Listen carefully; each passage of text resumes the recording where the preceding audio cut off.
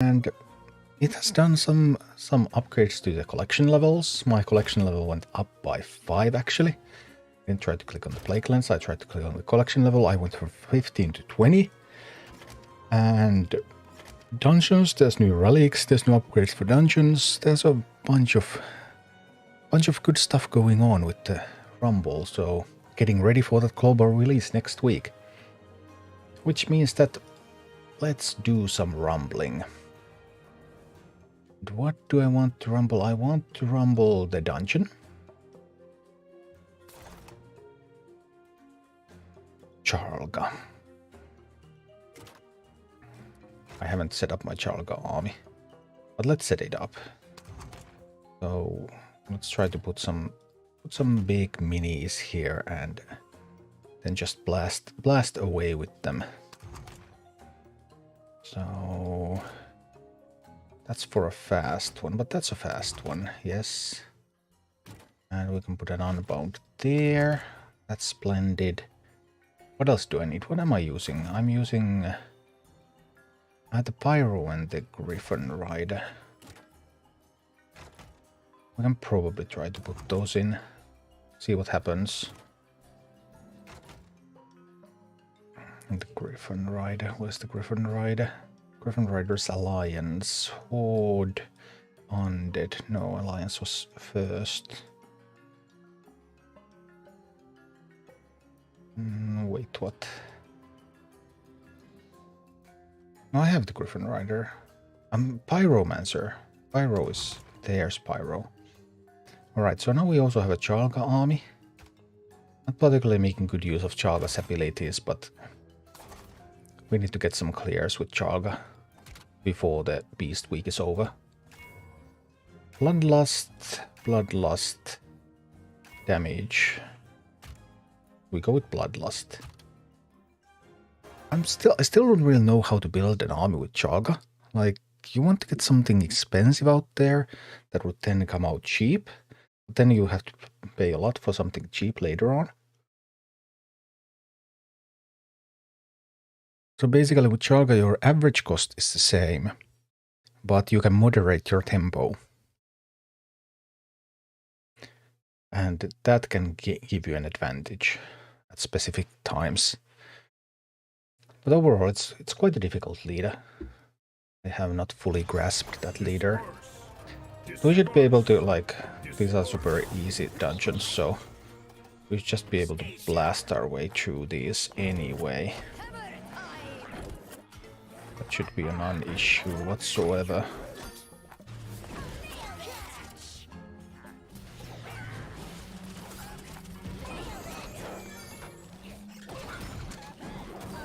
Alright.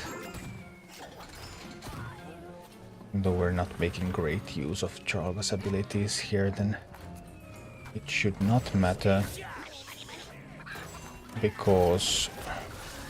Simply because of the overwhelming levels here. But that's also one new feature, that now that we have higher level minis than the dungeon, then we should be able to skip some parts of the dungeon. It's one of the upgrades that were bought by the patch last night. So really new things.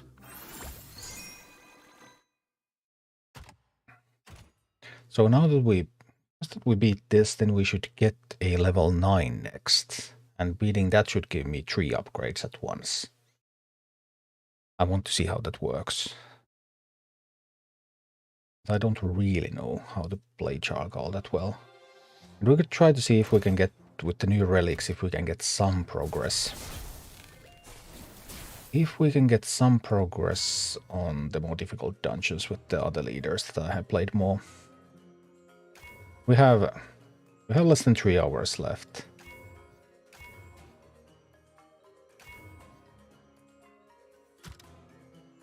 Less than 3 hours remaining until the dungeon reset. And then next week, last week was Undead Week, right? Was it? Now it's Beast Week. I don't remember what's coming next. Well, see, I'm still missing one leader. I don't have Jaina. Leaders in the grid are only offered on their respective weeks, so you may have to wait up to 5 weeks or up to 4 weeks of waiting, because every 5th week is a different one, until you get to pick up your favorite leader. Although there are some places where you can pick up leaders in the meanwhile, which do work. So here we go, just going in and blasting a little.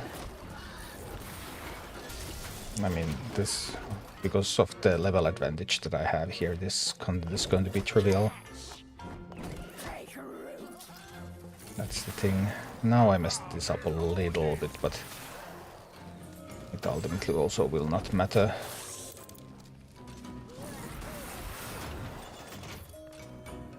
Simply because of the level advantage. But we'll get to test this level thing. Whether it actually works as nicely as advertised. Brand new stuff from yesterday's patch. Yeah, levels do trivialize content in this game to a great extent, but there's a lot of stuff, like when you go to heroic campaign, those go beyond 20, and it's really hard to get that high, so there's still plenty of challenges left. Also, these dungeons, they keep scaling all the way actually up to 30. As when you complete the dungeon, you always get to do it in a more difficult round. Baltar, good evening. Robertscombe, is this just Clash of Clans with Warcraft? Not Clash of Clans, it's the Clash Royale. But you're close.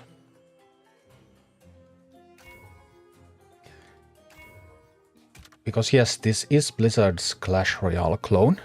You're right about that. But I do like this a lot, because this does remind me of like how Blizzard used to make these clones, because Blizzard has never come up with an original idea in their life, right? Right, like World of Warcraft was mostly a clone of EverQuest. This is not Hearthstone. I mean, I think it's set up as Warcraft Rumble, right? The category.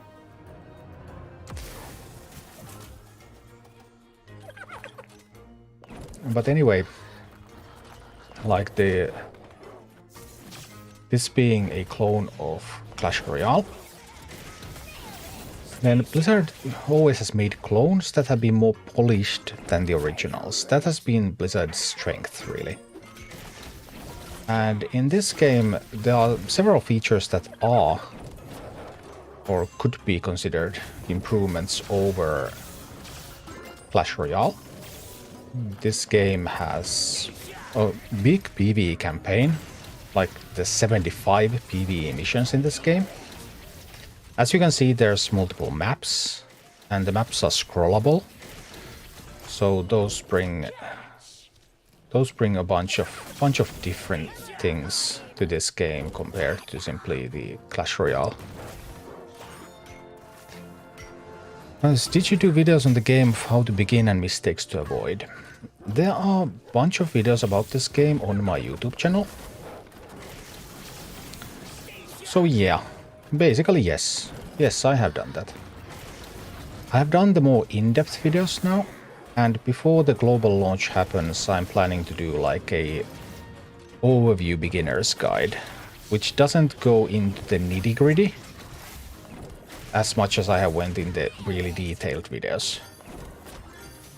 But that would give you a like bird's eye view of the main things that you need to know. But yeah, there's multiple guides on the YouTube channel that give you quite a lot of detail into many aspects of the game. The grid, how you buy stuff, the XP, the gold, a whole bunch of things. So yeah, that sort of content does indeed exist.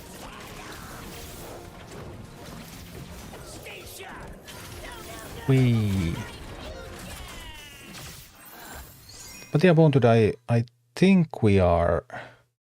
I think the category was set to Warcraft Rumble, because I'm multi-streaming now. Nowadays, now that Twitch set us free, and that means that like multi-streaming platform handles all the titles. I did check some of them to see if they're correct, because it doesn't always set them up correctly.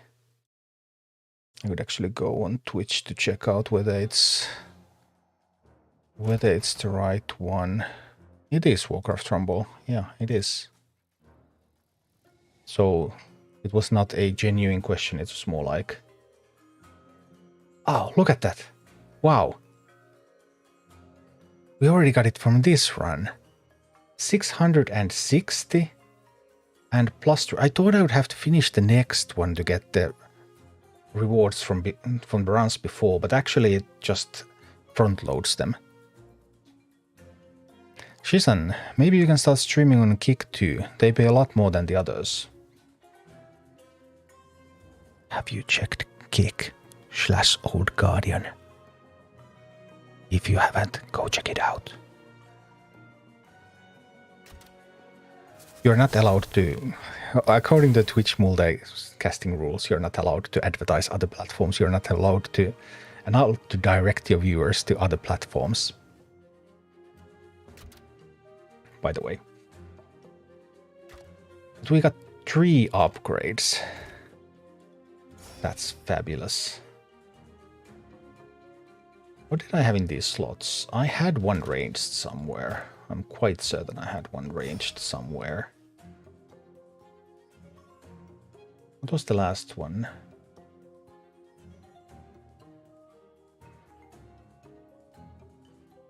Tank?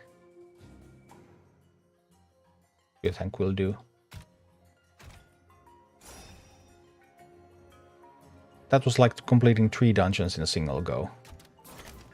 And now the dungeon level has been upgraded. I need to go check my army. I didn't have a tank. I remembered this all wrong. I did have ranged there. But nah, this didn't go right. Okay, it's okay, we don't need that level right now.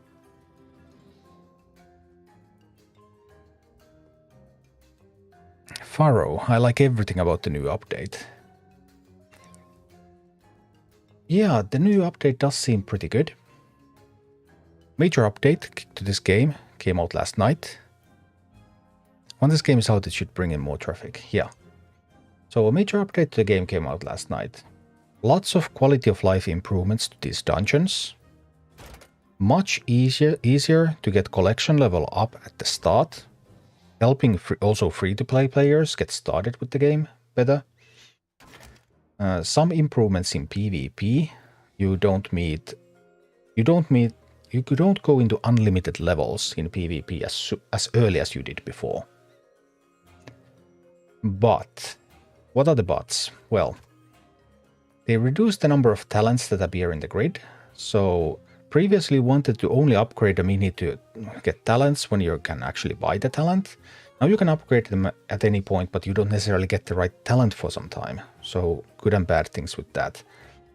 PvP, once you reach, now it's 3000 honor per leader, you're still going to get into uncapped PvP. So it's going to still be pay to win once you get a little bit further on the ladder. They just upped the point that you play PvP before it becomes pay to win. Cortex, can't wait for the launch. Yeah, I'm really looking forward to it. I actually already have the material ready. I haven't recorded the video yet. I did all the math about the Arclight booster. So I'm still doing an Arclight booster video and the beginner's guide. I was thinking of some tactics tips as well. But maybe I'll just incorporate them into the beginner's guide. We'll see.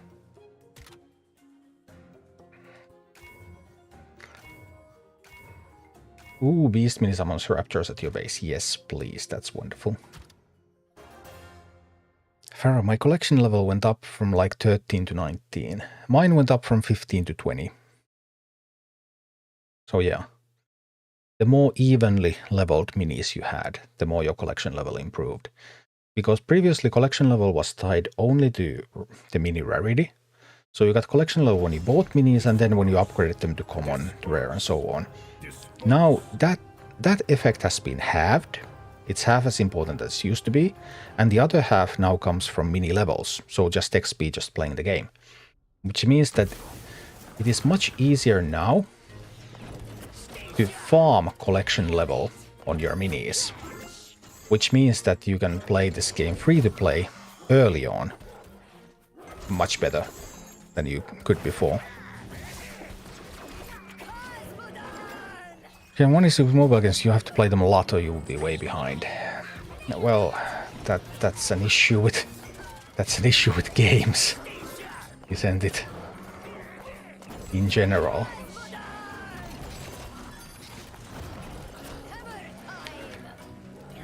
But yeah, absolutely. Winely Flower, will your guild get to 30,000 XP? I don't have a guild.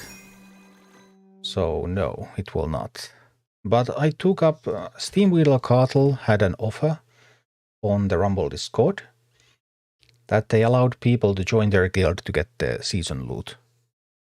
So I joined and I got the core hounds and the core from there. And then of course left after that. So that was pretty cool.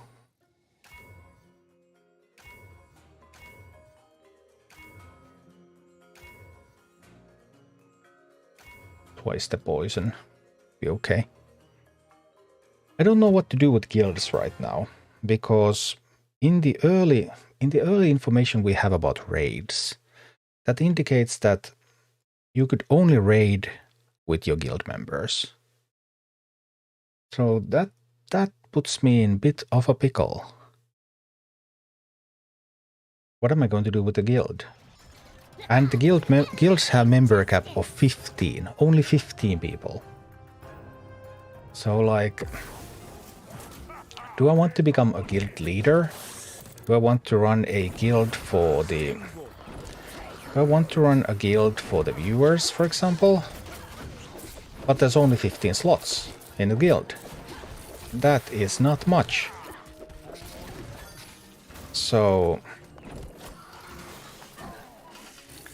I don't know. And then if I ever want to raid with anybody, I have to be in the same guild as they are. Which means let's say that I would do like some kind of co-op stream. Let's say I would do some kind of co-op stream with like Warcraft or somebody. Then one of us would have to switch guilds to the other player's guild. So if I don't be a guild leader of my own guild, if I am a guild leader of my own guild, well then I could, in theory, I guess, invite people to the guild if I want to co-op with them and then kick them out. If I'm not the guild leader, I might have to leave a guild. Like if I went into a Steam Wheedle guild, for example, I would have to leave the guild in order to play with somebody else. And then maybe come back if they take me back. If like, seems really tedious. There are rewards like Lava Culture and XP Rolls and Epic XP course if guild plays enough. Yes, I know. I got the core hounds and I got the core because I visited Steam Wheedle, as I just said.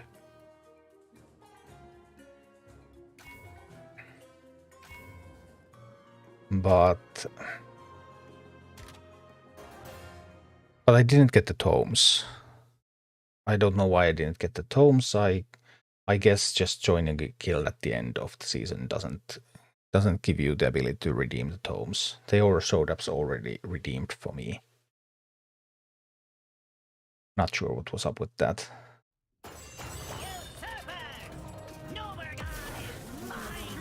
But I'm well aware of the guild rewards, but the problem is making all of that stuff work. With the upcoming raids and with how will I get to raid with people? How will I be able to make content best possible way?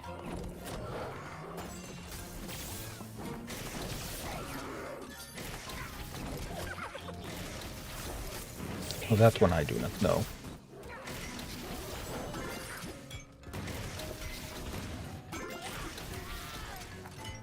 But we'll see. I'll just have to figure it out.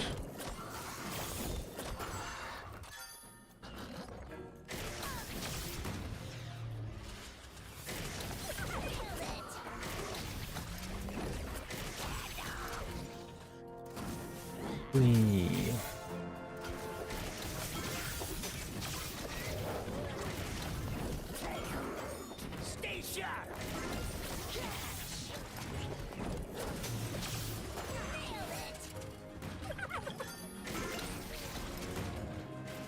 In the ground, and this is actually a little bit of an annoying map, because you have to scroll sideways all the time, because you have to keep breaking these. This is basically a race to see who breaks more of these, whatever bats they are. I don't know.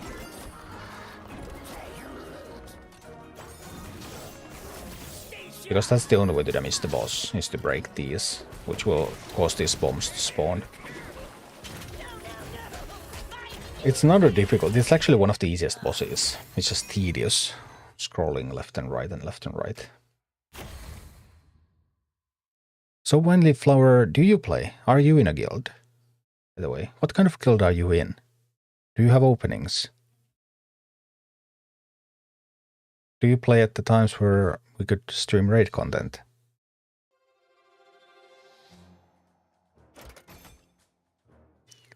Another +3. This catch-up is super fast now. Zap. But now we have reached a level where I don't think we don't get the fast progress anymore.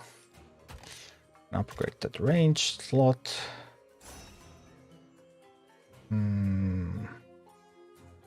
The unbound slot. And the beast slot, why not? Charlga with the upgrades. Can we still get another tree? Or was that the last one? That was the last one. What's my level? 14.0. If I could get that 14.1, would it be enough to... How much did you need to in order to get the triple?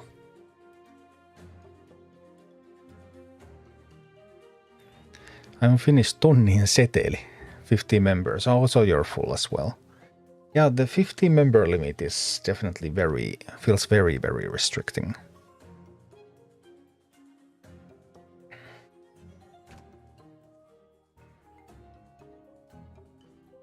But yeah, thanks to Steam Weedle Cartel, I got to pick up the core.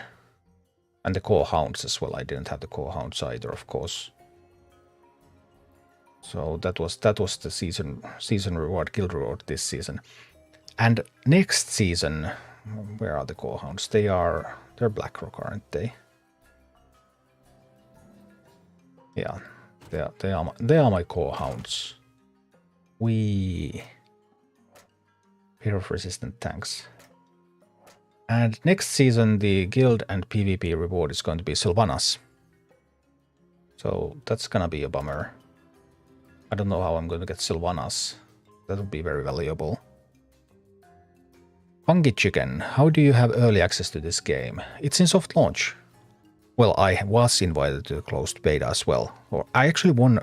The closed beta story is a fun one. I contacted Blizzard in May 2022 about closed beta, and they said that they would get me in. They never did. But I won entry into closed beta from a contest in autumn 2022. But right now the game is in soft launch, so if you're in Australia, Philippines, Canada, or the Nordic countries, Denmark, Norway, Sweden, or Finland, then you can just download the game. No questions asked. And other than that, the global release is on November 3rd. Daniel M., when will it be released? The global release is on November 3rd, Friday. The game's coming out globally on Friday. Thomas, which emulator are you using to play on the computer? BlueStacks. There's a video on my YouTube channel. If you just go to the main page of the channel, and you can see Warcraft Rumble basics. Then the first video is how to play Warcraft Rumble on your PC. But right now it's pretty simple, because the current version of BlueStacks supports this out of the box. I played this on BlueStacks also in the closed beta. In the closed beta you had to adjust some settings to get it to work. But BlueStacks has been upgraded since, and now it works out of the box. You don't even have to do anything anymore.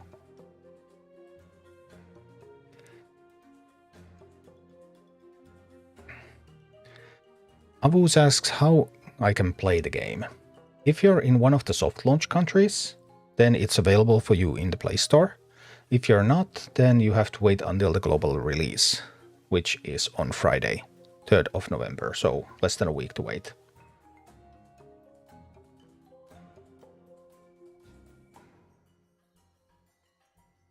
Don't think I have any minis that I could put in there. Actually, could I do this? Now this is still 14.0.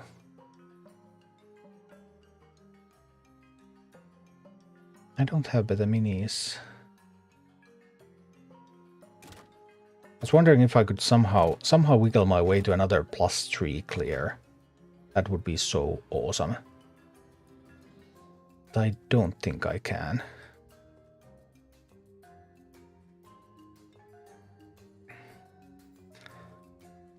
Daniel asked how free to play is Warcraft Rumble. Well, there's definitely a lot of monetization in this game. There was a patch last night which made it more free-to-play friendly than it was. So, PvE-wise, yeah, you can... I mean, there's a big PvE campaign. There are actually 75 PvE missions, plus heroic versions of them on top. And the basics campaign of 75 missions, that's completely doable as free-to-play. No worries whatsoever. The heroics, you're going to hit a wall at some point. PvP starts with capped levels, so even playing ground. But it's going to get worse once you climb the ranks. It becomes uncapped, and then it becomes sort of pay to win. At least initially, because free-to-play players will have to play for months to catch up to level where they can compete with the people who just put a lot of money into this game.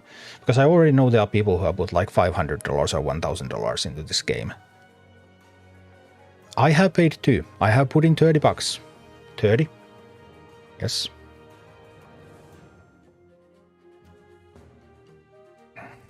Ahmed Sensei, how to access the game?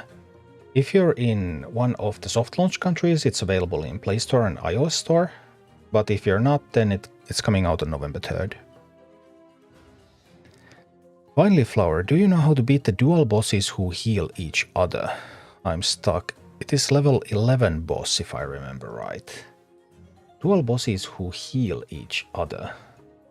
I mean, in the regular campaign or in heroic. I haven't really done heroics yet. Oh, now I remember. It's Inquisitor Whitemane. This is the one that you mean.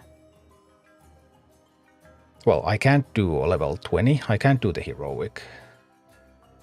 It literally is not possible with my minis. I'm like 4 minutes behind.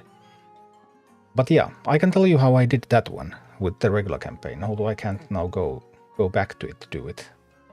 Actually can't go... Can you go back to do non-heroics? You can't, right? Oh, bummer. But yeah, so I attacked the first wave. I attacked the first wave on the right lane to the fighter. And I got the fighter quite low, so he only had a little bit of HP. Not a whole lot, just a little left. After that, I put all my attacks into the left lane to Inquisitor Whitemane. And then when Inquisitor Whitemane was starting to get low, and the fighter started healing her, I dropped some unbound units on the fighter. So that then I was able to take down the fighter and take down the Inquisitor. But I didn't repeat it enough to really get it down to a T, so that I would be able to say exactly how to do it. But that was the general idea. I got one of them low, then I started hitting the other one, and when that one started to getting low as well, I dropped unbound units on the one that was already low. I think I had 2 unbound units in my army or something. I was probably using the skeletons at that point. But whatever unbounds you happen to have that can deal damage. Well, whelps don't do because they're not going to be hit. I think I had the skellies, not skellies, but this skeleton body at that point. I believe they finished off the fighter when he was trying to heal the priest. It was a tough mission. Yeah. Maybe I could have done some kind of split pushing so that I would arrive at both bosses simultaneously. That might work as well. But because they don't heal up when they don't die, or at least if they heal up regenerate real slowly, I actually don't think they do at all, right? So just getting one low and then starting to focus on the other and then boom. Was my plan. I would have needed 1 level somewhere.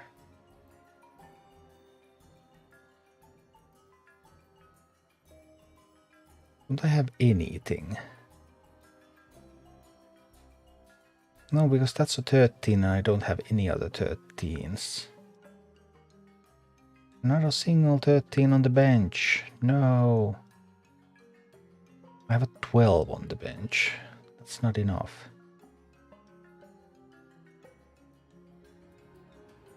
And this was also a 12, so... I need to check the...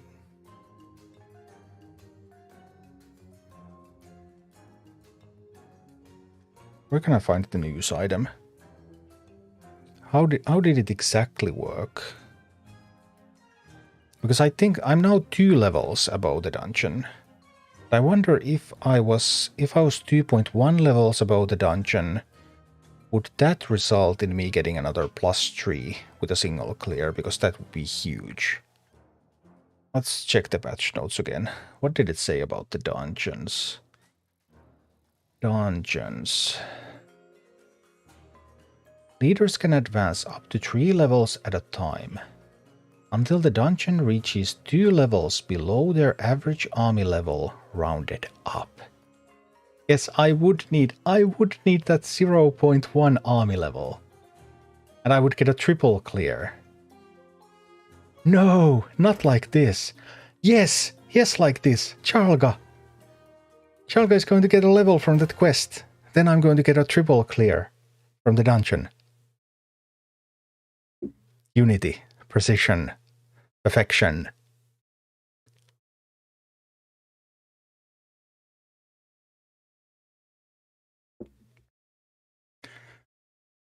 This will be good.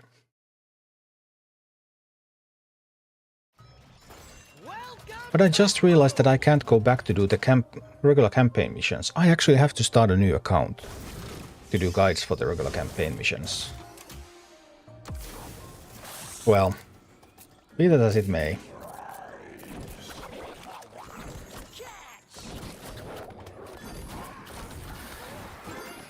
I'm going to just blast down the tower. That's 1 tower down.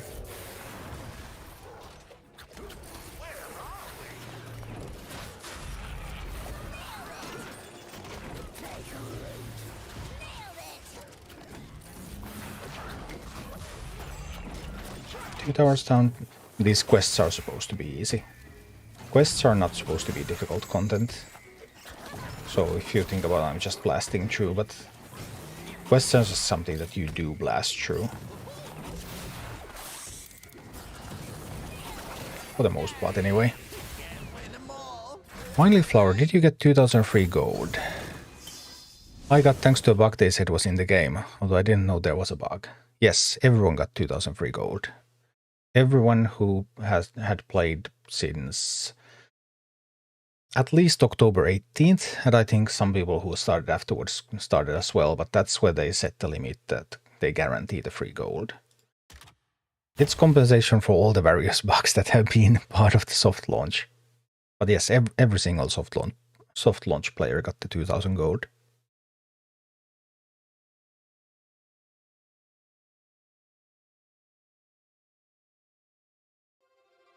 I didn't make a news video of that because I figured that with the soft launch there's not that much demand about news yet.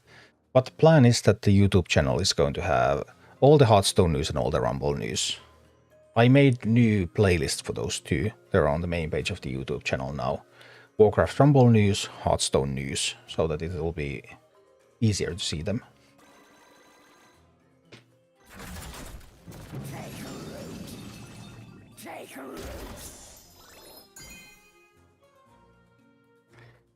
So in the future I should be able to cover all of that.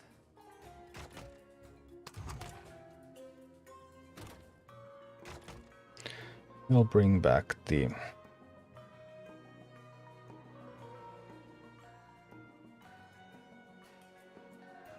where is it? There, the Griffin Rider. Because now we are 14.1. Excuse me. I need to sneeze again. Maybe? Maybe not. I should actually get a triple clear, I think. No. No, it's not a triple clear.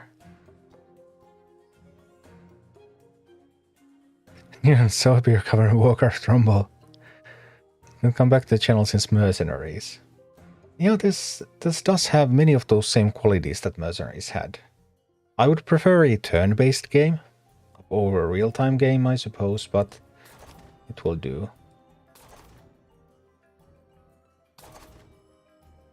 So really, 14.1 does not count. Is that so? Well, we're going to see and find out. If we can even clear this. Bloodlust to nearby allies, let's go do that. But so far we've done a couple of clears with Chalga, +3 army slot upgrades every clear. Just getting up really a lot faster to get your leaders up to speed. Because you have to wait for these dungeon weeks. Dungeon weeks are on rotation, you may have to wait for a month to be able to upgrade your leaders for a specific family. And now it's a lot faster when you do.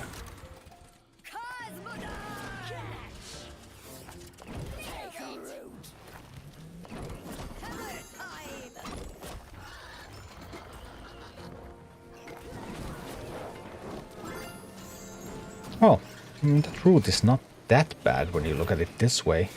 Although that chain lightning's gonna hurt. Maybe not so much after all.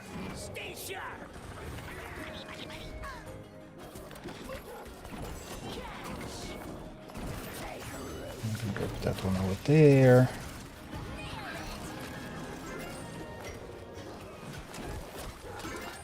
Next, we needed that one. We're a little late.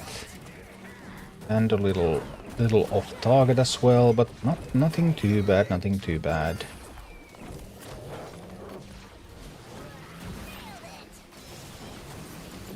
Just blasting through. Whee! Unified World. I subscribed and there is no notification. Hey, thank you for the sub. Anyway, I think it doesn't show a notification. I think it does not show the notification unless you click in the Twitch chat that, hey, tell the world about my notification or something. But yeah, you are right. I didn't get any kind of notification about that. But I think it requires the chat click or something to actually display it. Nuance, do you have any Tyrion deck to recommend? I have not played much with Tyrion yet. Tyrion most commonly is used with footmen, I think. But in general, I don't know.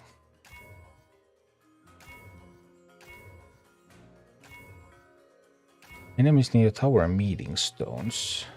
Tank minis cost less.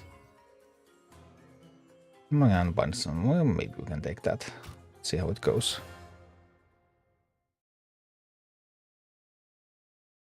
On the other hand, I think there's a lot of like people use a lot of the same minis very often, like Quillbore, Safe Pilot for Unbounds. Huntress sees a ton of play, and like the Pyromancer. There's a lot of the same minis going around. And it also really depends on the levels of your minis. Because... just going to try to assault there. I need to actually assault it with this. That one can defend a little. Because for example, like, I use Prowler a lot. Because I happened to get offered a rare Prowler in the grid. And I spent 900 gold to buy myself a rare Prowler. Best 900 gold I've ever spent. This Prowler is a beast. And like having one mini that's like a higher level than the rest of your team just does wonders.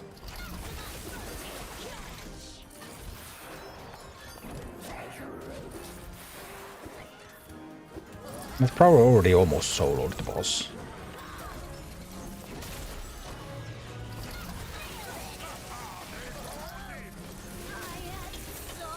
Boom. So, like, people do give out teams, of course. There's plenty of people who say, hey, this is a great team, that's a great team. But it also depends a lot on the level of your minis and on your talents as well. Because one example, tons of people say that boss that I just killed, super easy with the eggs, with the whelp eggs. But it's only if you have the talent that makes them explode. My whelp eggs don't have a talent, and they suck. They're just bad. I can't use them for much of anything. Like, there are certain minis where the talent makes a world of difference.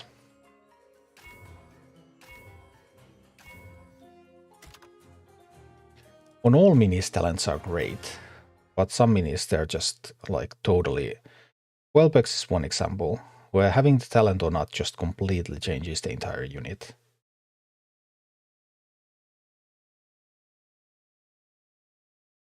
They're very strong overall, like my Harpies have poison, they eat through armored stuff, which they didn't do before.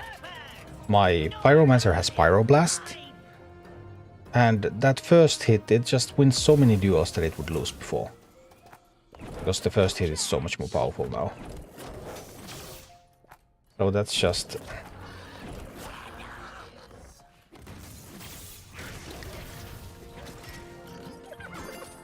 need to send those to kill that.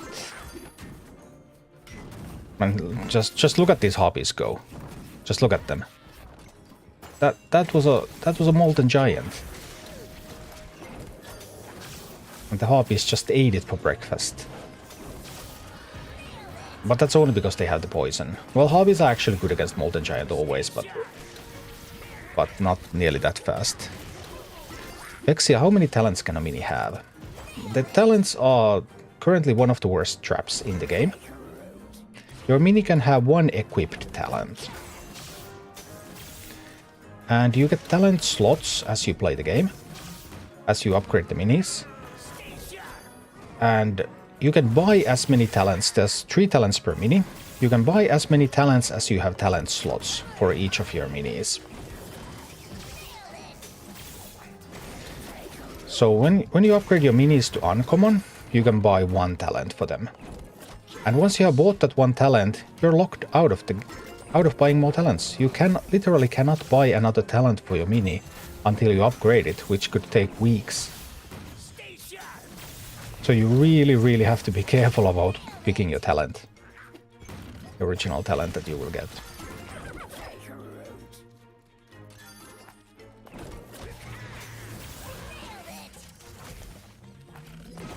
But yeah, 3 talents are available for each mini. One can be equipped at any time. And you can only buy the number of talents according to your mini rarity. 1 for uncommon, 2 for rare, and you can buy all 3 for epic.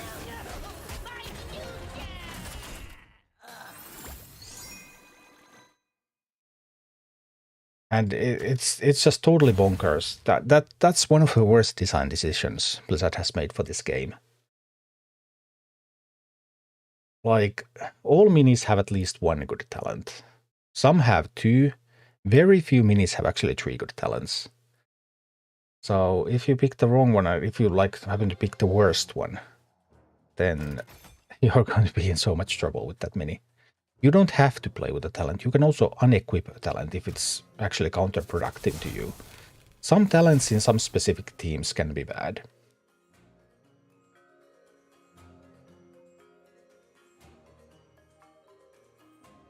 You can switch to be able to equip all 3 talents with the legendary upgrade. That's true, I don't think anyone has any legendary minis yet, so we just don't know what all is behind that legendary. But legendary is so difficult, like free-to-play players just won't even have that. They just won't. So we'll see. But I don't know what's going to... All I know about legendary is that it's going to give +1 level. Because that's what all rarities do. Sobolanski, is the game available? It's in soft launch, so it's available in Australia, Philippines, Canada, and then the Nordic countries, Denmark, Sweden, Norway, and Finland. The rest of the world, global launch day is next Friday, November 3rd. We only got 1 level for... Even though we had 14.1 average level, it still only gave us 1 level from that. A little sad.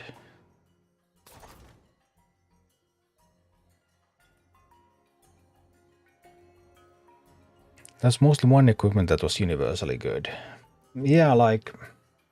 I can show some examples. My only rare is this Prowler. Which is sweet, because Prowler has 2 good talents. On the Prowl, gain stealth and stun the target when attacking from stealth. This is like the main talent for Prowler.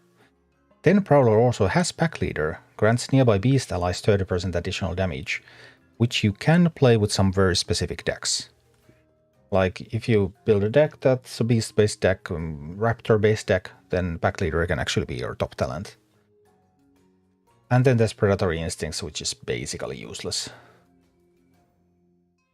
But of course, if you upgrade it to uncommon and you buy Predatory Instincts, well, then you can't get others until you get it to rare. But this one does have 1 like generally useful, universally useful talent, then 1 situational and 1 useless. What would be another example? Let me think. My Murkai talent is... I'm not sure if I did the right pick. Murkai has 3 talents. Tip of the Spear. Tip of the Spear is actually the 1 talent that you might want to unequip if you have bought that. Tidehunters spawn at old Murkai's location instead. You generally don't want it. That's pretty terrible. That's actually makes it worse in most situations. There can be some limited cases where that's good, but you actually don't want that. I'm running Electric Eels. Attacks briefly stun enemies. People tend to prefer Marathon of the Murlocs. March of the Murlocs lasts an additional 5 seconds. I don't think the 5 seconds is that important. I think the stun is better than people generally give it credit for, but, well...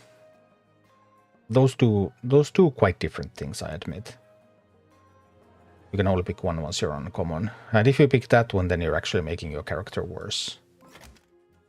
But you can unequip a talent. Like... There it was. Now I don't have a talent. Now I have the talent equipped. So if I had picked a really bad one. Guess I will spend another 10 months to grind everything to max free to play. Well, Vexia, everything to max 10 months. Not gonna happen. I actually did the math. If you're completely free to play and you want to grind everything to max, max would mean everything is level 30, everything is legendary, everything has 3 talents. That's going to take you around 8 years.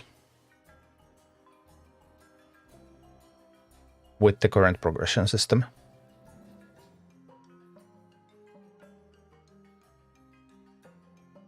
But right now you don't really need that for anything. Like PvP, for example. PvP is the whale playground in this game. Once you get high enough in PvP, then the levels of, like when you start PvP, every mini is set to level 1. Everyone's playing a level 1 mini, but talents do carry over even at that point, and that's actually going to make a huge difference. But okay, once you have uncommons and you get a talent, then okay, level 1 talent, fine. Once you get past 3000 honor per leader, then it's going to add the levels into the game. It actually adds them in steps now. After 1000, after 2000, and then fully uncapped after 3000. The way levels go into PvP is that it's your PvE level divided by 3 and rounded up. And because the maximum level in the game, with all the possible bonuses, is 30, that means that the... Excuse me.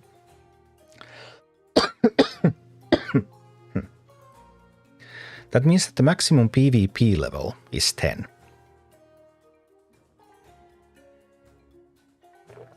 But because it's rounded up, then that means that if you have reached level 28 in PvE, you get level 10 in PvP. So you don't need, because in order to get level 30 in PvE, mini has to be legendary. So you don't have to be legendary, because that's one level for getting to legendary. You can skip that. You have to be epic, because epic plus the talent slot gives you 2 levels. So if your mini is rare, then the maximum it can reach is 27. So you have to be epic, and then you would have to grind all the way until 1 level from the maximum.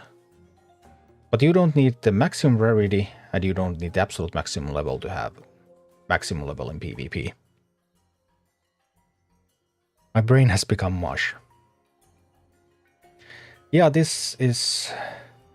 The progression systems in this game are quite complicated.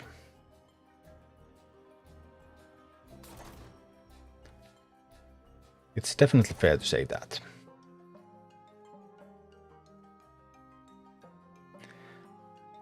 Well, let's try this dungeon. Now this is a level 15 version of the dungeon. I have not been able to do this before. So this is the as far as I have gotten. Concoction is pretty decent. This week's dungeon, Gnome Regan, the second boss is the most difficult one. You can lose to the first and third boss, but in the main part you're going to lose the second boss if you're losing. Squeezebox Gaming, this is some kind of early access. It's soft launch.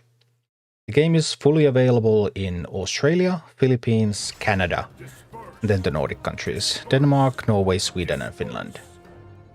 Rest of the world is launching at BlizzCon.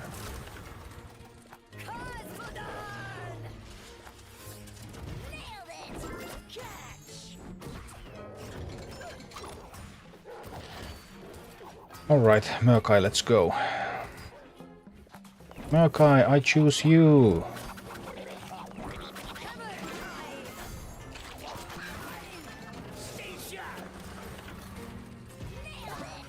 Ouch, that really hurt.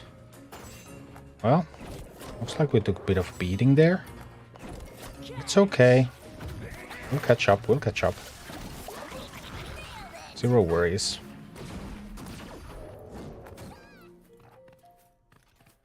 We can mine there once that finishes.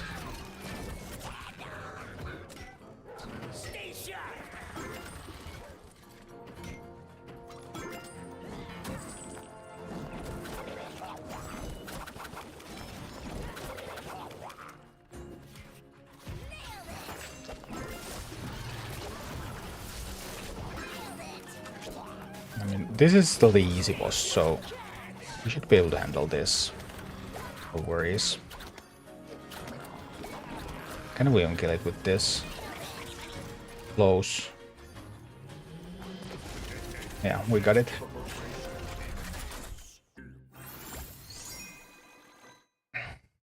Vexia, maybe I just skip on this game and save myself. I mean, you don't really have to do all that calculation. You can just, like, play and have fun with the game. Sobolansky, is this better than Mercenaries? Yes. This is better than Mercenaries. This does have some downsides too, but overall, yeah, I think this is better than Mercenaries. I wish Mercenaries was like this, but in like the turn-based format. This is of course a real-time game, but somewhat different. Alright, we got through the first boss. But second boss is tough. Playing a cycle mini goes the next minute played to gain a level. But I mean, this dungeon is like Mercenaries. You see, I'm killing a boss, then I'm getting to pick a treasure. It's exactly like Mercenaries. And these treasures don't exist in PvP.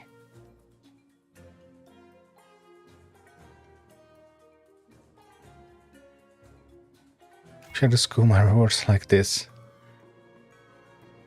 Thanks, Gain Taunt. This is a new one. There was a patch to dungeons last night. This didn't exist before.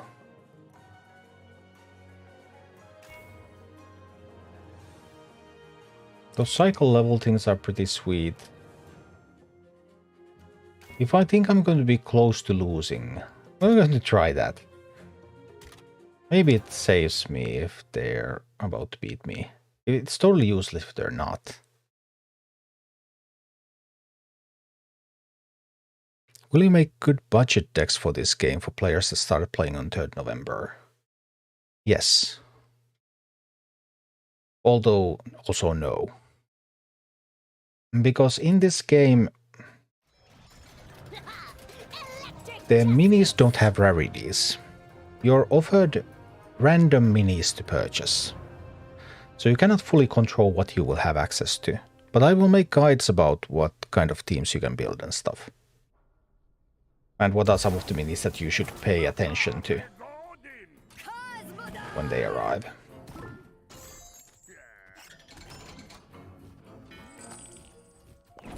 I think I actually need to fight against these a little bit here.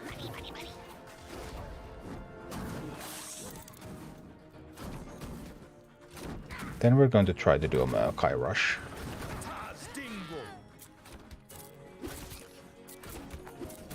Alright, let's go Maokai, let's go, go.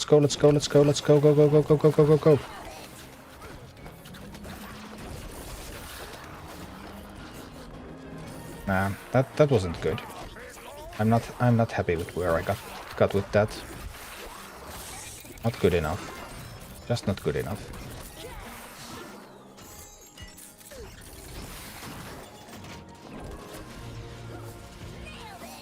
Okay, now I desperately need another gold. I need to deploy this. Yes. Yes. Okay, another gold. I need to deploy. No, kill the troll. No, the troll is killing my base. It's over.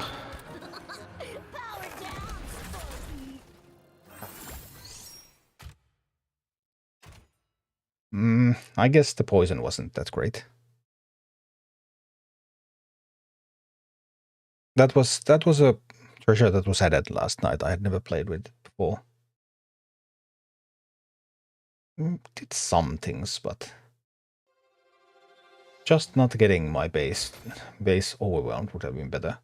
Every time you kill a boss in a dungeon, you get one one resurrection ank. So this is the second boss I have defeated. First one was I have two tries at this. Then it's back to the start of the dungeon. No moikka kvonk. Knovonk. I wonder how that's pronounced even. No onk? No onk. Maybe.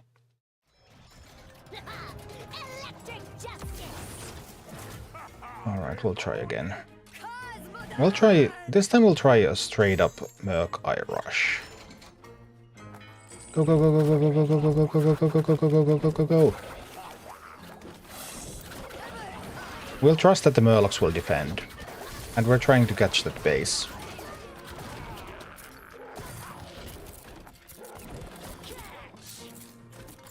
No, no, no, no, no, don't let them recover it. Safe pilot. Good, good. Alright. This time we're getting that base. We're definitely getting that base. And we can... No, I was hoping it would attack the hunter.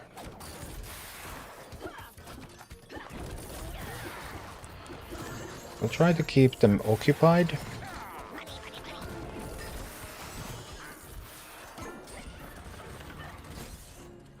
Not good, but... Do we have the other tower? And this base is not dead yet. That's not going to deal a lot of damage either. We can chill. We can wait for the gold. We can do another Merc Eye Rush. Alright, let's go! No, that chain lightning really hurt me. Ouch! Painful experience.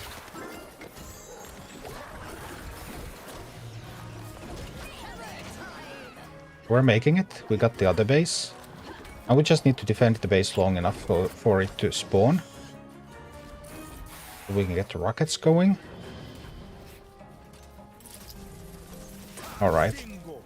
We've almost won. We're inches away from winning this now. The tough part is getting the rocket bases.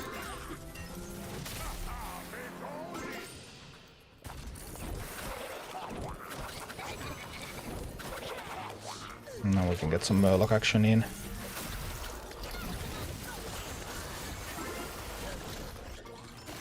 Go, my Murlocs, go! And yes, it's a win. Look at them go.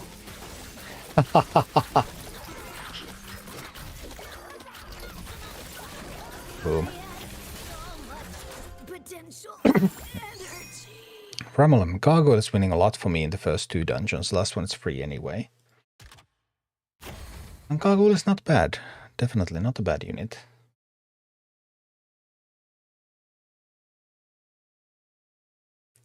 I have more trouble generally staying alive. And Gargoyle doesn't really help with that, because Gargoyle ignores all the enemies and just goes straight for the towers. I think I did try it, but I didn't have a lot of success with it. In this specific dungeon.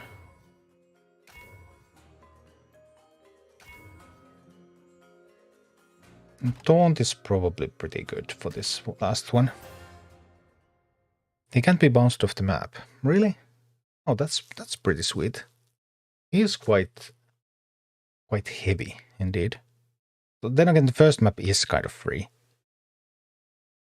It's the second one. It's the second one where I die to the early rush often.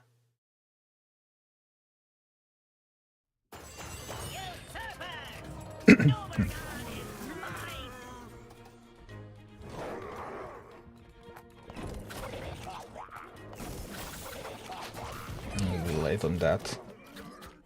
It's all good, it's all good.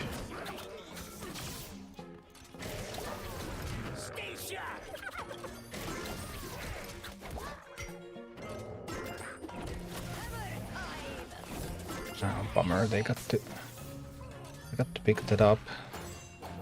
It's not good.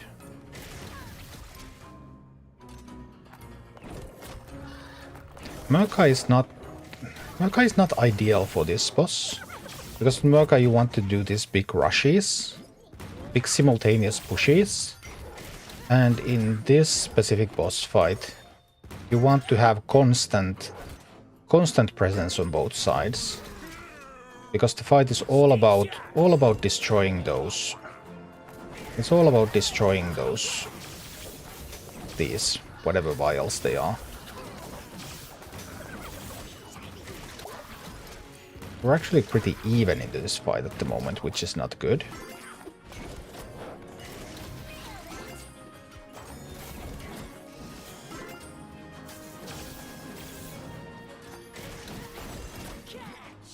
Let's see.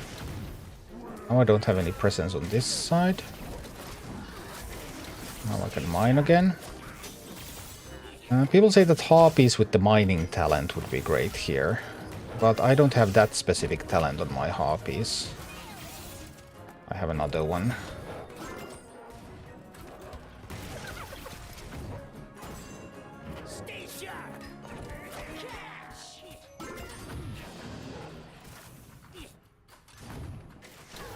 I have to go get that one. Maybe we can unleash some Murkai action here.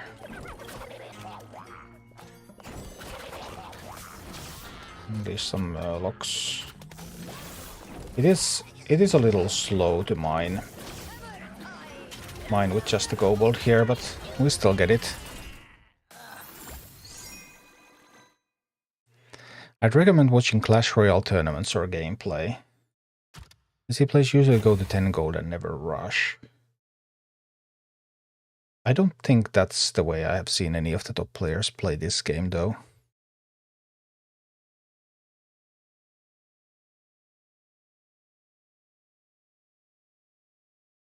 But who knows, who knows. Haven't seen so much gameplay yet.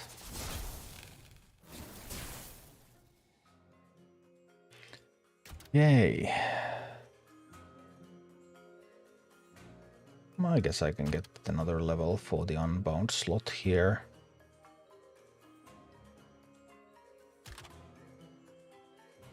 A third one for the pyro is pretty good though. Maybe we'll take that.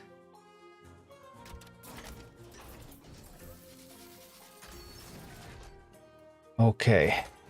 The next dungeon level is 16. I don't know about that. Let's see.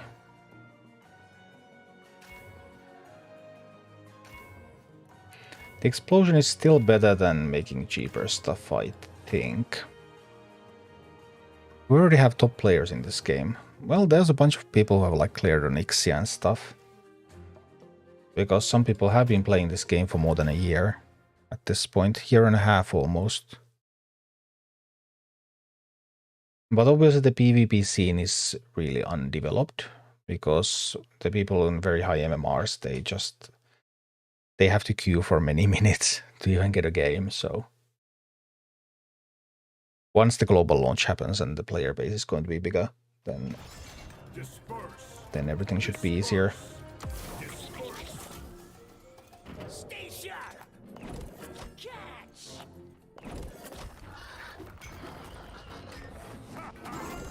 I messed it up. Not good.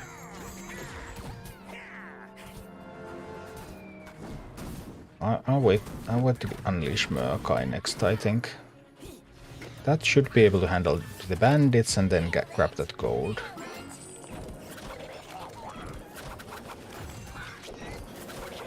Then we can deploy a bunch of stuff here.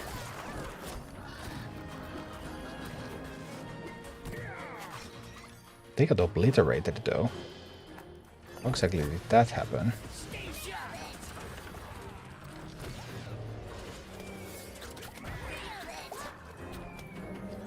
Okay. Yeah, you can clearly see that there's a bit of a difference between the levels. Like this level I'm now struggling to hold on.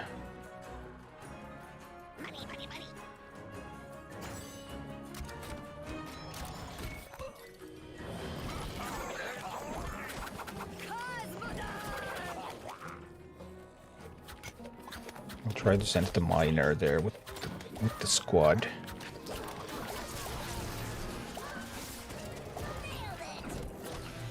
Safe pilot is going to kill the chickens.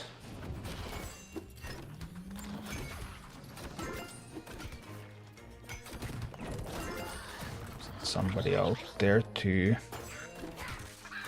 Okay. Oh no, another wave of chickens. I'll just push with the Murkai again.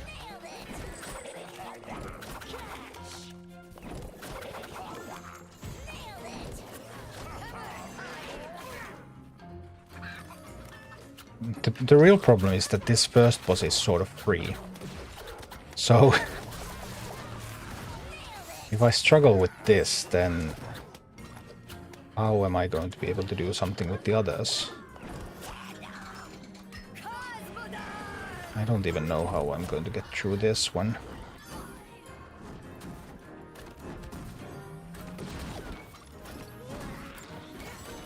Can I save for... I can save for a little bit for a push with the Murkai again. Here we go, here we go. We go over there, we go over here.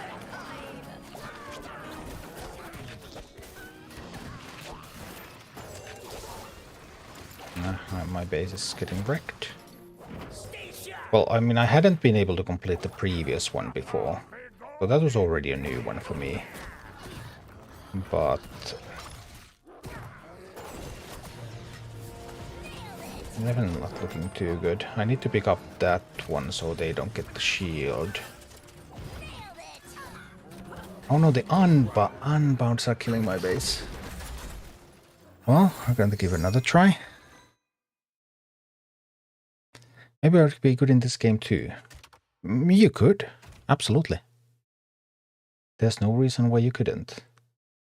I believe Clash Royale has always also been kind of a pay-to-win game, right? So, at least what people are saying, I haven't played Clash Royale that much. So, well, the discussion in the Discord is like that this would be cheaper than Clash Royale. I don't know. Can it be?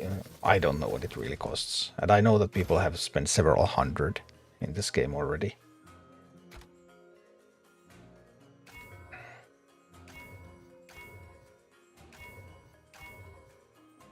Maybe we'll try the cheaper minis. Let's see about that one. That's an alternative.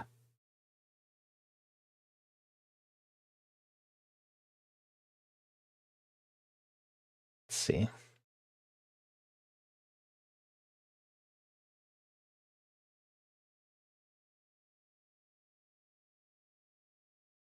No, they don't. I thought poison was the most powerful ability. But we can try this.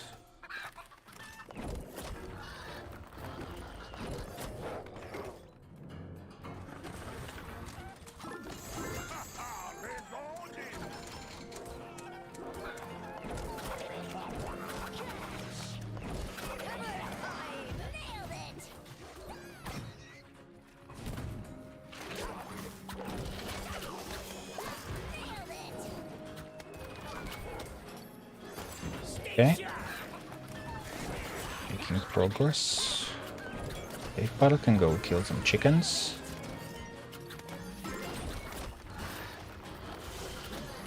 I do want to pick that up, I don't want to let them have it. Alright, we're doing better. Doing better than last time.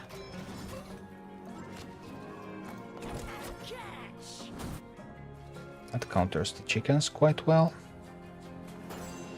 I'll try to do a push with the Murkai, I think.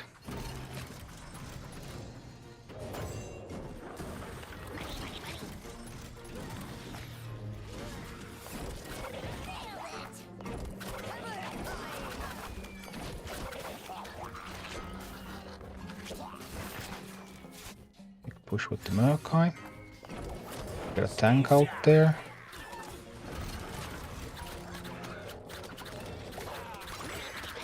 Push the meeting stone. Fine.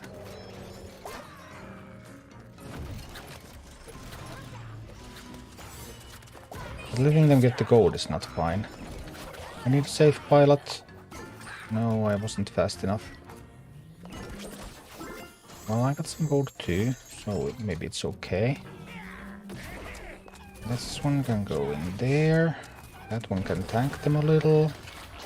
I get to mine that.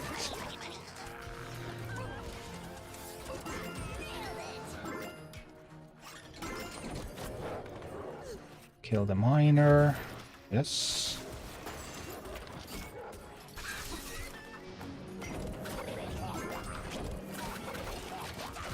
Oh, they managed to get the shield on the chickens.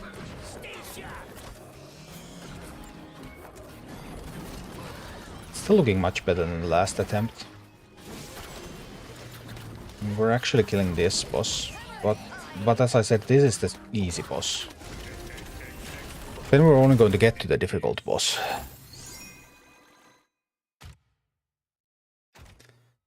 Okay. To get the maximum upgrades for your army, you need to complete this dungeon to level 22. And then from level 22 onwards, you're going to get gold, and someone had unlocked the level 30. I think it gave like a mythic experience tome or something as a reward. Or at least it was like listed reward. They had not actually completed. No one has completed a level 30 dungeon yet. Level 30 is the maximum level, I believe. So also like the question is level 30 repeatable is still unknown.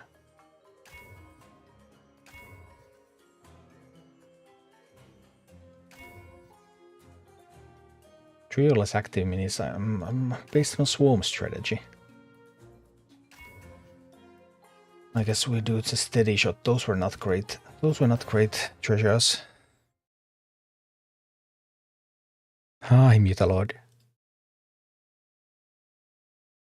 Alright, let's go.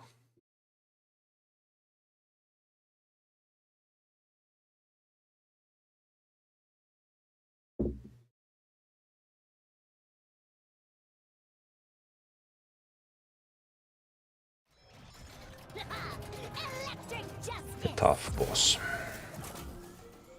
Well, we have Murkai in our opening hand, so we're going to start with the Murkai.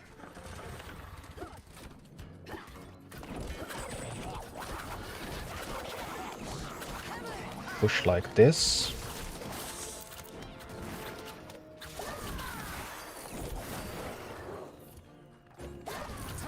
Push with these now. Get the safe pile down there. Ow. Kill the troll. We get the first tower. Do we get the first tower? Need to make sure that we get the first tower. Need to send more reinforcements. We have to get that tower. Okay, will this be able to hold? I think they will, I think they will. Yes. I need to send this one out there too. I have to get to that. Oh no! No, the tower is being damaged again. Save pilot. I mean, a lot of resources into trying to defend the tower.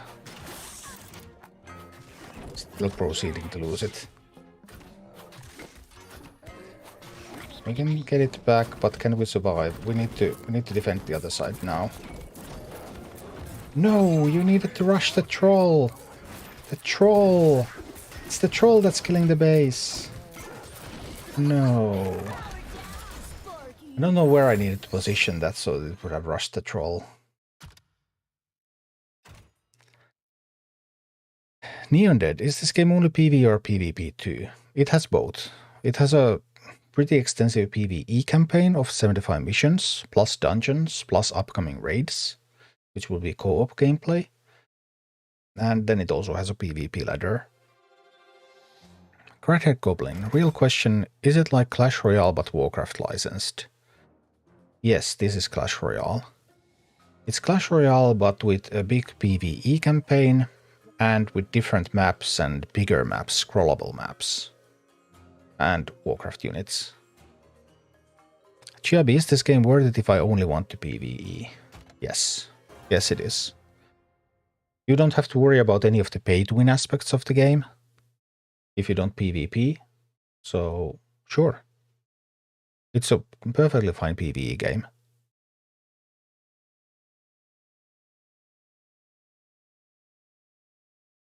I don't know how much there will be to do with PvE eventually, but it's good for some weeks at least. We'll see what kind of content they're going to come up with.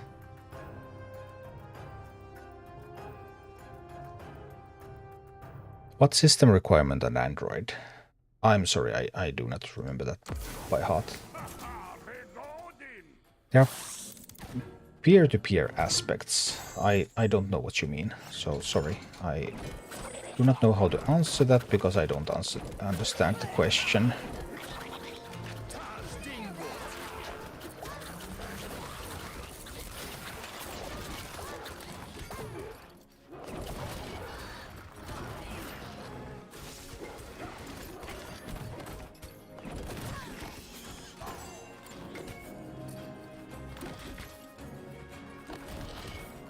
We're stuck in the same rut again.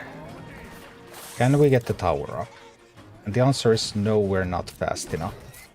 Just getting that tower up would solve all of my problems. And not getting that tower up is a huge problem for me. I can drop the Sunbound tank here to give it more time, because they now only have that one tank there. Get the tower up. Yes, we have a tower. Okay. Next we need to defend this push somehow.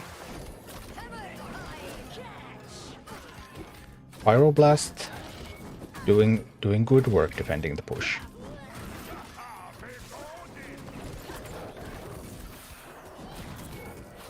I need to get the safe pilot.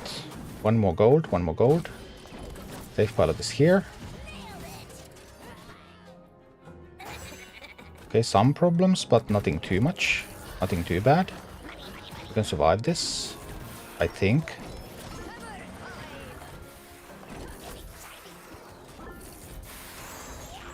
We're still alive. We're getting some gold in.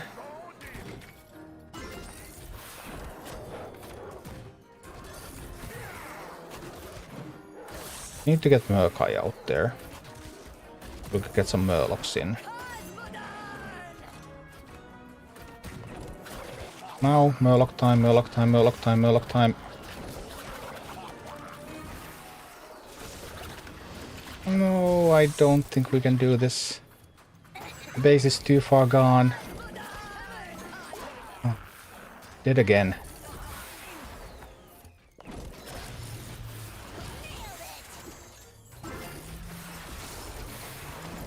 Base is too far gone. All they need is to get anything through. The base is dead.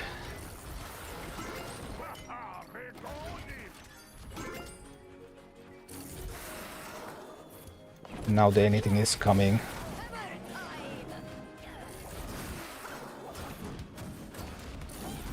Maybe not.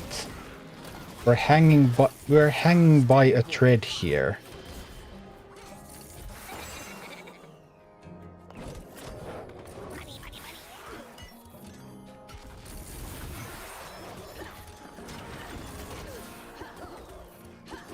We're hanging by a thread.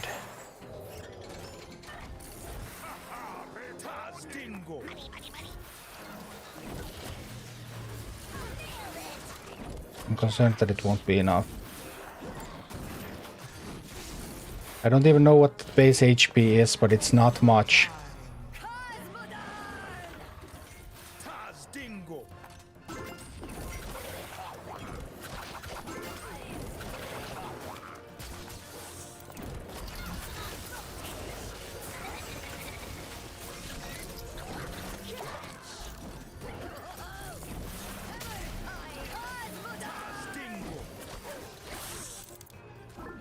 Not enough. 33 seconds. One more push with the Murkai. One more time. One more push with the Murkai. Here we go, here we go, we have to go. We have to go now.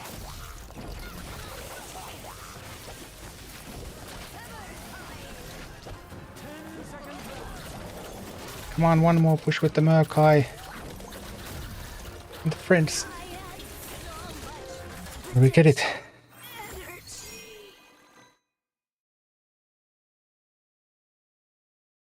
Okay.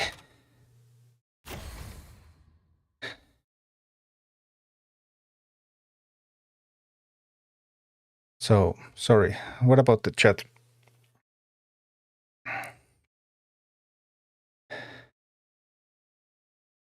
Crackhead Goblin, really enjoying your twist content on your channel. Yeah, I need to take a better look. I've been planning to do a video about what's going to be the next twist season and what might be good there. It's gonna be intriguing. So Chiabi, I thought you said that they are pay to play, pay to win. Oh, but P2P means peer to peer. So that's just not the same thing as pay to win. But yes, there are pay to win aspects, and I can tell you about it before I go into the last mission.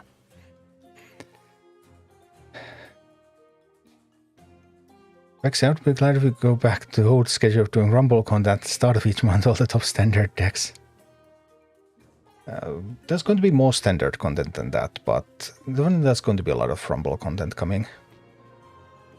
Mr. Ascender, Courier streaming this. I'm a big Hearthstone follower. Looking forward to playing this game. Didn't get the early access. Yeah, that's unfortunate, but less than a week to go. What's his Twitch stream name? It's old and then underscore Guardian. That underscore was a terrible mistake. Should have just written it all together. I actually think that was probably taken. Should have used that. But I'm currently live on Twitch as well. Because actually Twitch changed the rules so that you can now multi-stream on various platforms. So I'm streaming both on YouTube and on Twitch at the same time. And I'm also on Facebook and Trovo and Kick, although I don't think anyone actually watches those, but why not try? Might as well give them all a try. But yeah, we can talk about the pay-to-win aspects.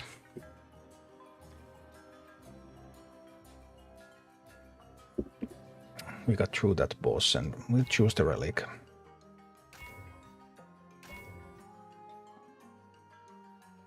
Playing minis evade.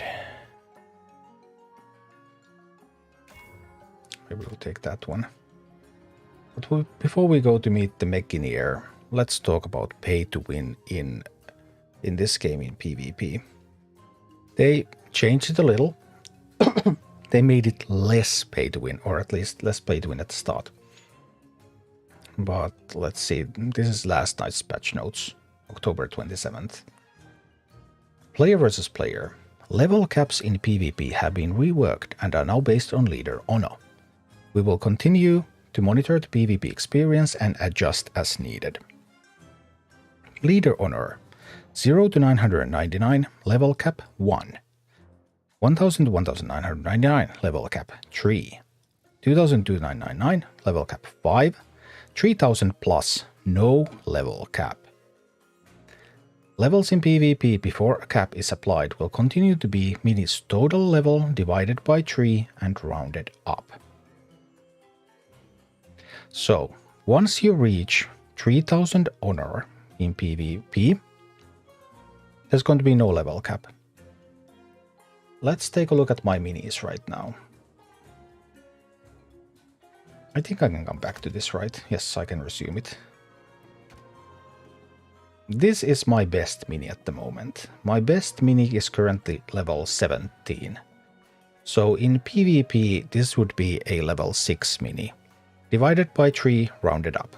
So level 16 is enough to get level 6. Twitch, your screen is cut. Wait, what? Can only see the center part of the home page. I mean, you can see my cursor here. You can see my cursor here. Because this is a mobile game. This is a mobile game. This is the entire screen. If you can see my cursor now, in yellow, then you see the entire screen.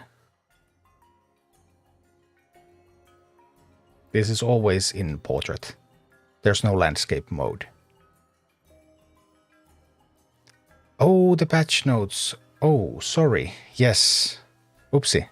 Sorry about that. You're 100% correct. That's my overlay. Because it's set up to show the... oh, bummer. Hey, I can do that again.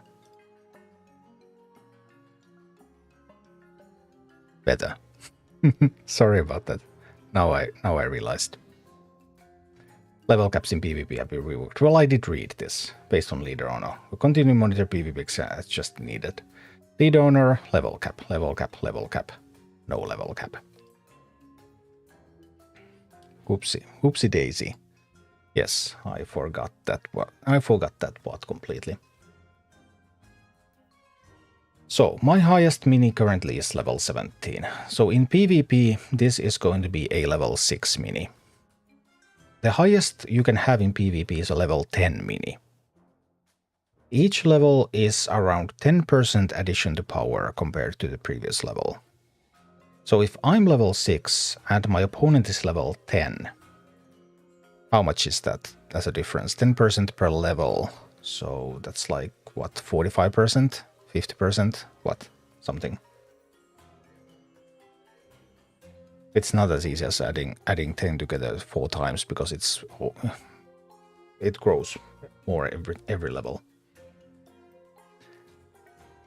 So in practice, if you're 10% relative to the previous level, yes, 10% relative to the previous level, yes. So 2 levels is not 20% better, but it's more, and so on and so forth.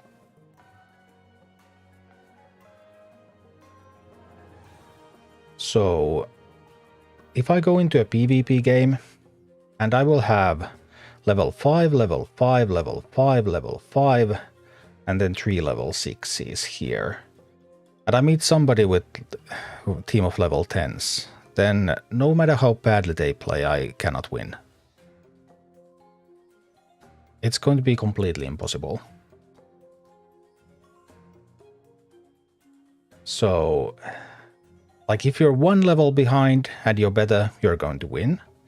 If you're 2 levels behind and you're a lot better, you're going to win. If you're 3 levels behind, it's, I mean, unless they're just rolling their face across the screen, they're not going to win. Right now, the people who have spent something like $500–600 on this game are around level 8. They're not at 10 yet. They're around level 8. So if I was super good, I just might be able to take them on. But I'm not super good, so I would lose all of those games.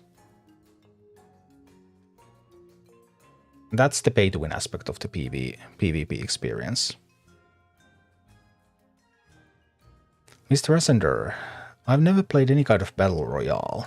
Is this some kind of tower defense game? Battle Royale is... That's not the same genre. Battle Royale is Fortnite. But Clash Royale is the game that this is copied from. Clash Royale is Supercell's game, came out in 2016, I think.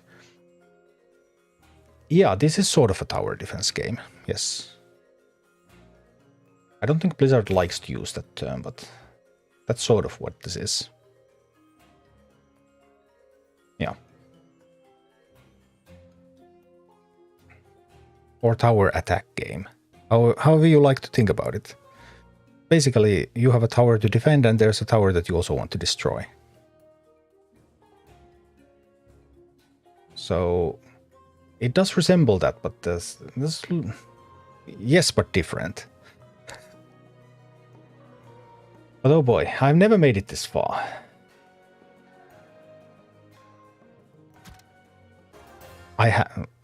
Everyone says that this boss is free, but I have an admission to make. I have lost to this boss once. I still don't know how that happened. But I know that that can happen to me. So let's see. What's your favorite leader in this game? Murkai. At least at the moment. I think all the leaders are a lot of fun, and they're different. That's like really awesome. There's actually a lot of fun and different leaders.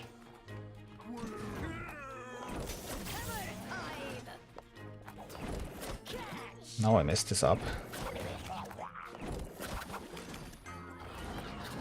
Messed this up a little. But hey, we can recover. It's not hopeless yet.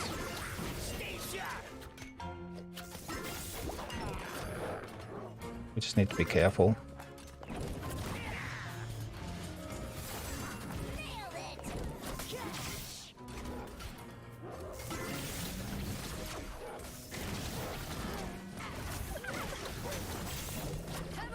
We need to get to mining. We can't let them... Oh, no.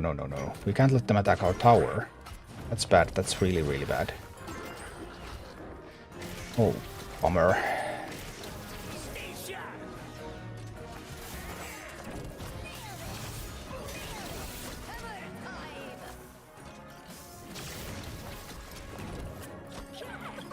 I messed up so bad.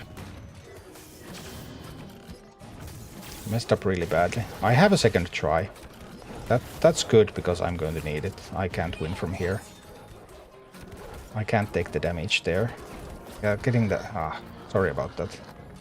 That was truly miserable.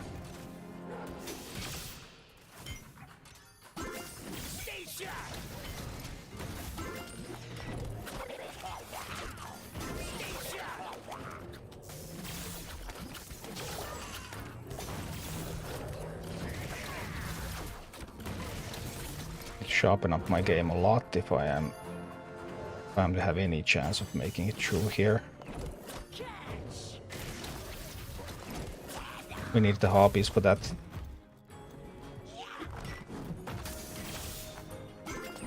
We need to throw that one away so that we can get the harpies. We absolutely need the harpies now. We need this one too.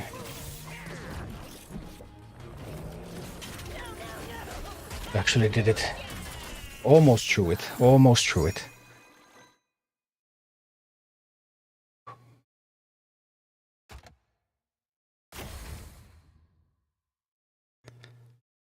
Boy. Fox Pass Goblin. Now there's 3D data for the minis. Yeah, there is indeed. Finally, Flower. I'm not sure if the team composition bonus level system is a good thing. Yeah, there are some limitations indeed. Because not all leaders can get all the options in all the slots.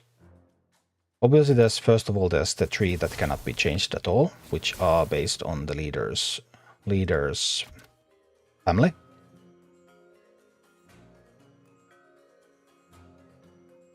I'm going to take the tank slot. And then beyond that, these 3 slots, you can actually change these around, but not all options are offered for leaders.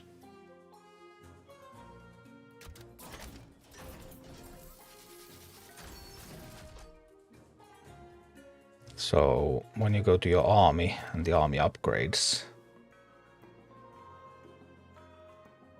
you can change these if you like. You get some options and then you can reroll those.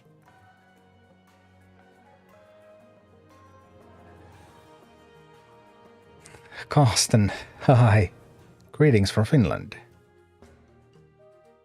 Carsten, what is your result so far? Is it free to play friendly or a cash grab? Are those the only alternatives? There are I have some grave concerns about the PvP side of this game. But we'll see. It also depends on the matchmaking and stuff like that, also beyond just paying. So we'll see how it goes. As for the PvE aspects, the game is playable free to play. I did buy the booster. The booster is the best offering in the shop. It's 20 euros for a permanent gold upgrade to your account. So you will always earn more than you would without it. And that definitely makes life a lot easier.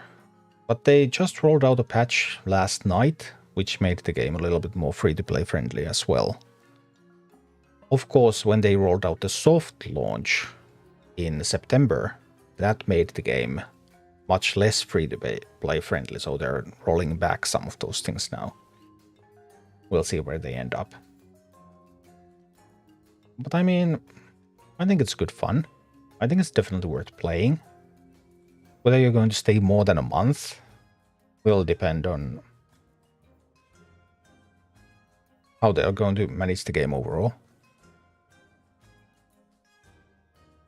She's on see you on Kick. Awesome. Yeah, I made a Kick account today. I'm not so completely sold on the platform, but we'll see. But yeah, there's definitely like ways to spend money. They also constantly give you more offers. Like I reached silver in PvP and immediately a 10 euro offer popped up in my shop. So much value. Just buy this right now. Also, season is ending, so you can buy more stuff. They always find a reason to give you a special offer. Constant, I'm worried because of Mercenaries and Diablo Immortal and Diablo 4 Battle Pass plus skin prices greed. Well, Diablo Immortal probably is the worst one of those, and Diablo Immortal was not developed by Blizzard.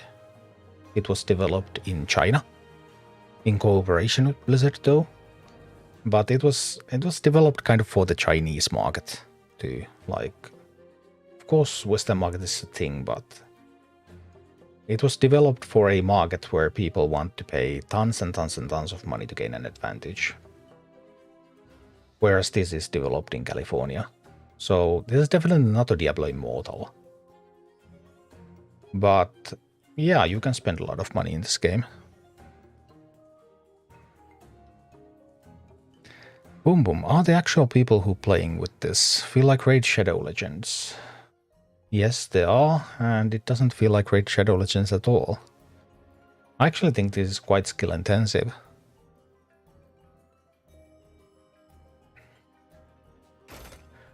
Well, we got through with the Murkai, and now Murkai's next would be Red, level 17. I don't think we have a chance to beat that one.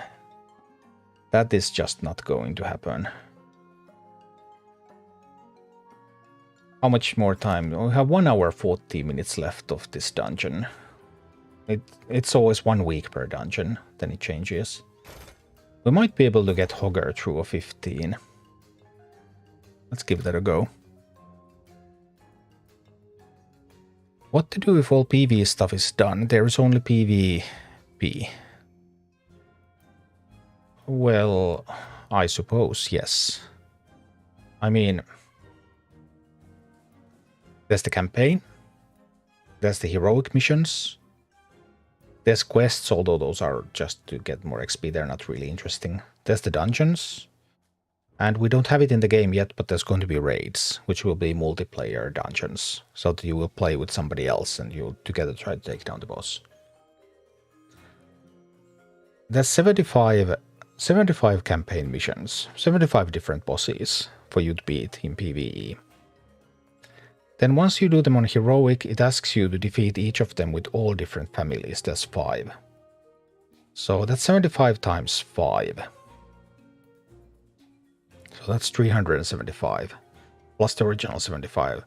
So you have 450, well, it's 75 encounters, but to clear like full everything. That's 450 campaign missions for you to defeat. Plus the dungeons, plus the raids. So I think there's quite a bit of PvE content. Will they support PvE in the long term? I mean, who knows? But they have definitely put a lot of work into PvE. And especially raids are still coming. Dungeons and raids are there. So there are lots of PvE elements in this game that do not exist in Clash Royale. Why would someone play this over Clash Royale? Because of PvE at least. Clash Royale doesn't have PvE. The main menu said something about the raids. What are raids in this game? Raids are not yet implemented. Some people who were invited to Blizzard to test the game, I wasn't, sadly. But they got to play raids. In that, there's no like filmed footage of that. We only have what they have told and what Blizzard has said in interviews. But apparently those raids were 2-player dungeons, basically. So that you had 2 bases, 2 players working together to take down a boss.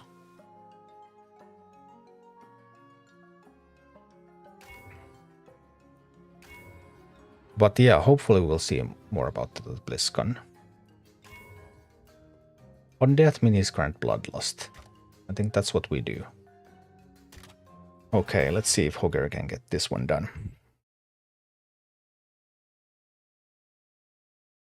Here we go.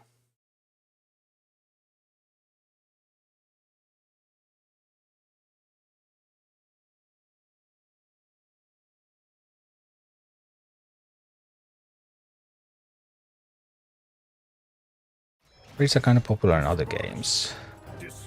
Yeah, there's definitely something to look forward to with those. But we know very little about them so far.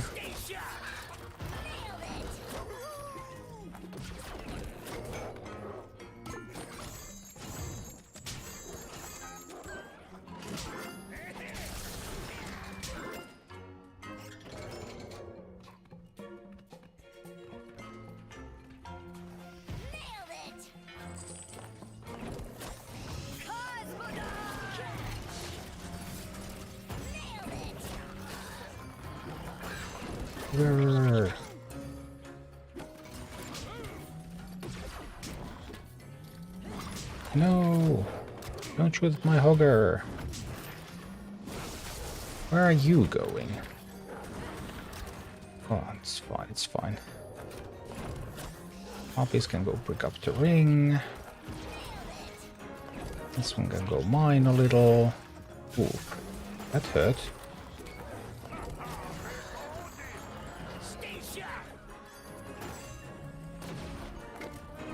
Send this further. No, this is not going well at all. But let's see, we can still turn this around. I mean, we have Hogger. And Hogger is wonderful. Hogger's going to handle this. No worries, no worries. Hogger's got this. I have full faith in Hogger.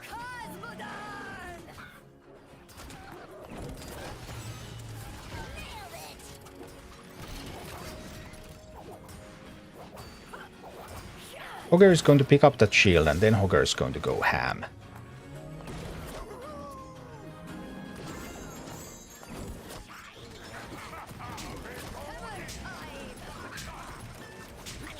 See, now Hogger is going ham.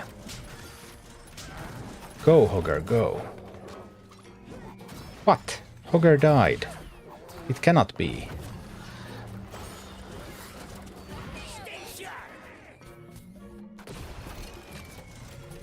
Now we can just kill the boss with this, right?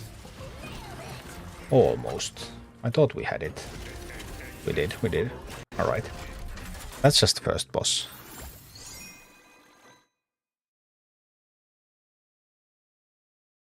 I just got the 10% extra health each time Hogger is played talent. Yeah, I have that one too. And Hogger is a beast. Because what happens with Hogger? Naturally, Hogger becomes faster and attacks faster every time Hogger is played. So as the game goes longer, Hogger is just becoming faster and it hits faster. And then there's also a talent that gives Hogger plus 10% health each time Hogger is played. So then each time Hogger is played, it also becomes more durable. So with Hogger, if a game goes late, then Hogger is just an absolute beast. It's going to pummel everything. Well, except anything that flies, because Hogger can't hit air.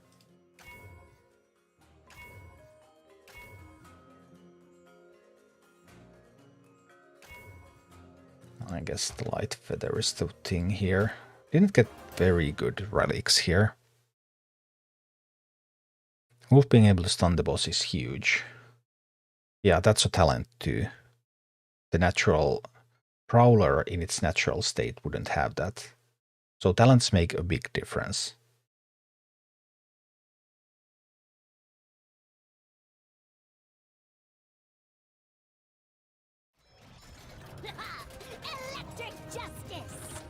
Okay, let's see.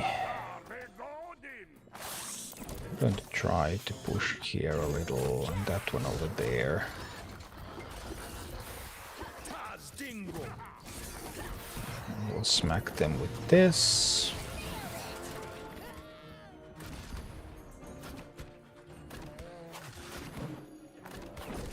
Wait. Why are you not attacking the troll? What do you have? What do you have, like... Why not attack the troll? I died. It was actually a pretty miserable experience. I don't know how I would need to position it so they would realize to charge the troll. It's supposed to charge ranged enemies. But for some reason it tends to charge. Maybe I need to put it in melee range of the melee unit. Maybe then it would charge actually the troll. Well, we have another attempt at this, but that was of course not a very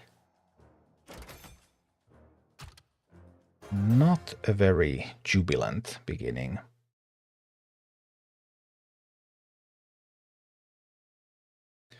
Coordinated enemy pushes can be disrupted, taking out weaker backline enemies. Yes, they can. Unbound units play a huge role in that. Unbound units are units that you can summon anywhere on the map. Like at one point, unbound spam was one of the main strategies. You just play units next to the boss. Haha.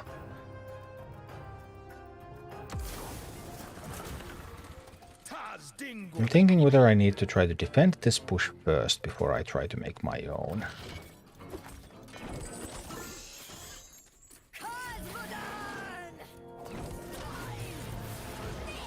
Nah, that was a mistake. That was definitely a mistake.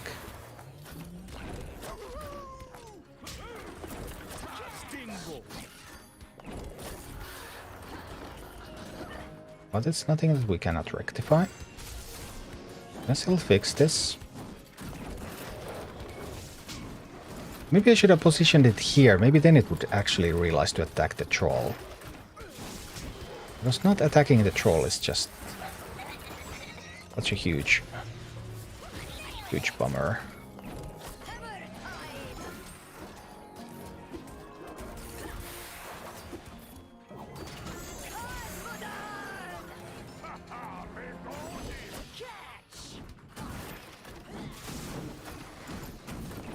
Try to get there. Perhaps a mistake. I need to get this out there. Okay. We're actually fine, right?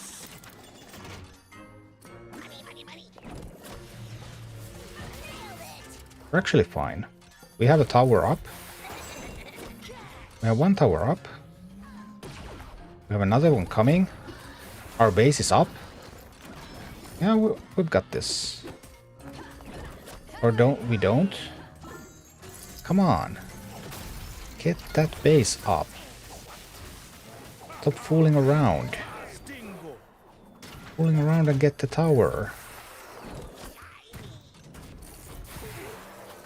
Who knows, losing that tower?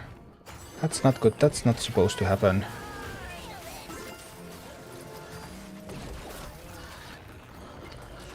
Need to push in so they can't rebuild it.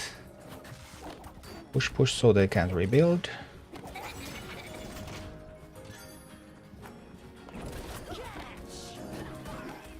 Yes. Okay, we're good. We can do this. Just want to summon some hoggers. I just haven't had time to summon them.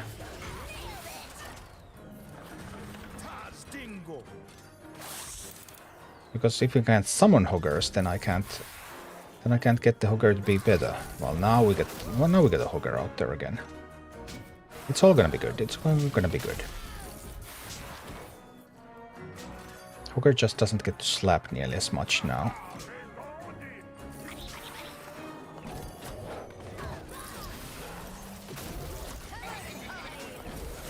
But we're stabilizing.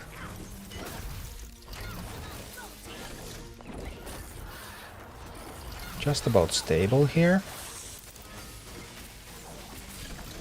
Get another Hoggerine.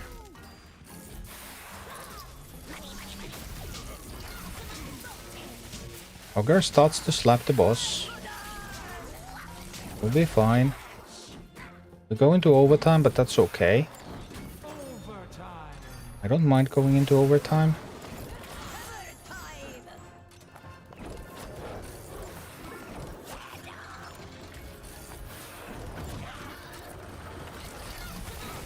Yeah, we've got this, we've got this. No worries. It's done. Hi, Weismere. Vexia, anything you can say about Sylvanas? Looks interesting, looks quite powerful. I'm a little bit sad about the unlock mechanic, because Sylvanas next season can be unlocked by real money. There's going to be a shop offer at the beginning of the season and at the end of the season. And then Sylvanas can be unlocked by as a PvP reward or through guilds. So if you're in a good guild, you're going to get Sylvanas week 1. You're going to get Sylvanas week 1 for free as well, because it's a guild chest reward. So that's kind of nice. But if you're not in a good guild, then you have very few options to get her. So we'll see. I'll probably need to get into a guild. But I just haven't completely figured that out yet, because there's been some talk that you might have to be in a guild with people that you raid with. I can't just go into any guild. Then way the money grab. I mean, you can also think about it as a way to encourage people to play with other people.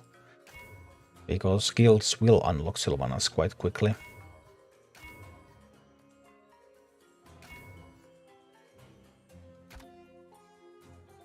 Alright, Mechinair Thermo Block. This should be the easy part.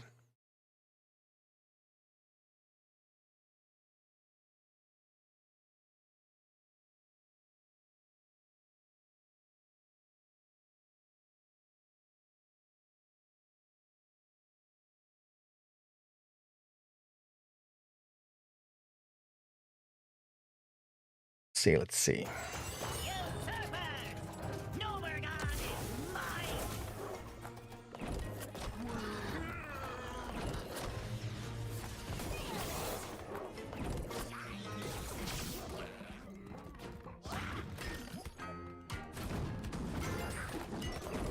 Who knows? How did this go so wrong? This went surprisingly badly. Well, we'll see, we'll see. We can recover. I messed up so many times before. I actually can't recover from this, right? I'm so far behind now.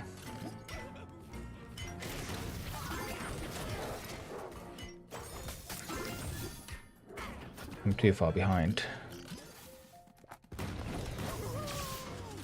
And also that unbound unit constantly smacking at my base.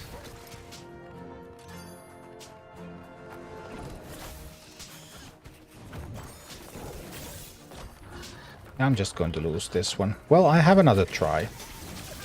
What did I do wrong here, though? So that I can learn.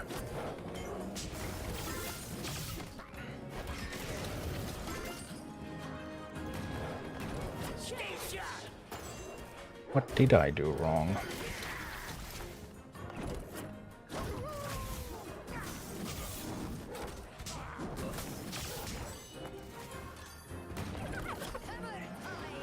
No, they get that one and I'm going to die.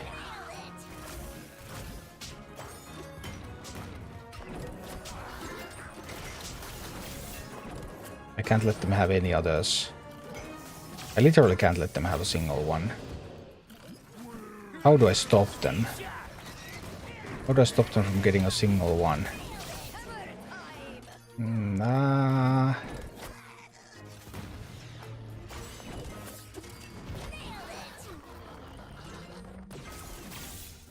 No, they got one. They got one there. Yeah, that's how you can apparently lose to this boss too. Okay.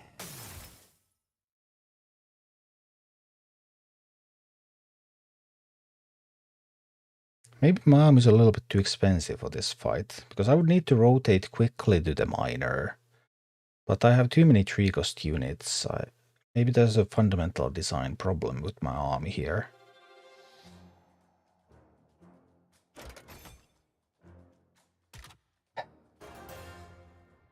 First to lose this one when you got through the difficult boss, but let's try again.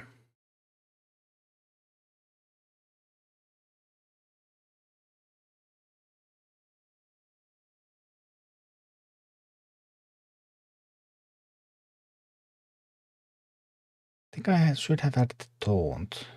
I don't remember which units had taunt. We'll see, we'll see. We'll send that one over there. We'll send this one over here. We'll send a miner over there. Oh, the mountain giant, we need harpies. Harpies need to go into the mountain giant. I'm gonna send Hogger this side. I'm gonna send this one that side.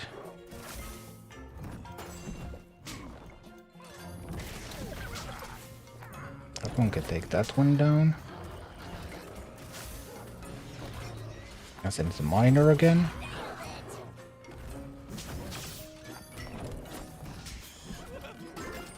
Oh no no no no no no no no no no no. It's a disaster. Oh, it's fine, it's fine. No. AoE hit. Oh, bummer. I can't stop them from taking that one too. And that one, no! No, I've completely lost board control. Just spiraling out of control.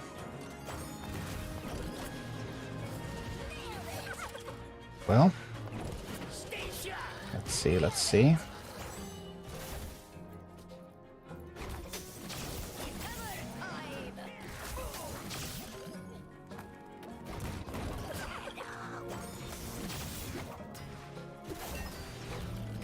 I need a ground unit on this side. And I will need a ground unit on this side. Then I will need a ground unit on this side.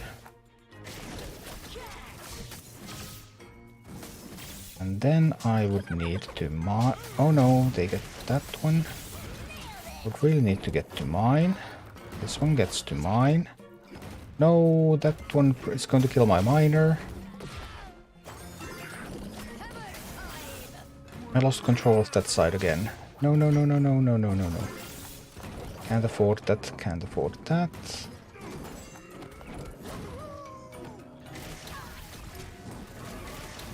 It's not completely over. We can send an unbound unit there and we get to mine.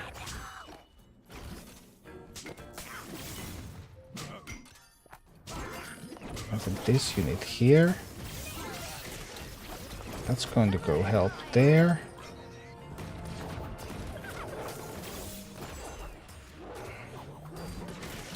Doesn't help enough.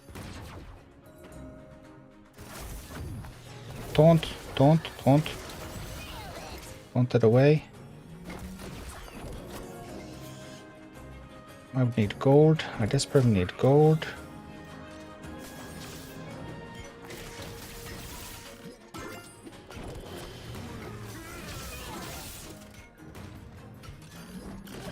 Got those two. Couldn't have been much closer, but we did it.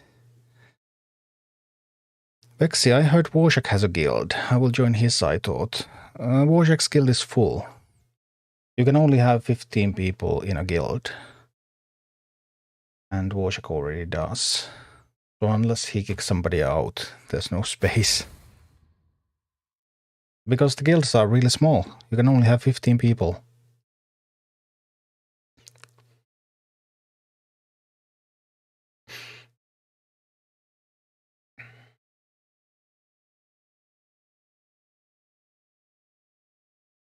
People say that boss is completely free.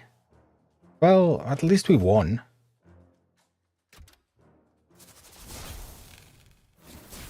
So, just barely, but still. Victory is a victory.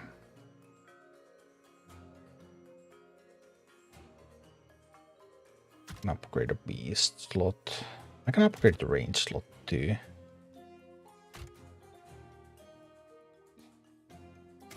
Maybe the beast slot is better.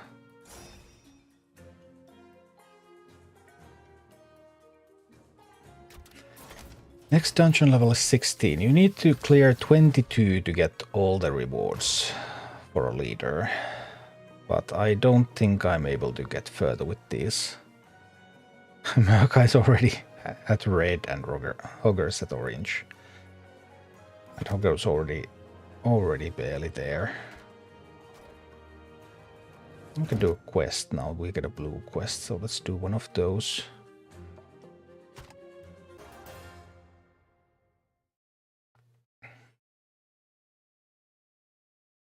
Pretty hectic dungeons tonight, but quite good progress. We completed dungeons at higher level than our army was. So that's never bad.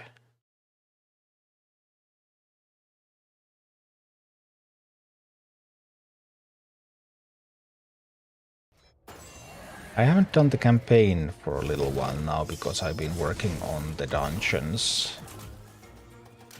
So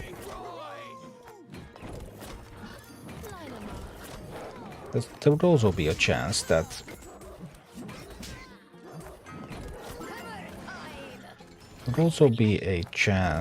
we could get some campaign progress. I have 5 missions left of the regular campaign. I think I've done 1 heroic so far.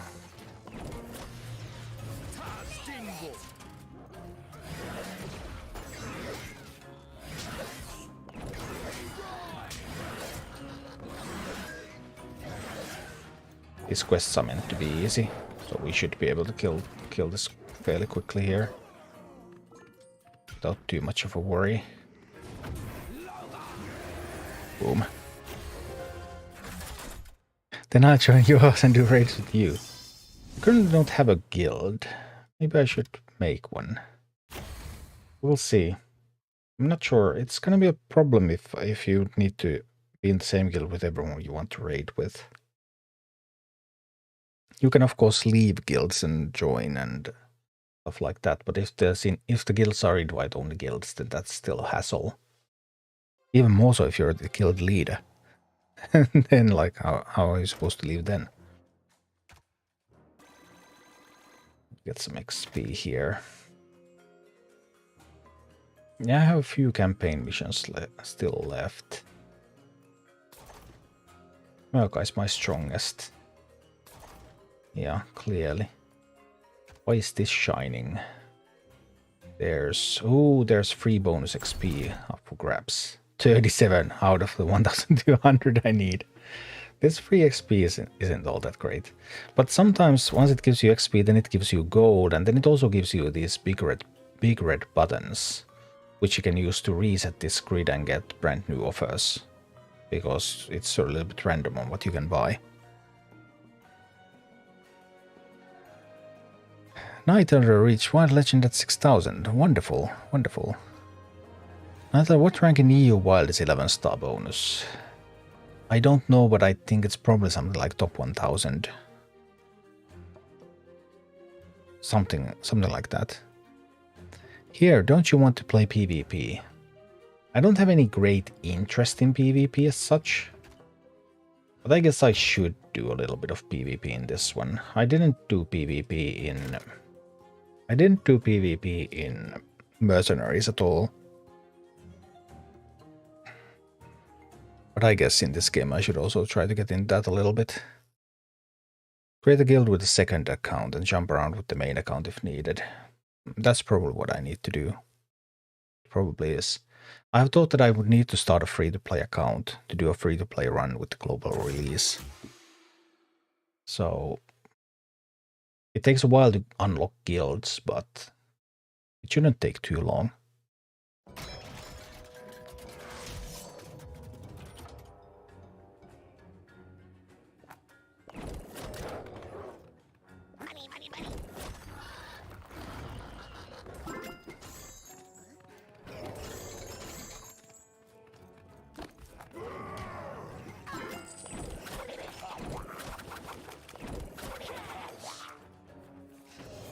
here comes my push.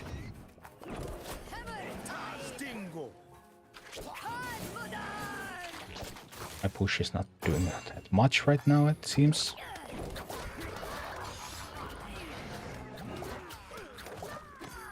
Now that push was quite miserable. Just say. Hardly a push at all.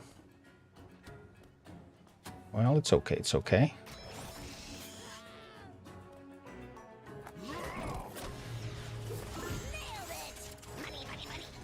That was terrible, though. That's a terrible mistake from me.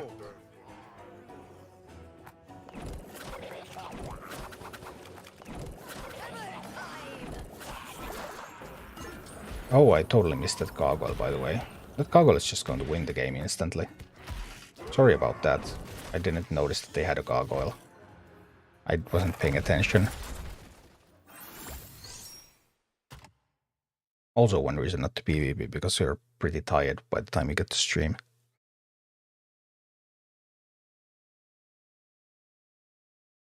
This Legend of Wonder Terran Big Beast Hunter. Yeah, it was a fun deck. But yeah, I totally missed that they had a gargoyle.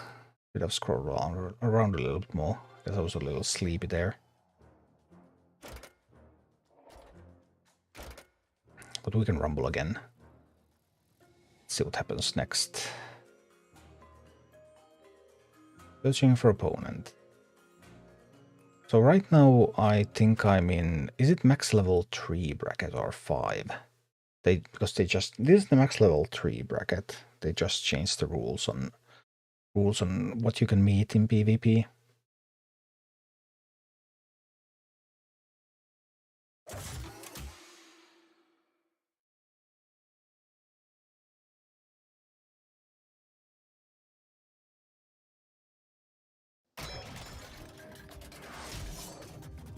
Okay.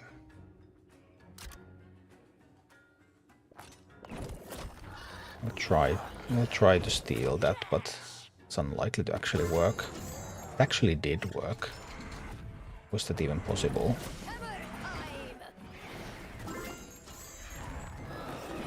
Well, I guess we'll just roll in then. See what happens.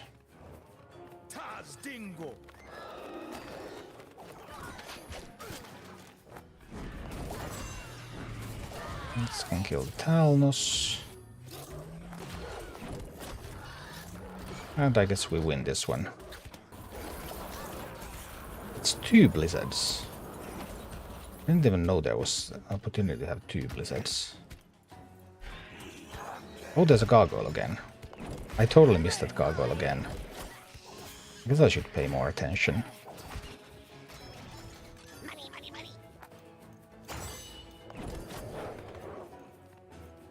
Need to get that safe pilot to kill theirs, kill their mine. Another gargoyle. Actually, fight against these gargoyles. I didn't realize that there would be gargoyle bushes.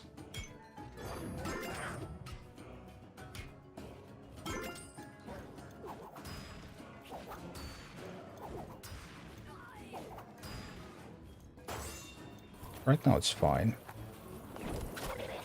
We're going to just do this here. That clears the pushes.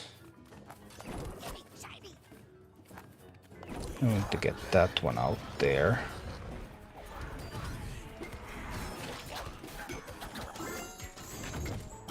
And we'll win. Well, little inattentive again, but okay. We got there.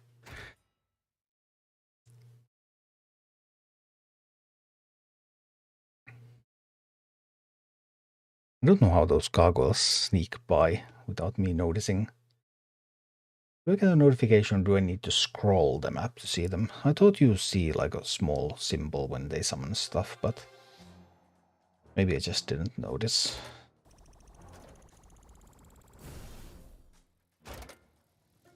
Seven hours of PvP season left. Not a whole lot.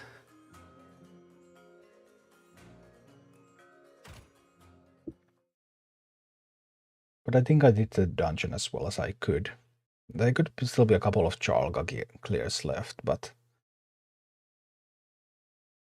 I probably won't play her that much.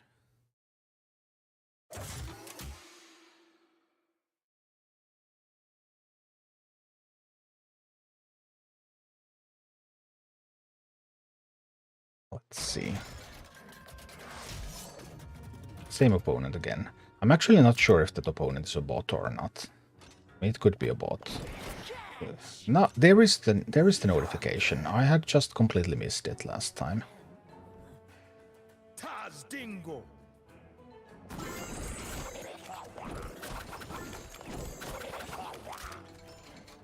We can do it like this.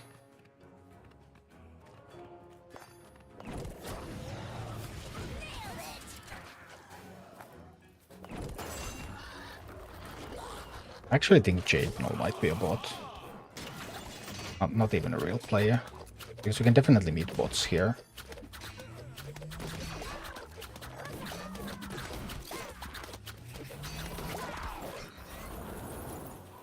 I'm not completely certain though.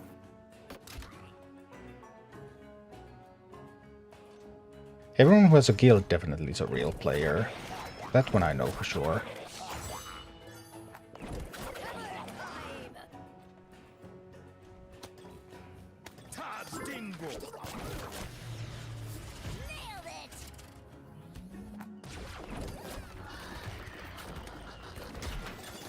And I don't care about that base. You can take that base anytime. Don't mind at all, because this base is going to fall. Well.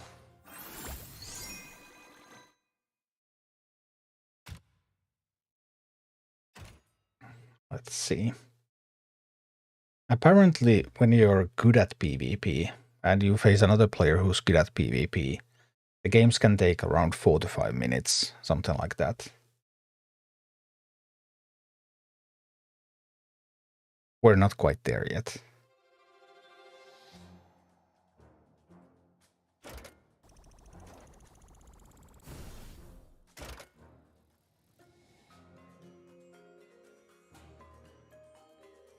Might jam some fights.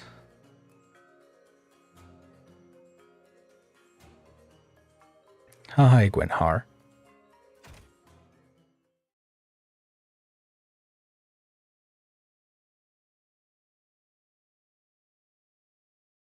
Alright, here we go again.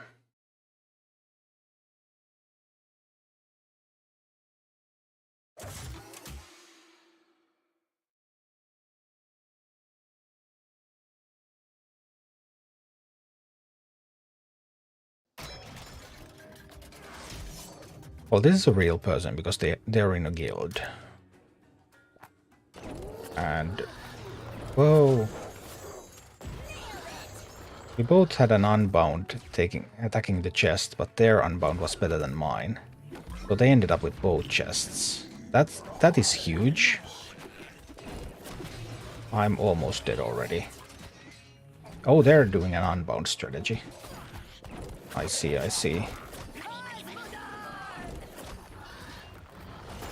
So they're just spamming unbound minis that hit my base constantly.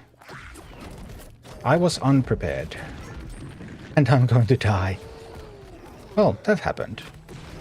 I need to be better prepared for this. That was the main strategy some time ago, but it was nerfed a few times, so it's not as dominant anymore. But you can fill your deck with unbound minis, so all of them can be positioned anywhere, and then you just spam the base. Obviously, I let them have both chests there, which gave them a 4 gold advantage, or sort of an 8 gold advantage, which meant that they were able to spam all the minis there. So if I didn't give them the chests like that, then they would not have been able to push as big of an attack there. So that crucial mistake against that's the equivalent of playing Face Hunter in Hearthstone. So they were playing Face Hunter and I passed turn 1. That's like what happened. Is there any energy system limits how many rounds you can play? No, because there's no auto combat either. So no energy system, you can play as much as you like.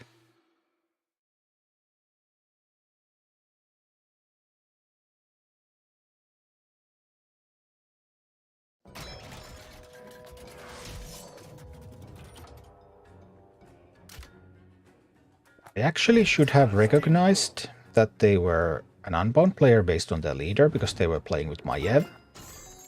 So that was already like my first mistake there.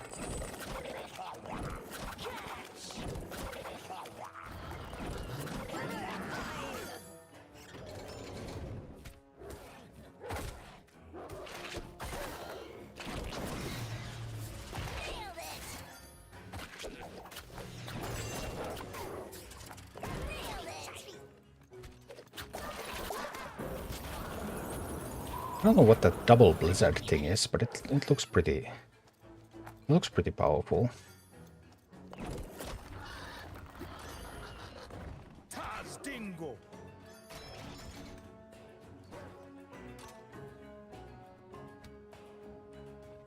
Hold on here a little bit.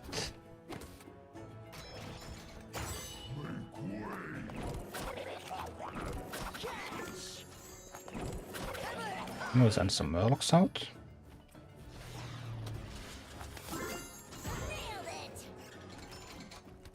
They had the stealth talent on that one. That's a powerful talent.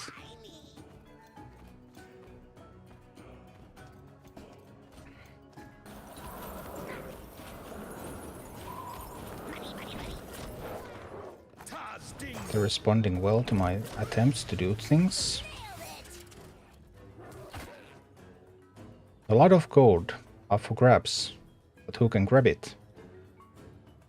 That's the question.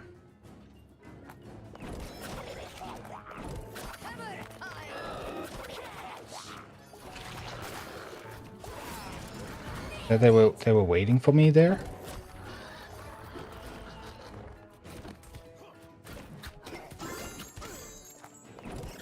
I was able to get that gold. And if I can get to this gold here, then that's going to be huge for this game.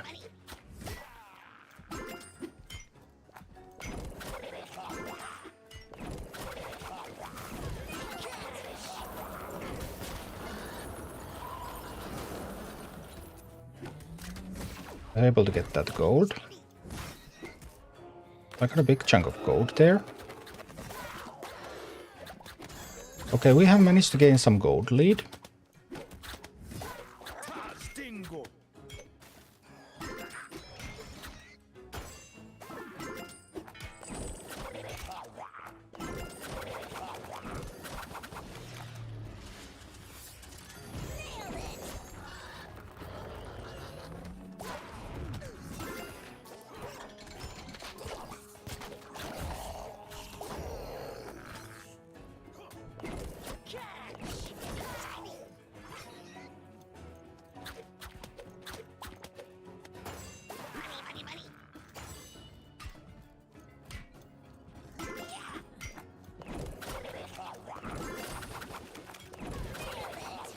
Okay.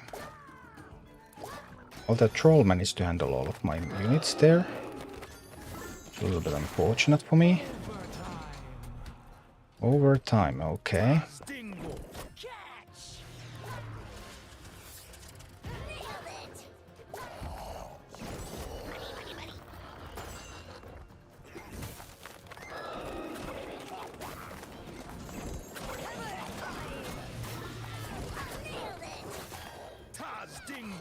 Okay, we need to maintain control. 30 seconds remaining. I'm not maintaining sufficient control.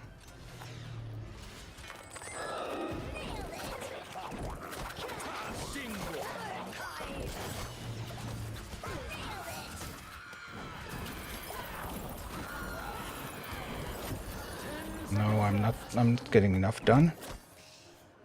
I lost. In overtime, in PvP, your tower starts to take damage. So my tower has more damage than theirs. Which meant that I lost even though in the mid-game I had quite a dominant lead in gold. But I was unable to make full use of that. My swarms were effectively destroyed by their units. And I just couldn't convert. They were clearly an experienced player. They had full talents on all of their minions, top tier talents too. So they had like everything. But I have, right now, I think most of my minis have talents. So that was quite an even battle in that regard. The whelp talent is huge. I don't have that yet, so I can't use the whelps. Whelps are perhaps the most popular unit. I can't use them because I don't have the talent, and without the talent they're useless. But they had the good talent on that. Also very good against my swarm strategy. So they did have lots of elements there that countered what I had. Swarm strategies are not popular in high ladder, I think.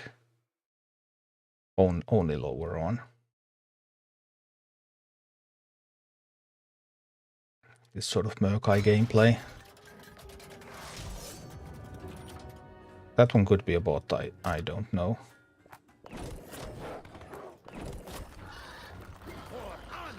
Try to grab some chests and see what happens after that. Let's send the harpies in because these are all just pure ground units. I think actually this is probably a bot.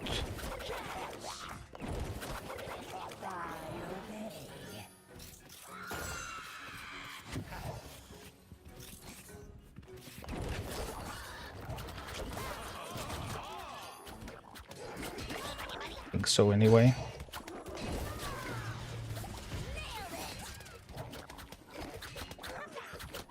I'm not completely certain.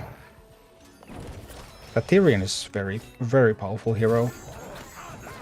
I'll take some chest advantage there, which is not great. They do have talents on that, because that's now Tyrion talented with the shield to keep it alive. This one counters my harpies, so I'm actually... maybe it's not a bot after all. Or at least they have very strong units to counter everything I have here.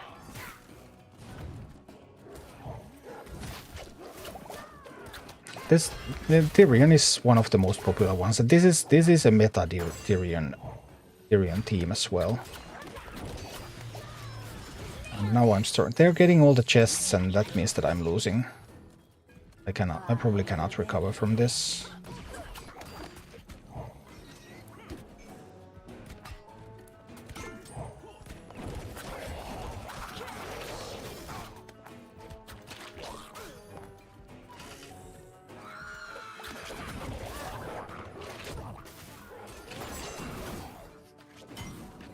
I think I can, yeah, they got such a huge gold lead here. I don't see how I can recover.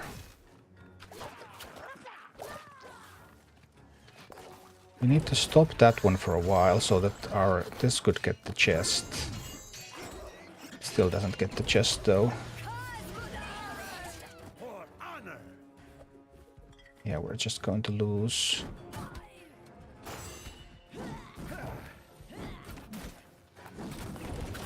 Well, let's see, we're going to push a little bit with this. We're going to get a bunch of Murlocs out there. The Murlocs can kill the Abomination.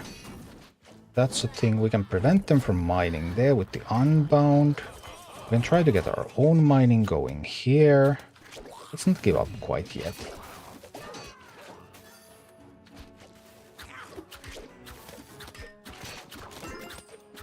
All we need is another good... we need to stop that one from getting the chest.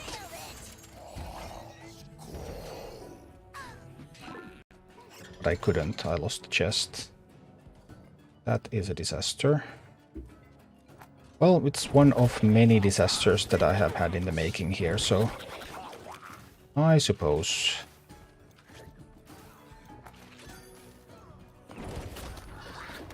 need to stop the mining. I was able to stop the mining, that's the good part. I can't get a concerted push. Just unable to get strong enough of a push going. Even though I'm trying to, I just can't get enough of a push here.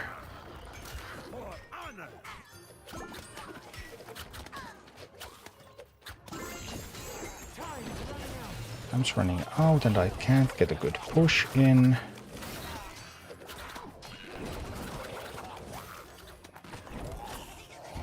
Time is running out. It is, it is.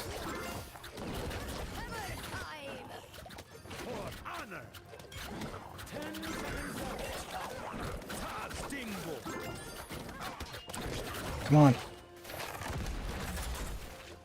We did manage to get in just enough of a push. Oof. That was close. Which talent it is? I'm sorry, now I don't know what. Tyrion had the Divine Shield talent. So when Tyrion is damaged enough, Tyrion casts Divine Shield and becomes invulnerable for 5 seconds. Hi, Fat Panda.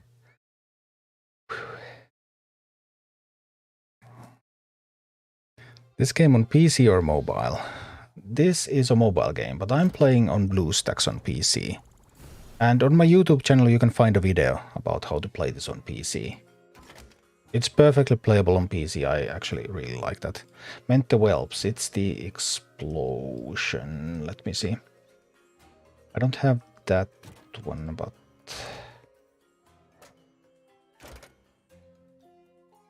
Flame Burst. Damage nearby enemies when hatching.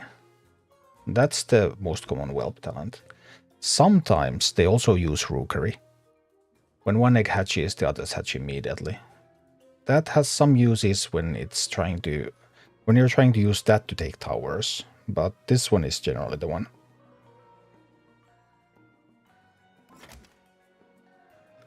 Swapped from Redbeard to Fat Panda. Okay. And what about the other talents that we saw in play there?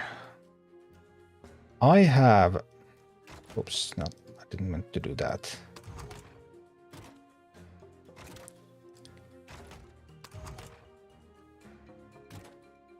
On my save pilot I have coming in hot, deploy twice as fast and burn nearby enemies.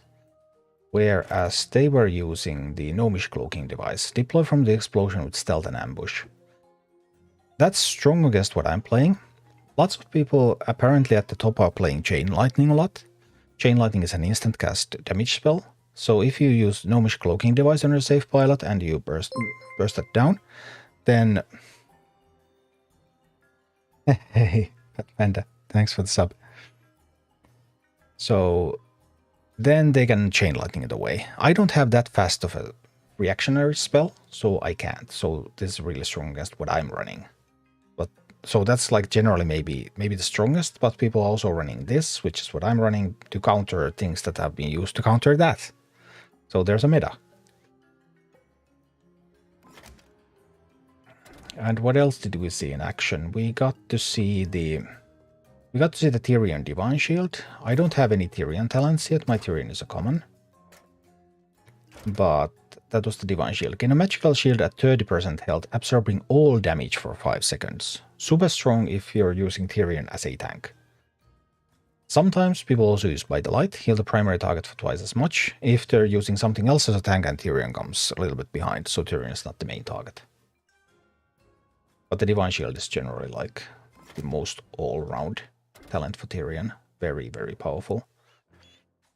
So these talents are making a huge difference. I actually have a talent on every mini in this team right now.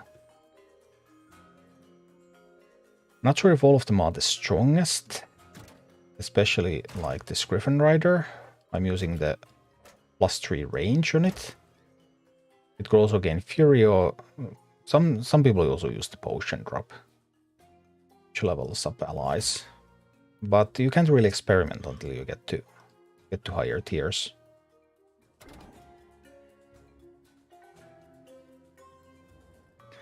Shisan, just be the wild mill rogue. Don't remember the last time I lost to one. I mean, mill rogue has its enthusiasts, definitely. Some people enjoy mill rogue a lot.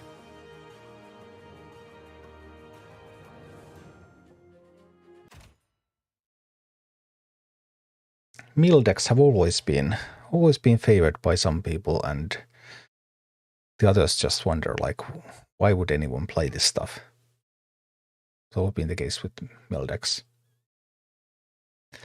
Gwenhar. First target if new in-game is get all minis right. After that, upgrade every mini to uncommon. Pretty much yes.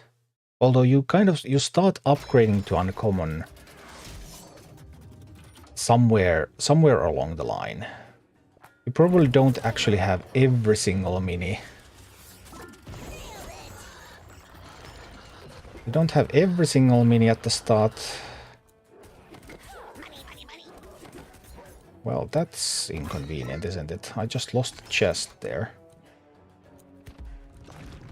They're running some kind of quite heavy unbound deck.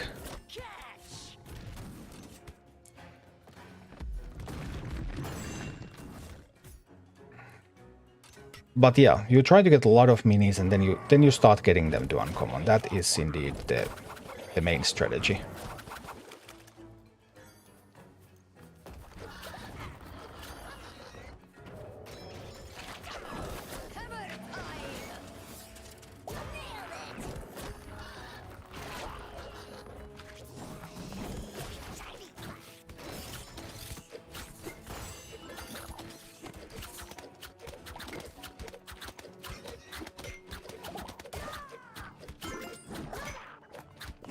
Need to prepare another push.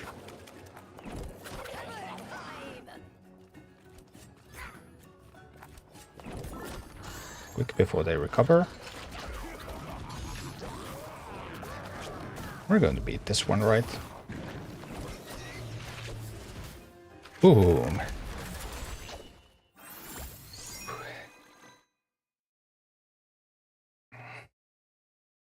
Hey Shorty, what are some good sources for decks? I don't really know of good sources for decks that well, and also it's like super dependent on what you happen to get and when. Because like, for example, the Gnomeregan dungeon, the main advice is use Whelpacks to get towers on the second boss. My Whelpacks don't have the talent, so they're totally useless. They cannot get a tower on the second boss, so it makes no sense for me to use them. So there's a lot of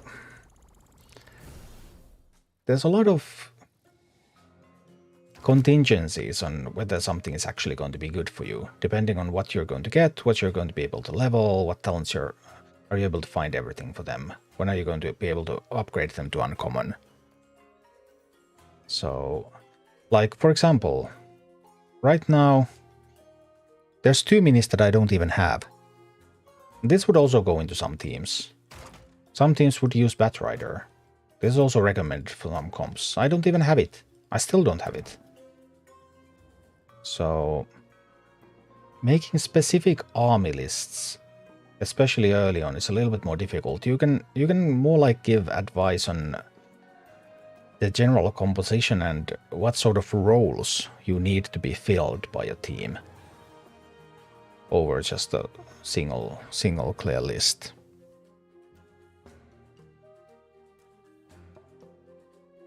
Are you going to give good PvP comps for Rumble? I might do PvP, I haven't decided fully yet. We'll see how that goes. So mixed buying first minis and upgrading. Yeah, generally you want to start buying minis, but like, as you can see, I don't have all minis yet.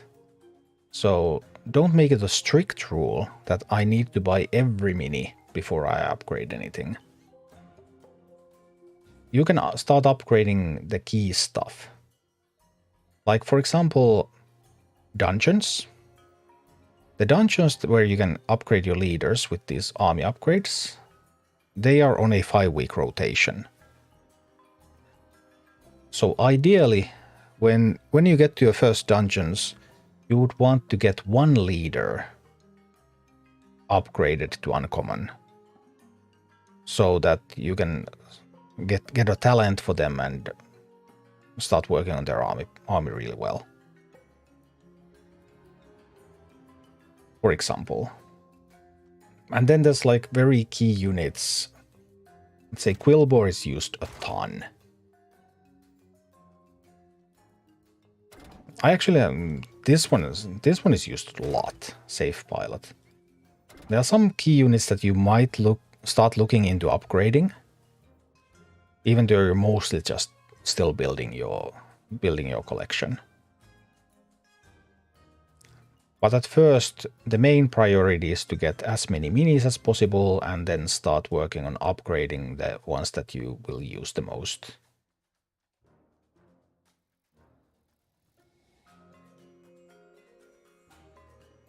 I'm assuming 5-week rotation will be the same globally. Yes. Yes, they are. Now it's Beast Week. I think next week is Alliance Week, I believe. My Alliance leaders. I still don't have Jaina. I'm still missing Jaina. Because the shop always only offers leaders from the current family. So this week only Beasts have been able to pick up from here. You get some during the campaign. You get a bunch of like leader choices. So this is just random 3 leaders and you pick one. Like discovering Hearthstone. So this is where I've gotten my Alliance leaders. Because I haven't been able to buy any yet.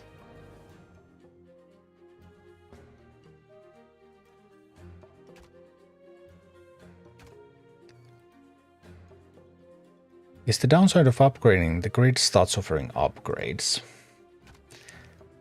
Well, yes, but they actually changed it now so that the grid doesn't offer as many talents anymore. Because it used to start offering talents, and talents cost 250 gold each. 250 gold just for one talent. So previously, if you upgraded a bunch of things, then, well, it started offering only talents, and you had to buy talents before you could do other stuff. But the other thing about upgrading is that it costs a lot, because you buy a mini and it costs 90. You need 3 stars to get it to uncommon, so that's 90 plus 90 plus 90. That's 270. And then the talent, which is 250. So from a common to uncommon with talent, that costs 520 gold for each mini. So yeah, the key ones, upgrading them, sure, that helps, but you are going to be a little limited in your gold at the start.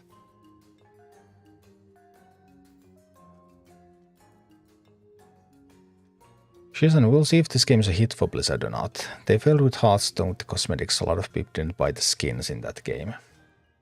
Yeah, in this game,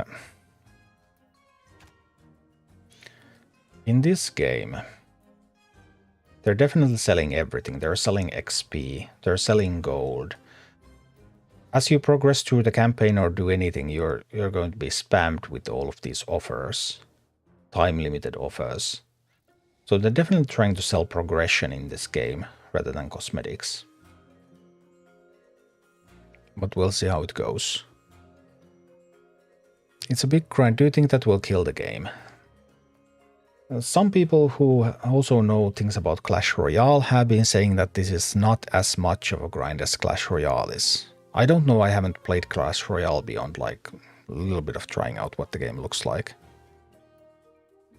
So I think this is more like a magic Hearthstone kind of situation. Blizzard prices the game really high. But if the competition is even more expensive, then the Blizzard game looks cheap. Maybe. But I don't know Clash Royale monetization really well.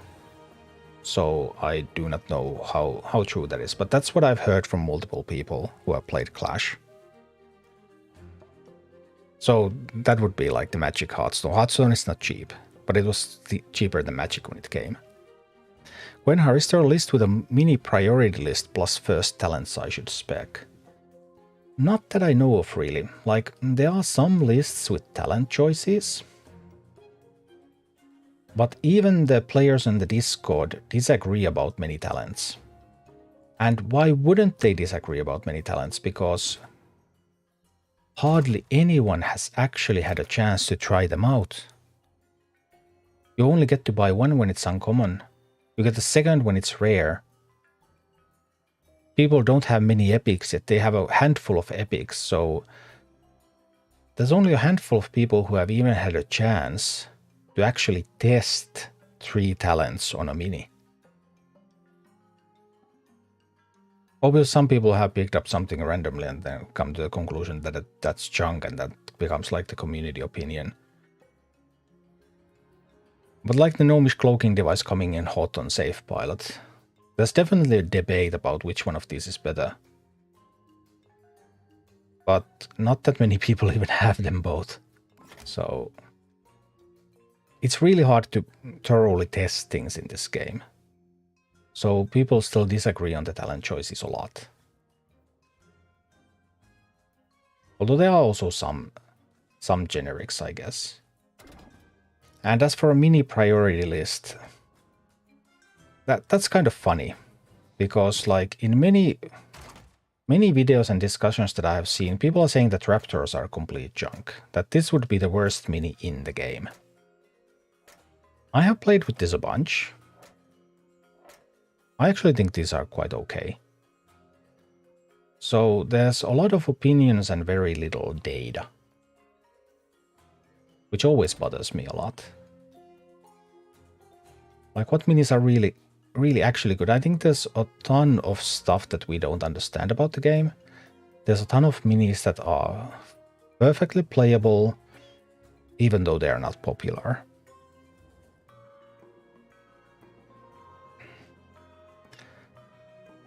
But sure, stuff like Quillbore is super popular. Safe Pilot is super popular. Pyro is super popular. Harpies are kind of dead at the top end of the ladder, I hear, because of Chain Lightning, which counters them completely. But in PvE, for example, these are still quite decent. Maybe not as top tier, but like in my current team here, I have like 3 top tier minis, I suppose. Quillbore, Safe Pilot, and Pyro. No one talks about the Prowler. Not so much about this one either. Harpy is kind of in between. What else would be that people really always say is so strong? Huntress, I guess. It also depends on your leader, like Footmen are being played with Tyrion, but not really with anything else. Because Tyrion has AoE heal. Footmen is a big armored squad, so Tyrion can really keep them up. Whelps are used a lot, but unless you have Whelp's talent, that they're actually quite useless.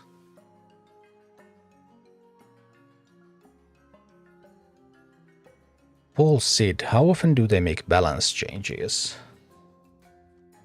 Well, they have made quite a bit of balance changes, but I don't know how it's going to be once the game is fully launched. Last ones were, well, there were 2 leaders were changed yesterday, and the last one before that was 2 weeks ago. But there have been the number of balance changes in a single patch has went down as time has went on. Boskens, hi. Yeah, Mercs was great. I have been streaming for 8 years and a little bit more, but it's better to discover it late than never.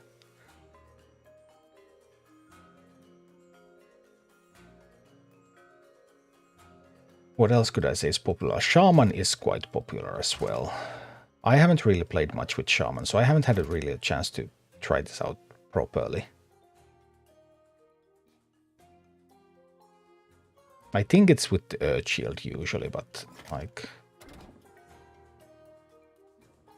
This one also, I've seen this one around a lot, Stonehoof Tauren.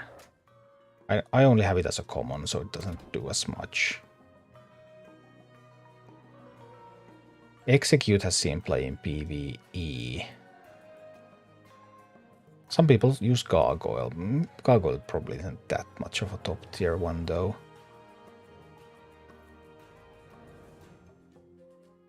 I guess Quillbore and Safe Pilot are quite good because they're both unbound minis. Cheap minis that you can put in many types of armies, for example, but you kind of start building around that leader of yours because there are many different options. Paul said no refunds for nerfs, I bet. None so far, no. What is that? Really appreciate your Hearthstone content. Hey. Awesome. I'm glad you've enjoyed it. Moskan's learning chess. Chess is a great game. I just don't have enough time to properly practice. It would take a lot of time.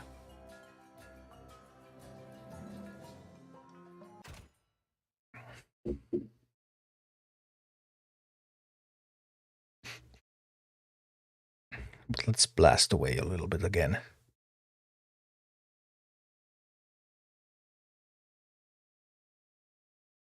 People also do making like mini tier lists, but it really depends on like context. What kind of leader? What kind of army composition?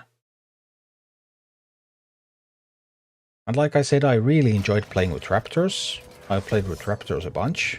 I've had a great time playing with Raptors. And Raptors is a mini that many people are saying is the worst mini of them all. I guess it really.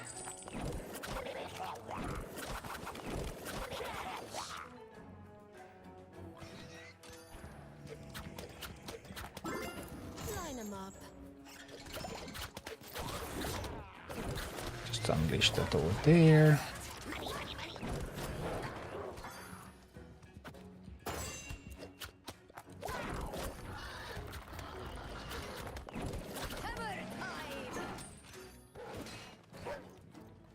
Well, there's a lot of stuff coming right for me. We'll unleash the Pyromancer on them. Pyro is going to clear that up. No worries, we can go mine a little bit. Can't stop the Necro, can I? Maybe I can. Does it die to that? It didn't die to that, then maybe that was a mistake. It may have actually been a mistake. I need to try to get this chest, but I'm not in time. I am in time. Perfect. Perfection, perfection. This is still fine. We're fine, we're fine. We're all good. We're going to unleash another assault from this side. And use a safe pilot to... Safe pilot to hit their stuff there. And then we'll need them. Then we need a pyro. This over there. Pyro, kill them. Good. Good job, Pyro, good job. Not quite good enough, but almost.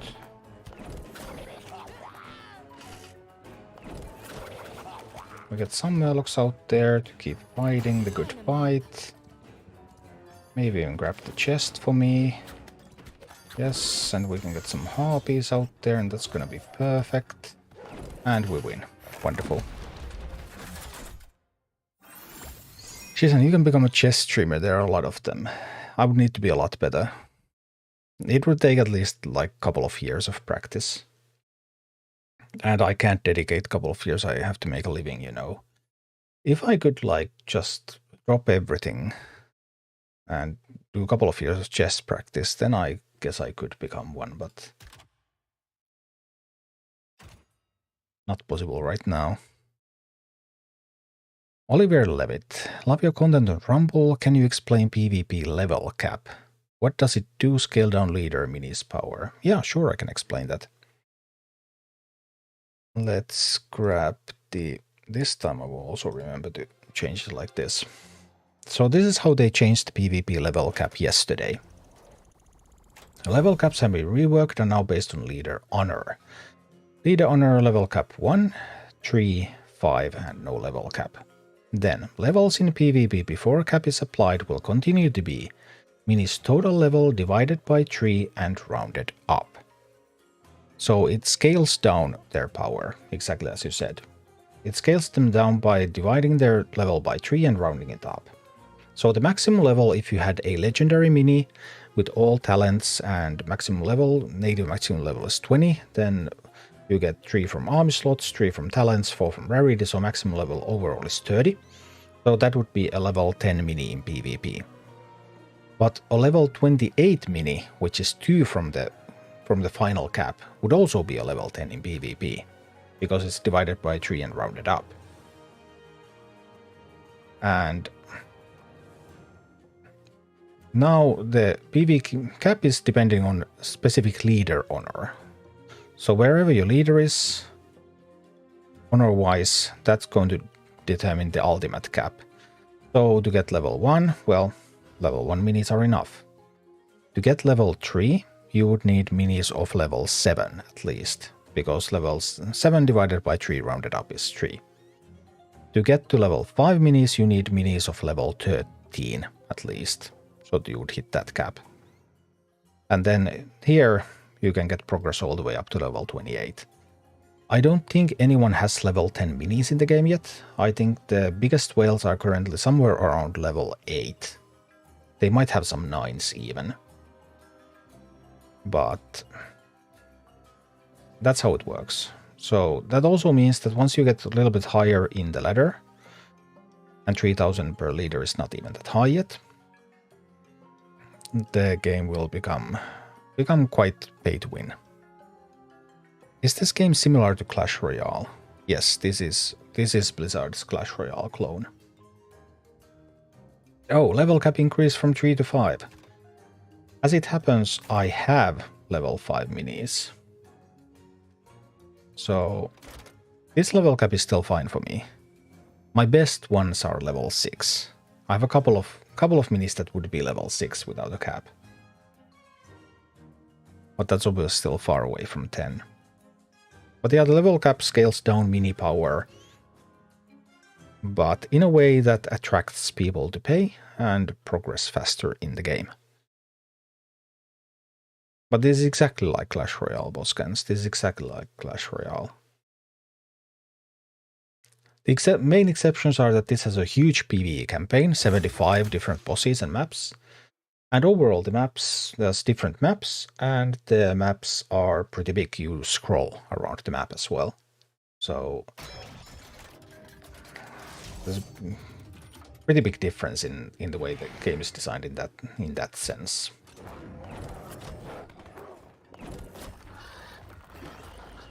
Well, yikes, that's a gargoyle.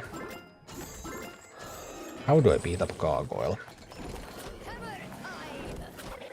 I guess we're about to find out. I need to send some harpies out there. Oh no, and the harpies were killed by a chain lightning. I am not feeling happy. I am definitely not feeling happy about this.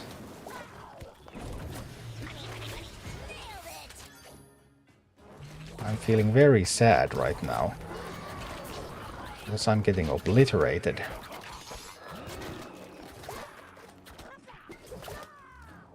Actually, I'm not getting obliterated. I feel fine. I feel perfectly fine, right? Because now they're getting some gold.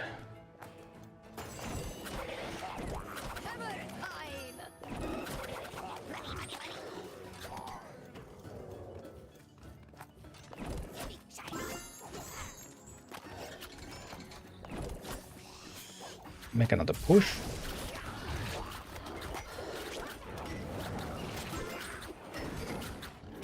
And we actually win. Whee! I don't know if that was a real player. There are bots on the ladder. Up to 3000. And whenever I meet someone who's not in a guild, I don't know if they're a real player or not. I'm not in a guild either though, and I am definitely a human being. You can see me, I'm right here. But yeah, when they're not in a guild, I don't always know.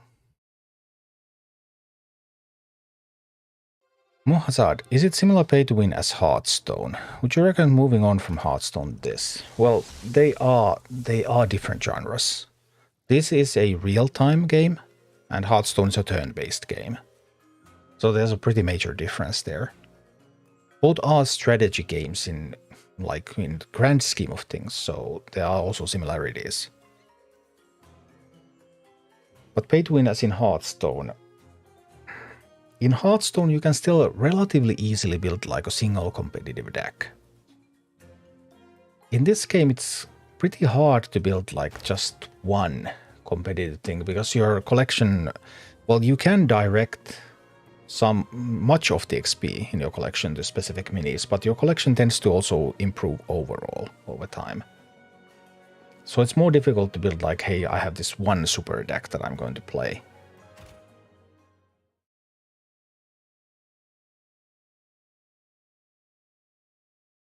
So in some ways, if you want to build a super strong PvP team, then you can spend a lot more money on this than you can on Hearthstone. But people are saying that it's less than you spend on Clash Royale. I don't really know about that.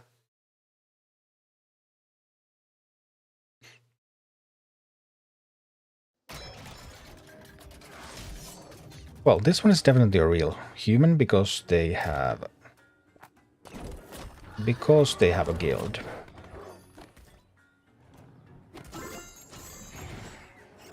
I'm able to grab the gold. Let's grab all the gold. Then it's salt.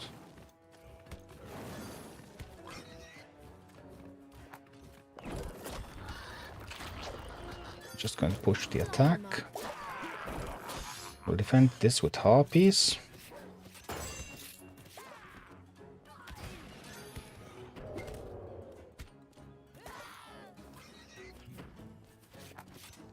You kill that one. That's going to wreck these, but that's okay. Whoa, those were surprisingly strong. I didn't expect their push to be that powerful. What's the talent that they have there? I don't know, but that was strong.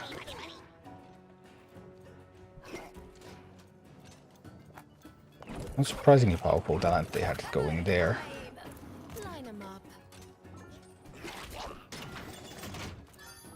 I was not expecting that.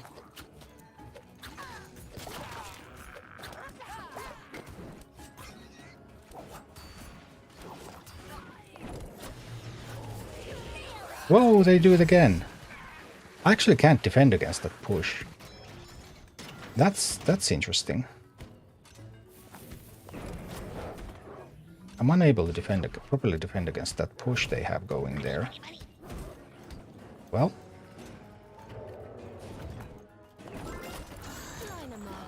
In that case, we need a new plan. I'm going to try to push mid here.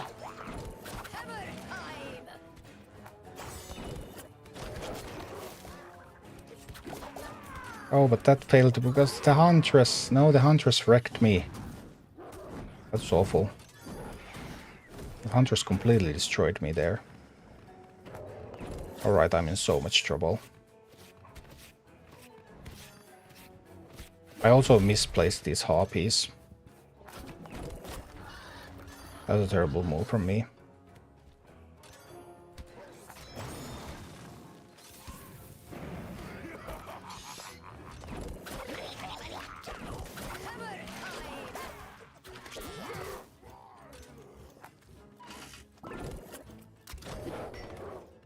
I need to stop them from mining there, but I'm too slow. Yeah, everything is going wrong for me. I'm definitely going to lose this one.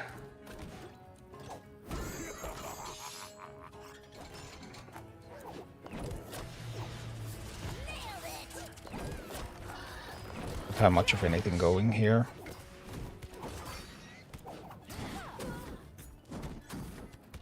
I need the harpies to defend, but I can't.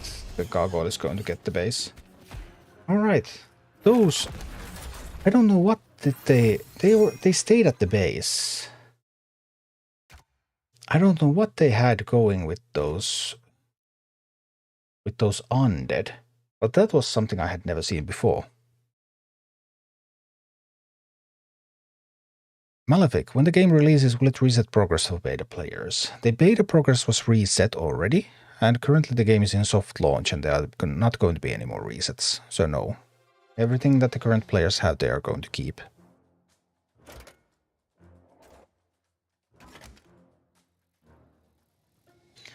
They actually had that. I think I remember seeing that talent, but I had never seen that used before. It just wrecked my tower. I also have never seen it recommended.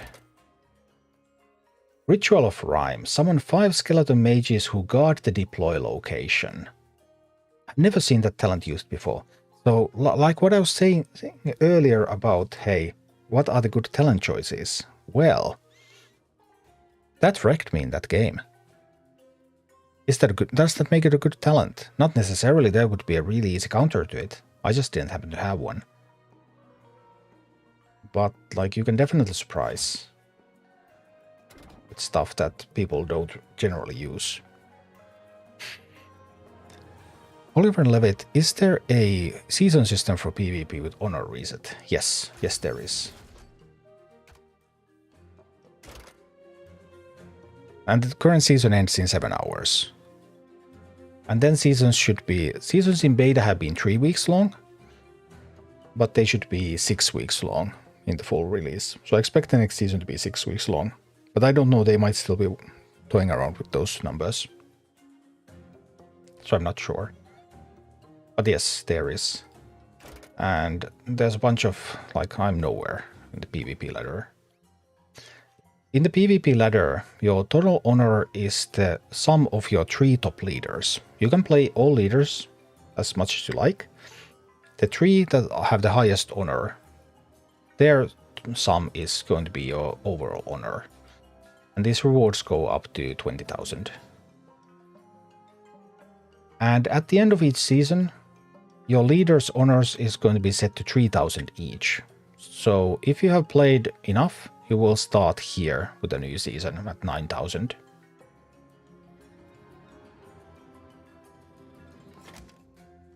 Which also means that people who have been playing already don't get reset back all the way to the beginning, so people who are just starting the game don't get to meet them in PvP at all. At the start. Of course, later on, once they climb, they do. Distran asks, are you playing on a smartphone right now? No, I'm playing on PC. With BlueStacks. You can find a guide video on my YouTube channel about how to play this game on PC. Blizzard is not planning to release a PC client, but it is playable on PC.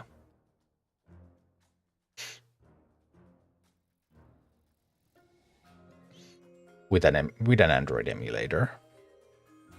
And I prefer it this way. I don't like playing games on my phone. It's also so small I can't see properly. How does Leader XP work? Just the same as Mini XP. Yeah, XP is XP. Rookery. I don't want Rookery. I want the Explosion talent. I do not have Jaina yet. Last leader that I'm missing, because there hasn't been an Alliance week. But now Alliance week started 11 minutes ago. And we got Jaina up for grabs, so here we go. The last leader.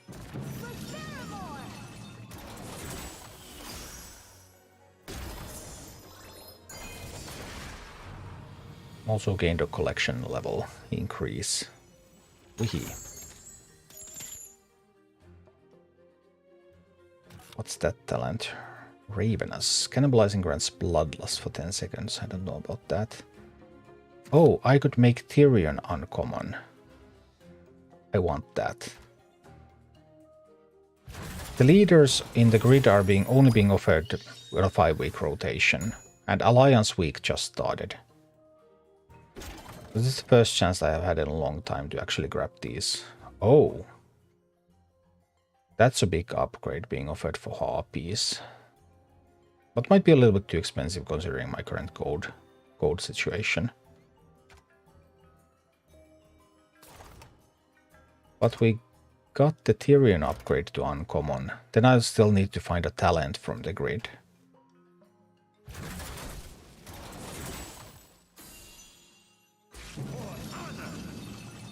But that's still something already. Tyrion going places.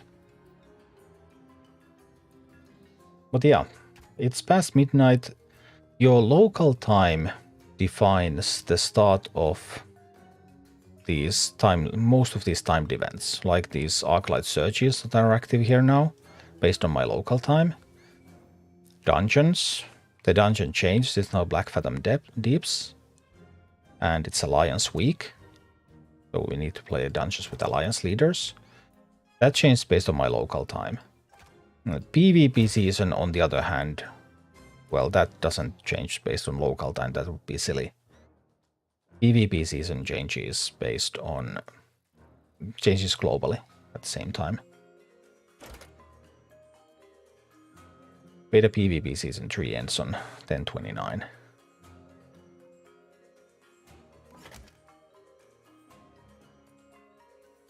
Ramala, I'm still with Beast Week in Sweden.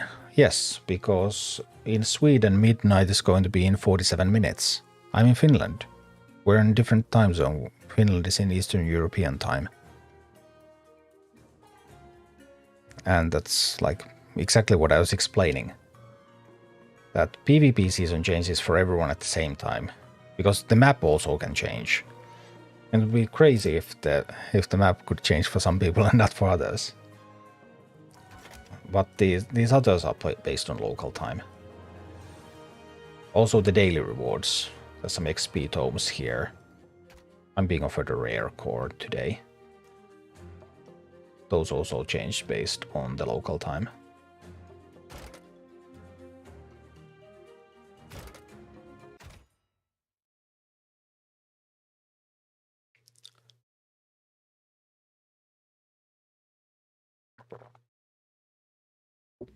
But Sweden is getting its Alliance Week soon. And the new players will start with the Alliance Week. Although you're going to have to rush quite hard to get to dungeons. Nah, well, active players will get to dungeons if they start when the global release is. Because the next chance for... No! No! Oopsie. I accidentally left my Tyrion on. Oopsie. Yeah, that's kind of a difficult thing, because my Tyrion army has not been upgraded in ages. I don't even have levels on these characters, so this is always going to be a loss. I have nothing here. I have like absolutely nothing.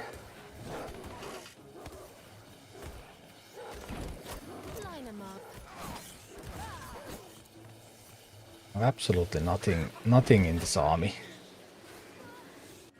So yeah, that's gonna be a loss.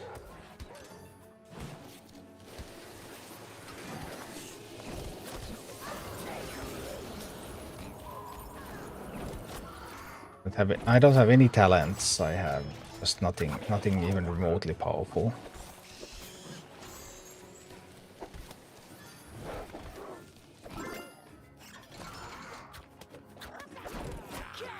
I guess we can try anyway, but not really going to be able to do anything.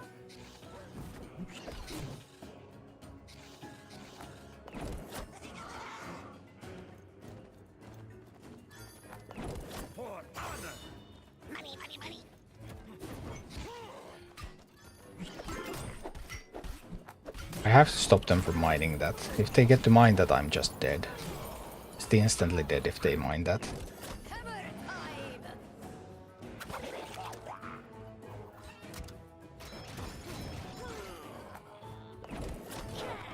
Well, that's an interesting take on PvP, I guess, because I'm not really playing with a real team.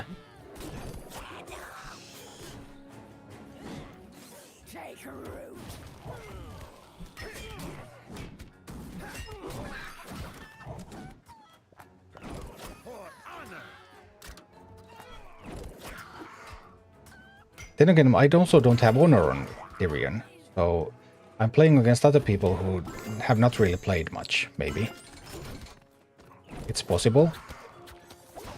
I could be.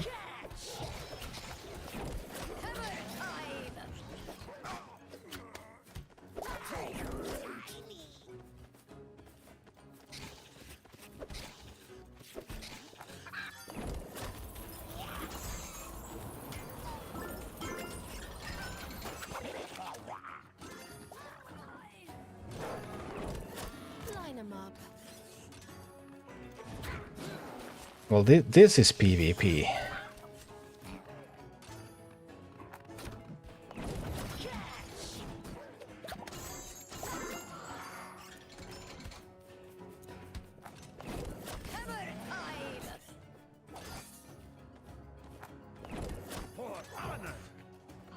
Now this is PvP. Have anything good here?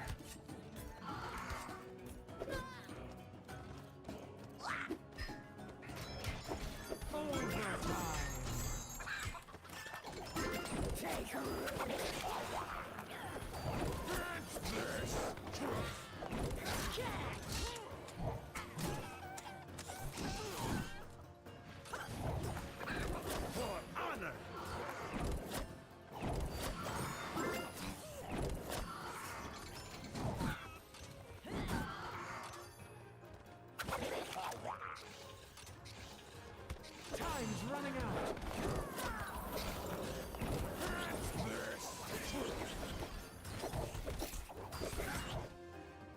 Victory. Oh boy, I don't even know what to say about that. Jeremy, do you know if account progress will still be there with global launch? Yes, there are no more resets. Oliver Levitt, can you have multiple active decks per leader or one deck per leader at the same time? You can currently only have one deck per leader at the same time. And that is something that people have been requesting a change for. Because it's kind of awkward if you want to do like use the same leader to do like some difficult heroics, and then you want to play them in PvP, and you want to do different things in those teams. So then you have to switch your army every time you change the mode that you play. Also, some people are like actively saying that they're too lazy to change their armies for PvE, so they just take their PvP comp and play PvE with that as well. Because PvE lol easy. Maybe. Some people tend to think like that. Yeah, that was pretty miserable comp running there with Tyrion. I have not played with Tyrion in a long time. I don't think I had much other minis than these. Actually, this is actually, by the way, this is a PvP comp that I saw for Tyrion. Except there are some substitutions because I didn't have all the minis for the PvP comp when I made this. I think this slot was Defias Bandits. Not sure if there were other changes, but then they would all need talents too, because they're kind of useless without the talents. But yeah, this is actually a PvP comp that I picked up from some YouTube video. I'm not sure if it's any good though. And not having talents really hurts. Because if I remember correctly, these bandits really needed a talent. Maybe they didn't. I'm actually not sure. They have the stun natively, right? Stun enemies while you damage deals. Yes, they do. I didn't have the bandits when I built this. I didn't own the mini yet. But now I do. We can actually take Tyrion out for another spin. I picked this up from some YouTube video. I don't remember which one that was. But also, like, playing without talents and playing with talents, it's just a whole different world. Which is why you'd kind of want to get to uncommon, the minis that you play with the most. But you kind of need to get the wide selection because that gives you the collection level, and that just gives you the chance to advance overall in the game.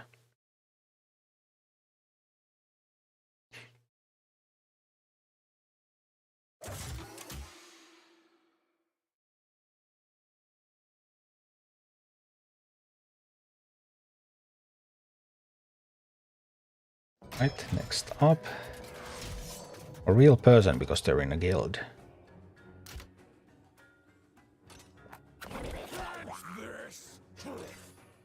They're playing Murkai. Oh no. They're going to be swarming.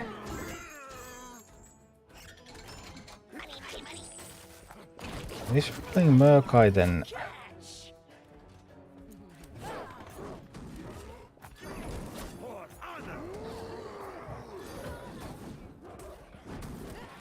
this went awfully for me. Sorry about that. That was miserable. I do apologize. I messed that up. I messed it up a lot.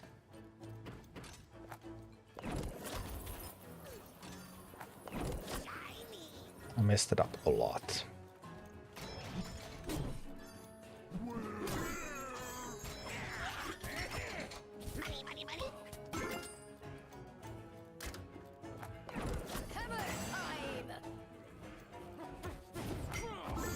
Yeah, I'm just messing things up constantly now. Sorry about that, that's totally my bad. We need to take things easy here. Try to find our Try to find the right space. Line 'em up. And slowly get to work here. Stay sharp.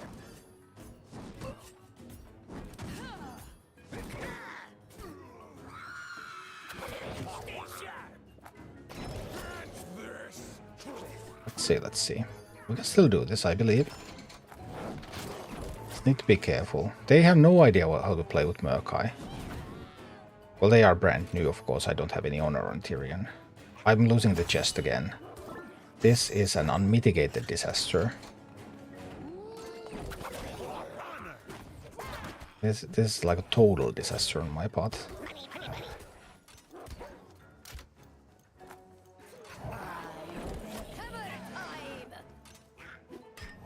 No. They also stole my theory. Oh, this is just incredible. They have no idea how to play with the Murkai, but I'm not doing anything useful. So, I'm losing all the chests. They have incredible gold advantage. I'm just losing every chest here.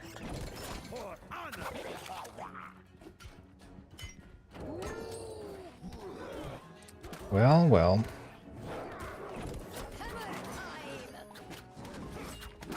Let's see about it.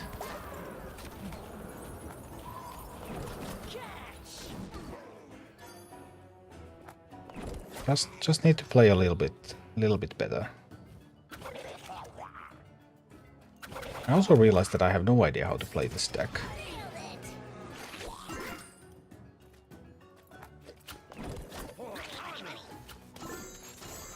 I don't have any unbounds. How am I supposed to do anything?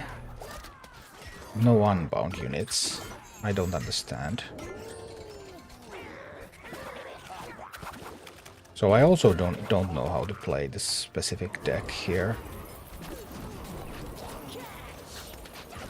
That's clearly the case.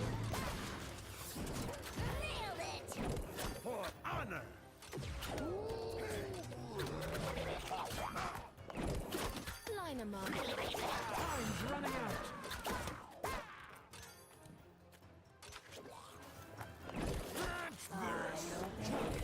It feels like this deck doesn't do anything.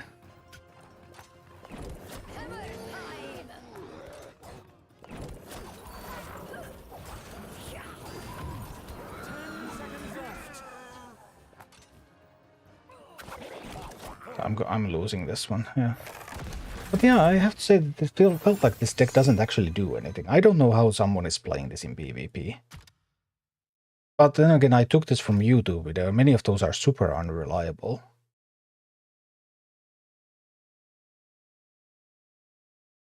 There's literally no unbound, so I have no way to control any of the chests. I don't get it. Could have also been from a different PvP season with a different map.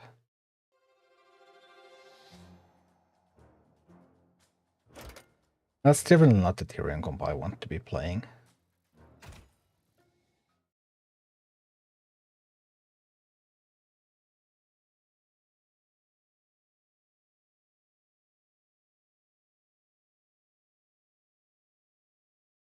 Definitely felt like I'm getting absolutely nothing done. Doesn't resemble any Tyrion comp that I have seen either, like being actually played.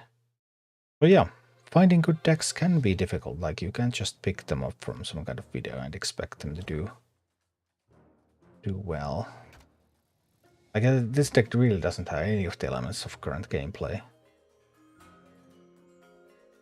That's definitely that. Anyway, Arclight searches are up. Searches are quite important. These are your main source of repeatable gold. There's always 2 searches at a time, and they change twice a week. So one is when your army is replaced with other minis, which gives you an opportunity to try out minis that you don't own. And the other is your army, but there's some kind of twist to the game. Lone Wolf, has this game been released to the general public? It's in soft launch. You can play it in Australia, Philippines, Canada, and the Nordic countries, Denmark, Norway, Sweden, and Finland. Global launch is on Friday. So a little bit less than a week.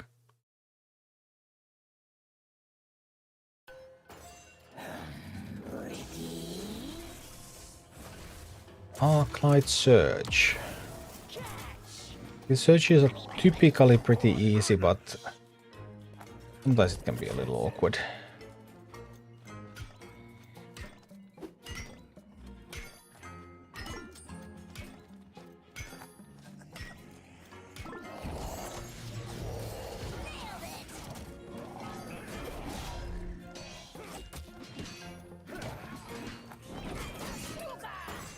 Oh, Tyrion's taking a beating. My pretty Tyrion.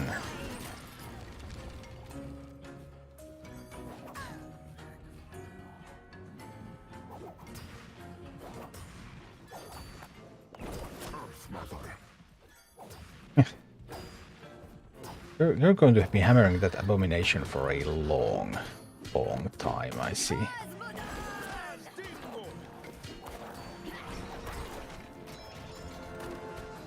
Eventually the Wind Rider just grew bored of hitting at the abomination and went away. Luckily this is not very high level.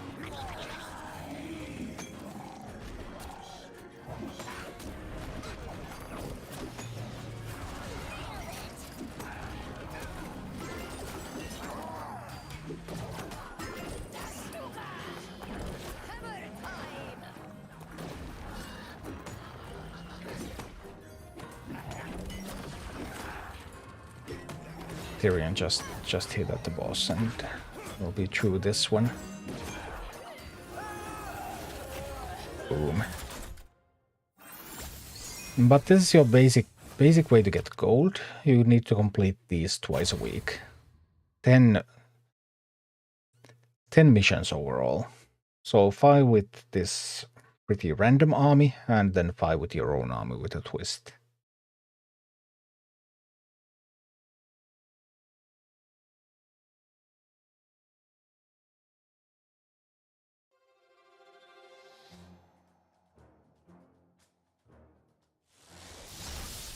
We also completed the daily reward here. We're going to start getting some XP. Then in the ghoul, I guess. I want to get the Flame Waker into a playable state. Maybe I'll take the level on Cheat Death. Levels are useful now. Even though I'm not really using Cheat Death for anything. And here we get the 60 gold. Then Moladim. For the Alliance or for the Horde? Yes. Why not both? Why not the Alliance and the Horde? Why not indeed?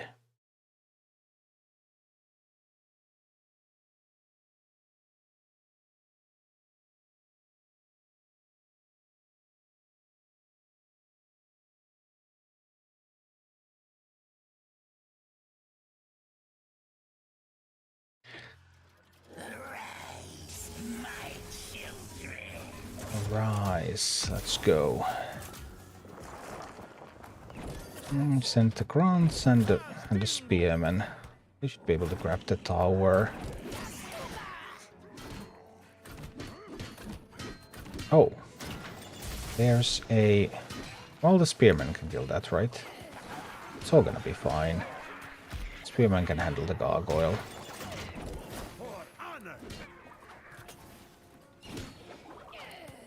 Yep, good job with that.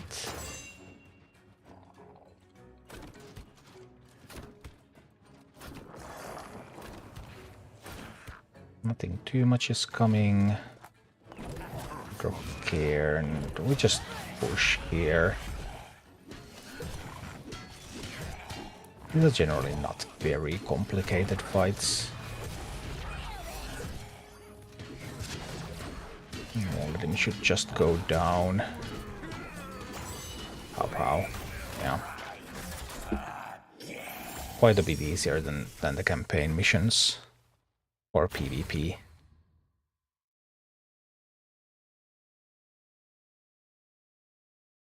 Yeah, PvP is interesting. There's quite a lot of play and counterplay and army building, and I think the PvP would be awesome if there wasn't the fact that once you get a little bit higher on the PvP ladder, then the level difference can be huge. I'm not there yet, so it doesn't affect me in any way yet, but it will eventually.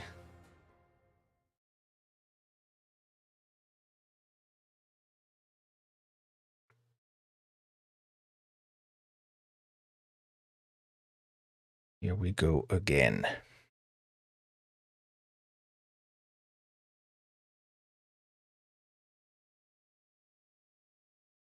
Enemies may cast spells against large groups of your units. Beware. Yeah, sometimes you don't really want to clump up your units. This is the shield one. This one breaks their shield. So I need to attack. This one does resurrect and come back again if it dies, but I basically need to escort that one.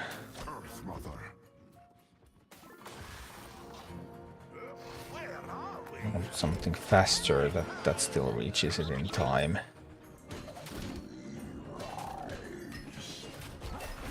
Maybe. Now taking a couple of hits there, that's still totally fine.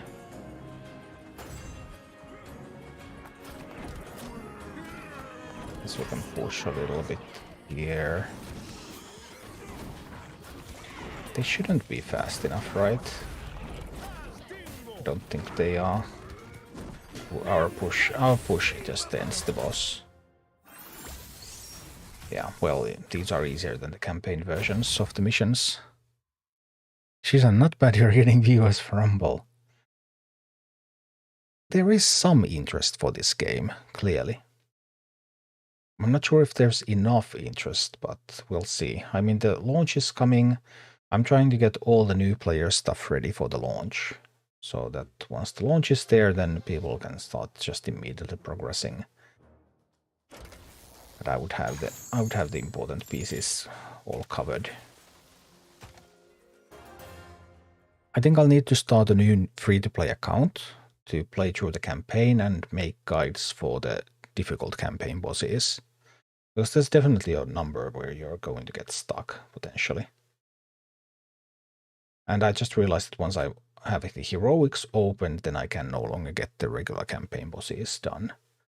I could of course just make guides for the heroics, but I think the regular campaign is still valuable. And it's also a little different because the heroic bosses all have some kind of additional there's some kind of additional ability or mechanic.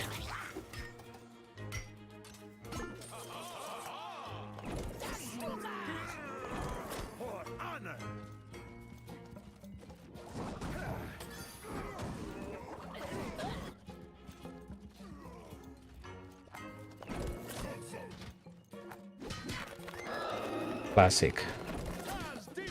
Horde grunts versus Alliance. No! Tyrion got possessed. Now they have grunts and Tyrion. Oh, that's a bummer. That was slightly unexpected. But it's all good. It's still going to be perfectly fine. Except that AO is going to wreck this big group of minions. Oh, hammer time is saving. Oh, now I remember. It's actually the boss that possesses all of these. It was a boss ability. I had forgotten. It's a boss ability to periodically possess stuff.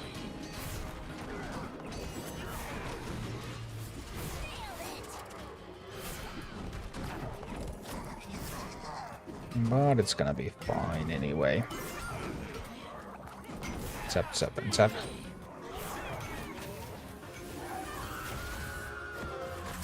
Victory.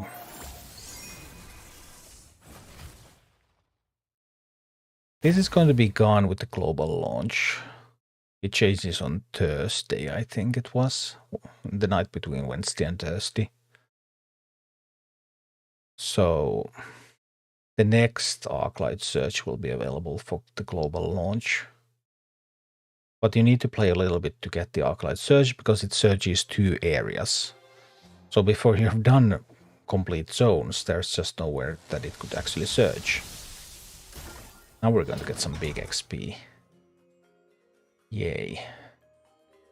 I think we're going to keep investing in that Prowler. We can get a level on the Null. I've never used the Null. But still. Ooh, getting some XP on Hogger. That's okay too. You need 22, I think. Yeah, sigils. Here you can see the unlocks. And Arclight search at 22 sigils. Yes. Quests at 14. Talents is at 20. Dungeons is 30. Heroic campaign is 50.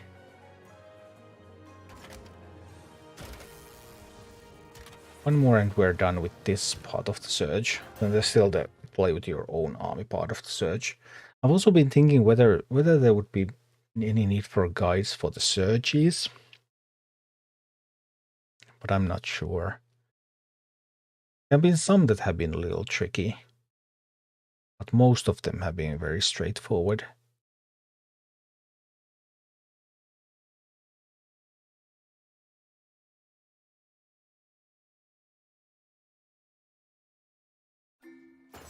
Let's just rumble on. And this is such a fun. I mean, he summons Stitches. If you ever played WoW, you know what Stitches is. Oh no, that was a terrible mistake on my part. Because now I just have... Their harpies are just going to feast on these. Whoopsie. Should have paid some attention to what's getting summoned. But there's Stitches! Oh, look at that. It's so awesome. I'm in so much trouble though. I don't actually have good tools against Stitches. I need a flying unit. I really need a flying unit.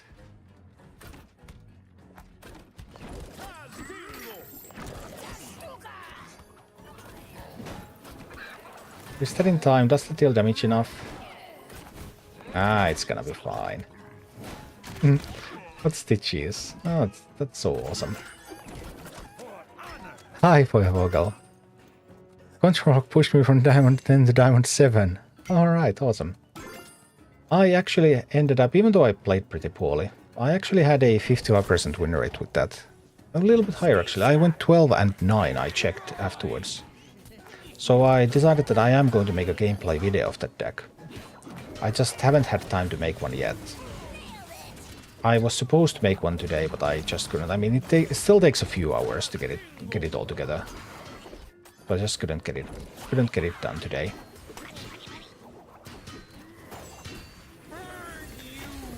But yeah, 12 and 9 was my record with the deck, so it wasn't awful.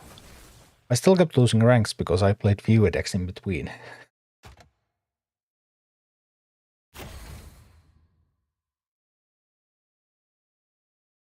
I think there's probably a few optimizations that could be done, but it was still fun to play.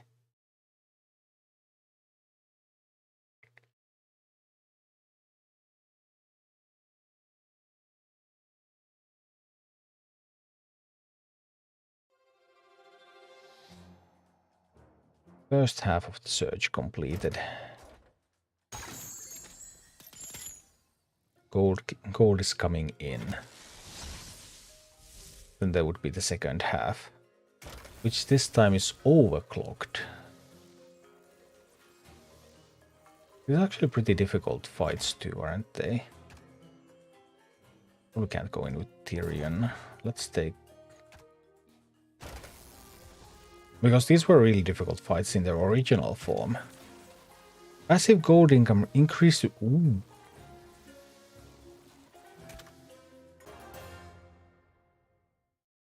triple the income. I see.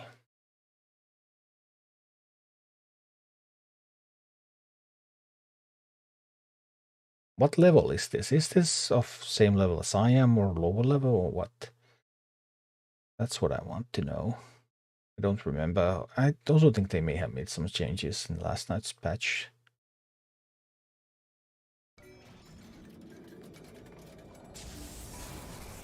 They're same level as I am. Okay. Let's see how easy or hard this is going to be.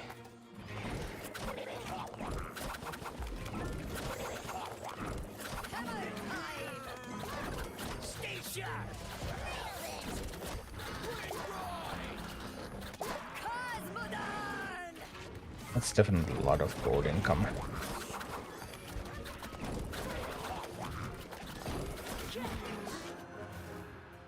I lost.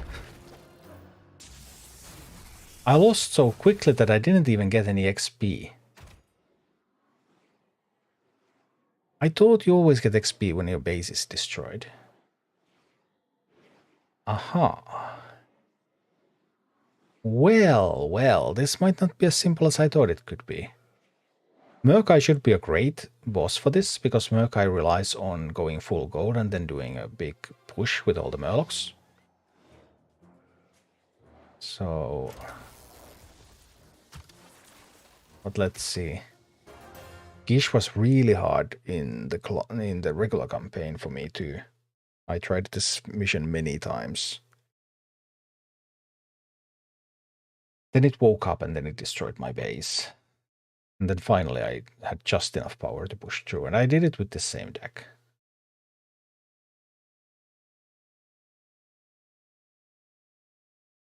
Do you call it a deck? Do you call it an army? I don't even know what the real name is. Okay. Let's try again.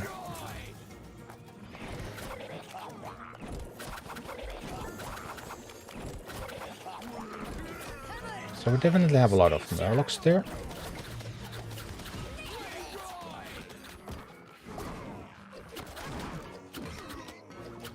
We get the Murkai again. And we start pushing.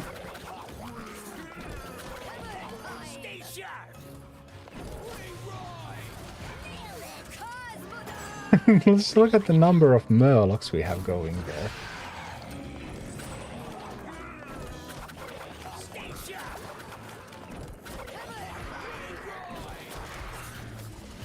Now we're... Look at those Murlocs. So much gold, so many Murlocs.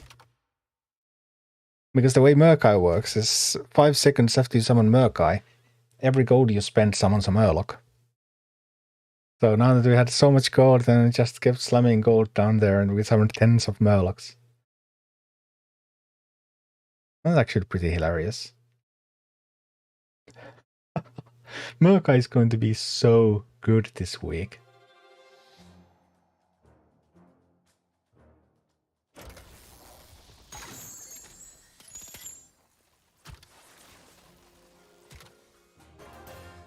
Why play one mini when you can summon 25 Murlocs? I do enjoy Murkai strategies. In some fights they're really bad, because sometimes there's a lot of splash damage, so all your Murlocs just instantly die. But in others, you just completely overwhelm the opponent with all of those Murlocs.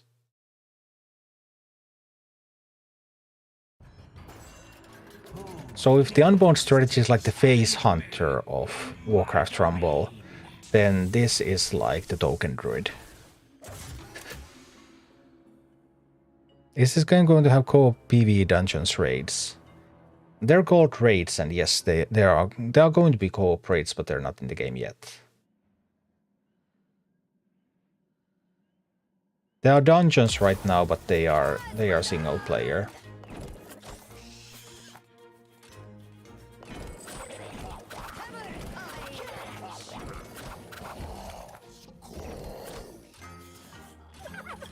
I'm just going to send armies of Murlocs forth. I believe they will kill everything.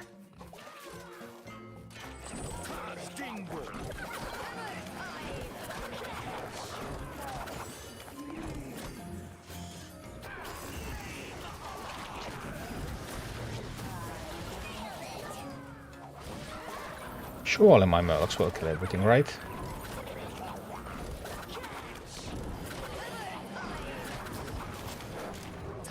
Oh, Murlocs. Must construct additional Murlocs. Ah, just look at the swarm. Look at the number of Murlocs.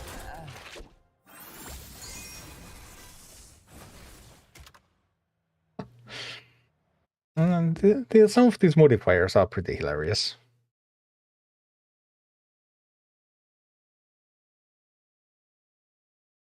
It's hard to go back to playing the base game after being able to summon 20, 30 Murlocs.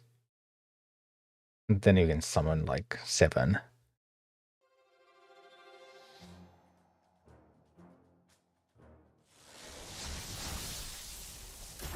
And get the rare core. And get 60 gold from there. Tyrion is also fun to overwhelm with Murlocs. I also spent quite a lot of... These were really hard for me. These when I was climbing during their... I mean, regular campaign, not even heroic campaign. I think I did Tyrion like 10 times. Hi, Toliava. Well, there's no command for patch, but the new patch 2.1.0 came out last night. Changes to dungeons, changes to collection level, to PvP, level caps, bunch of stuff. You can find a video about that on my YouTube, where I go through everything that's in the patch. Okay, time to rush in with the Murlocs.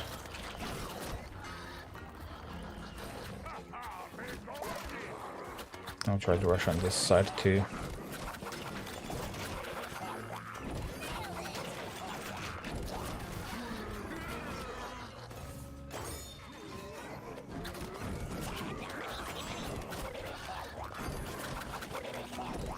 I'll just jam everything down, and we trust in the Murkai. Murkai will win the game.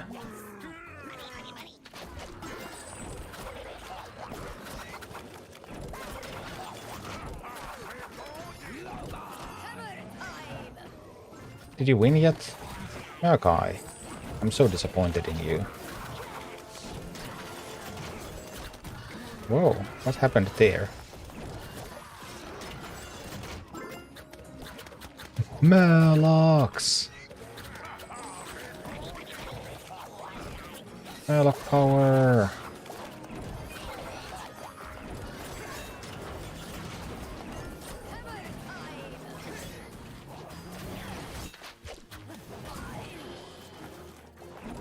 We need more Murlocs.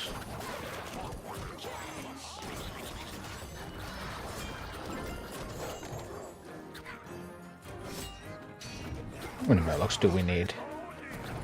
We need a whole bunch of Murlocs, it seems. Well, ultimately the Murlocs will overwhelm. Has anyone successfully updated on Android? I have, yes. Why the game is laggy and very low speed? I have not seen anything like that. I have seen neither lag nor low speed. So I don't know.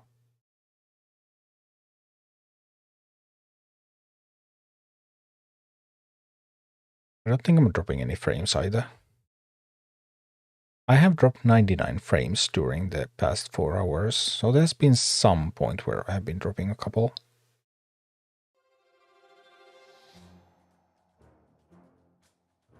On mobile version, I mean. I'm like, you're having lag when you play.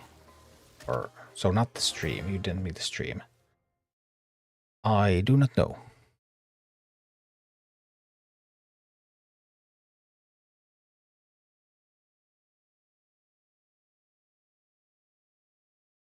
This has been one of the more hilarious modifiers, I have to say. Especially with Murkai. Perfect for Murkai. Don't even know.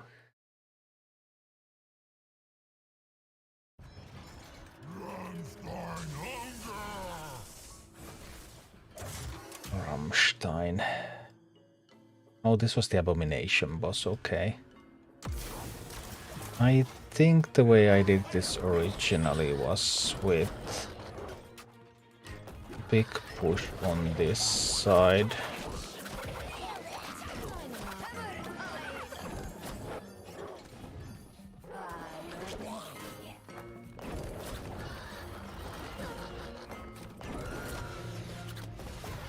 I believe that's how I originally did this one. So we're just going to try to make a big push on that side again here. Line 'em up.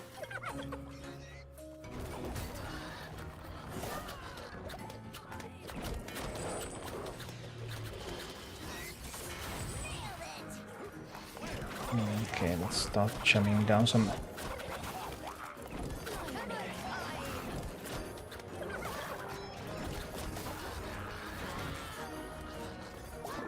Push no work. Huntresses. Oh, well, they do counter Murlocs quite effectively.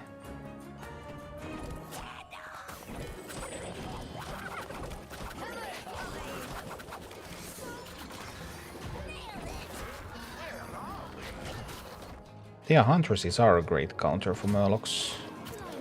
I don't remember if they were part of the original. Well, maybe we can try to push on the others from the other side. See what happens if we try that.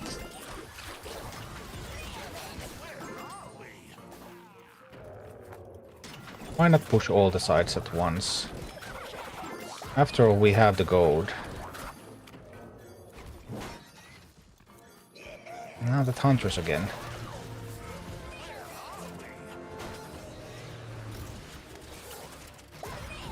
Hunters and safe pilots. They definitely have some resources going into this.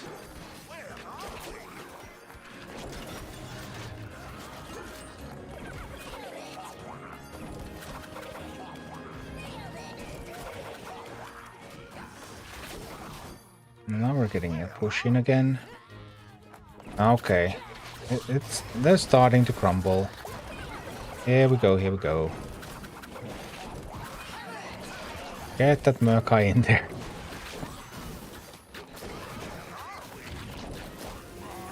Boom.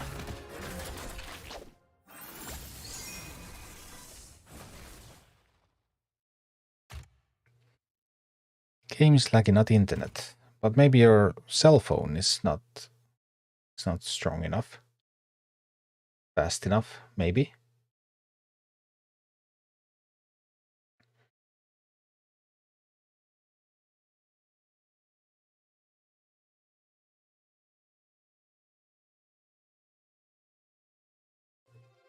All right. Rammstein the Gorger. It's down.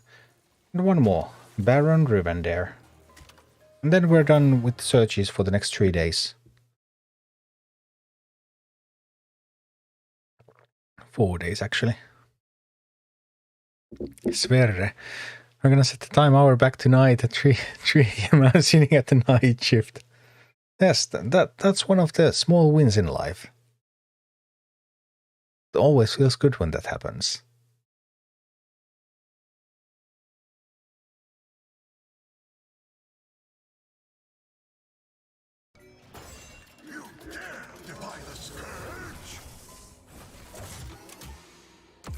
Alright. Here we go again.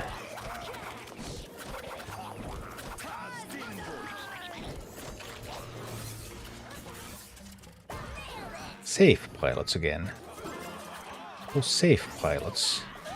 Just killing my stuff. My beautiful stuff. More Murlocs. Must send additional Murlocs.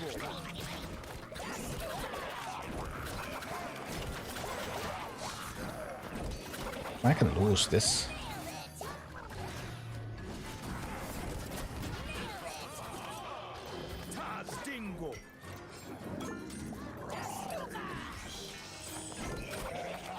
Well, there's definitely one scary push there. There was an actual chance for me to lose. Whoa, another scary push.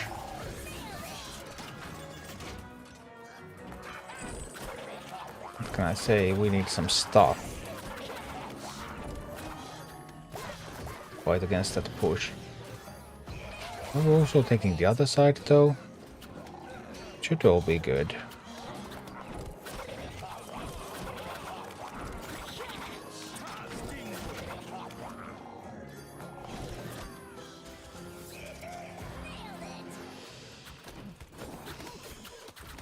Pretty hilarious battles, aren't they?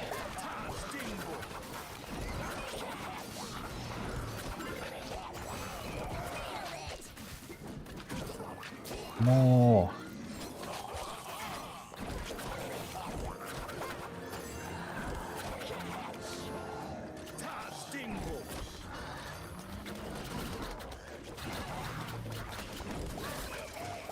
Another push.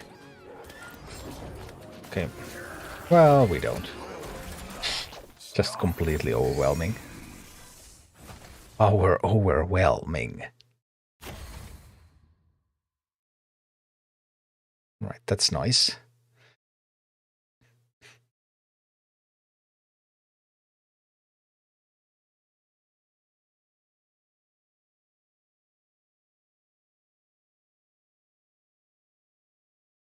All right. Well, like that's the main thing that you want to complete twice a week, because when you have the booster, if you bought the booster like I have, then that's 1,200 gold per week, 600 for the double clear, or it's 800 gold per week if you do if you completely free to play. So that opens up some options for me. Still don't think I can afford the rare harpies. I mean, it would be nice for the level. You kind of get 1,400 gold value for 900, but that's almost all the gold I have. Sverre, I am at level 39, have spent gold a bit reckless, but a fair amount of talents on Footman, Drake and Null Brute. Drake is wild. I'm not sure if I have a Drake talent yet. I don't remember if I did. I think I want to get Maiev to uncommon now that it's Alliance week. But that's probably the goal. Maiev to uncommon. Oh, that would be the Earth Shield. Earth Shield is useful. Maybe I'll pick Earth Shield for the Shaman talent. I don't think I'm going for those right now. I don't have the gold, really. Oh, that's the good talent for the Core Hounds too. I think we want that. 14 stars harpies. Yeah, but I didn't have the gold right now. Didn't have the gold right now to make use of it. There's a Jaina. I could take the XP for Jaina. I think we're moving Jaina here, and then buying the Jaina. The goal is to get uncommon leaders, because they're going to be so difficult to get later on. Divine Shield. So now I need to choose between the Divine Shield or the Heal talent for Tyrion. I think we're going for the Divine Shield talent for the uncommon Tyrion. That seems it's okay.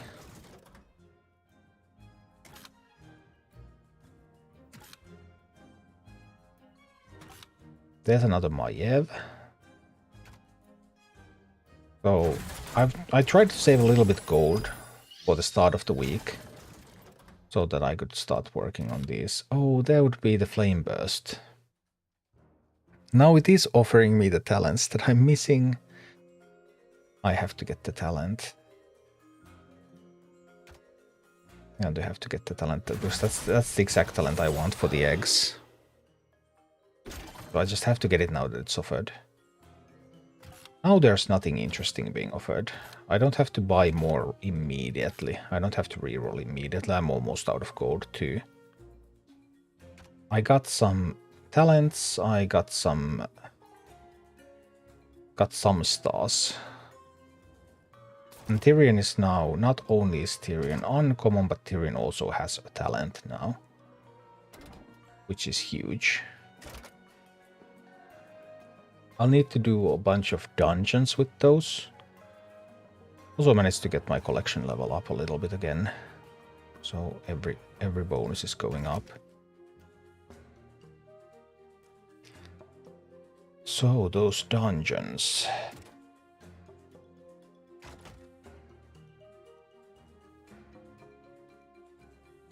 What am I going to do with the dungeons? Probably going to drop the Prowler into this. The tank, because it's the only good tank I have.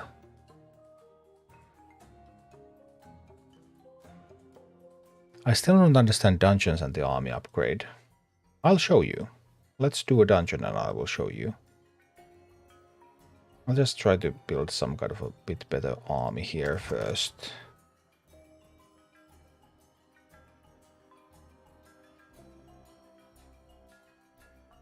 Want the pyro. I might try with the gargoyle. Somebody said that gargoyle had been doing well. Oh, but actually this is a different dungeon. I haven't done this dungeon before. We should still be able to complete it. We're out-leveling it at the start really a lot. I just realized that I haven't actually done this dungeon. Yeah, core hounds are also kind of nice. I have only one unbound here. Probably going to give up on that huntress. I'll grab another unbound.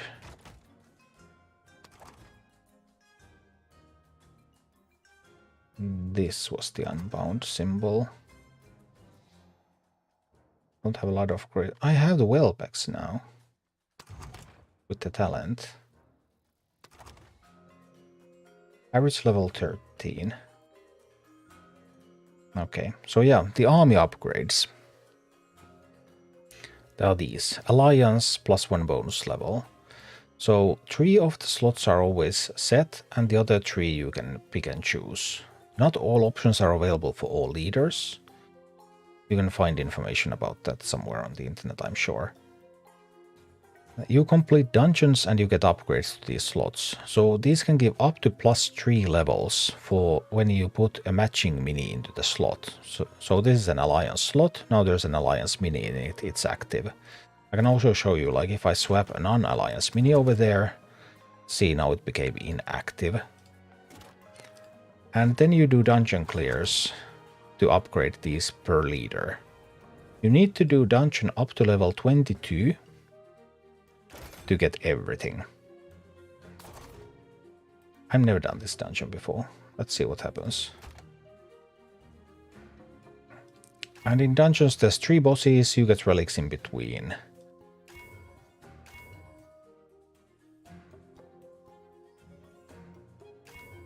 Maybe we'll take the bloodlust here.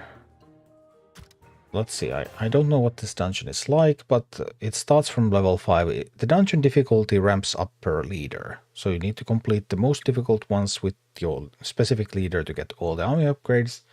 And then whenever you start with a new leader, it starts from scratch, it starts from 5. Last night's patch made it so that if your army is significantly higher than the dungeon, then you skip 3 dungeon levels every time. So it goes from 5 to 8 and so on.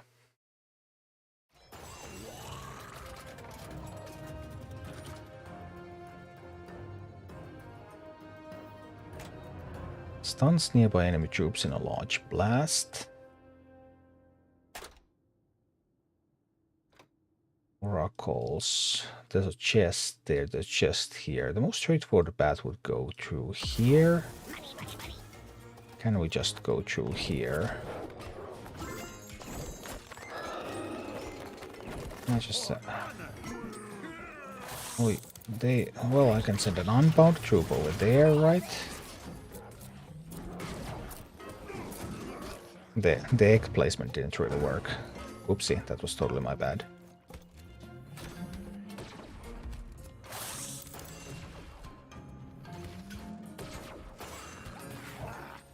That's not how you place eggs.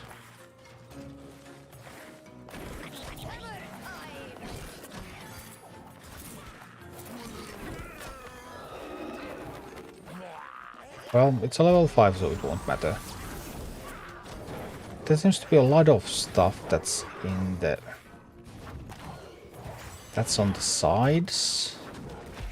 So I may need to do something about it. Then there's those central murlocs. I need some unbounds or spells to kill those later on. My dungeon is bugged, completed once and it's stuck on resume, then claim reward. Oh dear. I am not familiar with that bug, so I don't know. Have you tried like restarting the game? Like closing it completely? Because I have had some bugs with this game that have been solved. All of those have, well, most of those have been solved by just completely closing the application. Not leaving it up even in the background. But other than that, I do not know of a solution.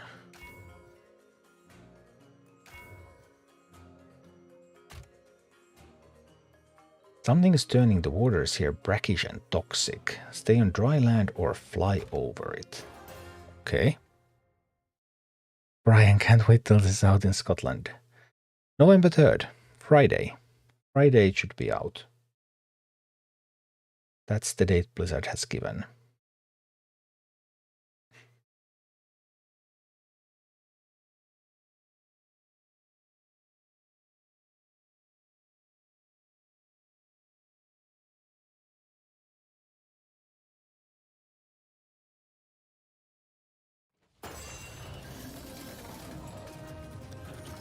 So what do we have here? Those are just regular guard towers. Baron Aquanis spawns a toxic globule when enemy troops draw near. Oh, and those paths look very toxic too. Can we just go through the middle? Maybe we can just go through the middle.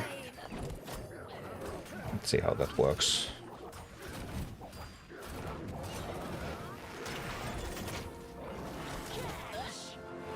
Drake. Vultures. We're just blasting through the middle here. The poison also affects their minis.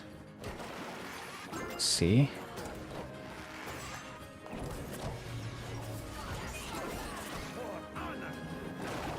Lots of flying things.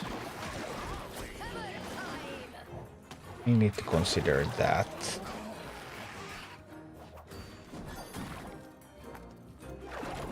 I don't know what the globule is doing exactly.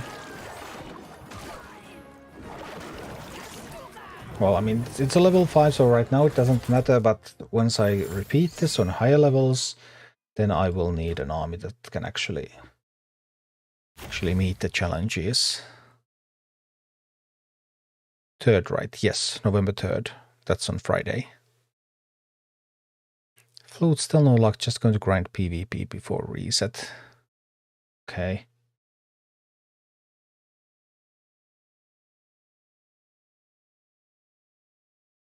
You're still on the Beast Week? You're not on like Central European time or later? Choose your relic.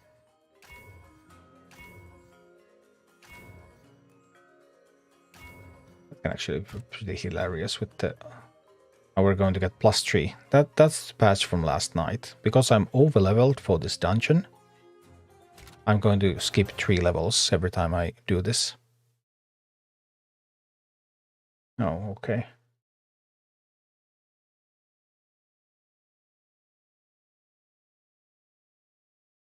So let's go.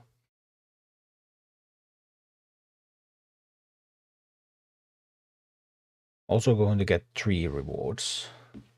That's nice because you have to wait for these dungeons for some weeks.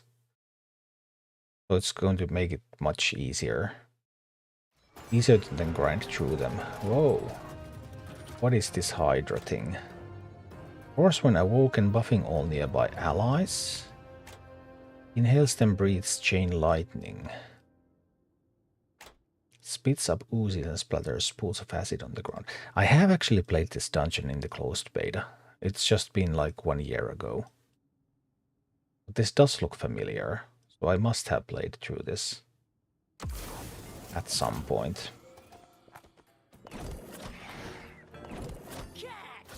Just didn't remember that anymore.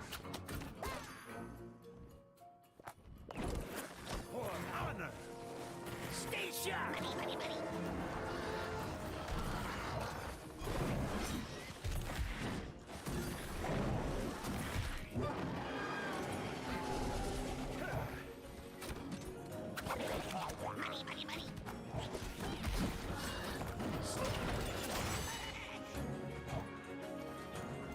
Wee.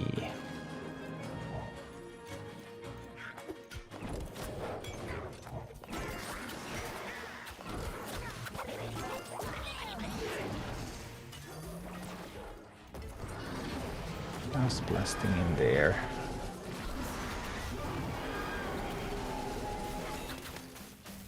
Oh yeah, and then they reappear at the end. Yes, yes.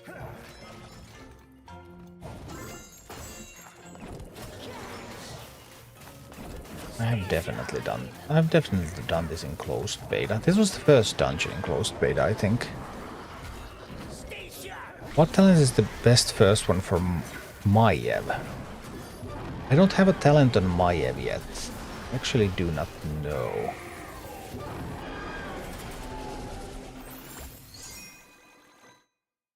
I haven't seen any talk about that either, so I really don't know.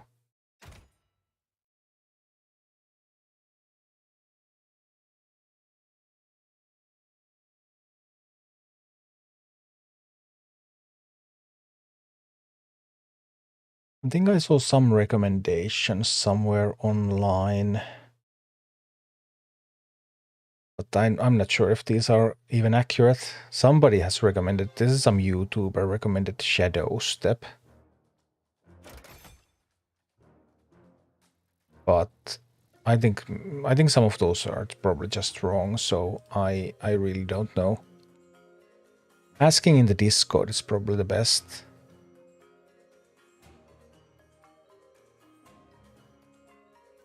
Even though I'm not sure if the advice from there is always correct either. It's just so hard to test these things, so it's very sketchy at the moment. 12,000 player plays remorseless. Yeah, I mean, that also doesn't really mean anything. Because testing those is so incredibly difficult.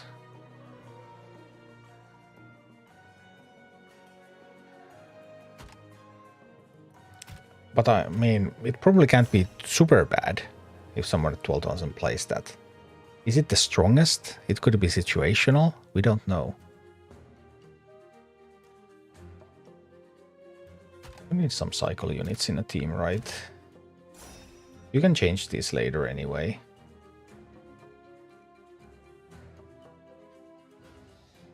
If you're not happy with these. I'm just actually going to get a bunch of siege damage here at the start. That was 3 dungeons in one. Because we're going to get that gargoyle. I'm going to get that gargoyle in the siege damage slot.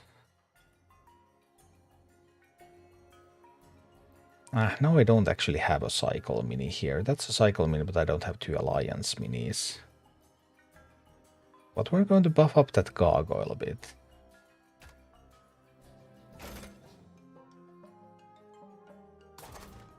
We're still easily in the correct region.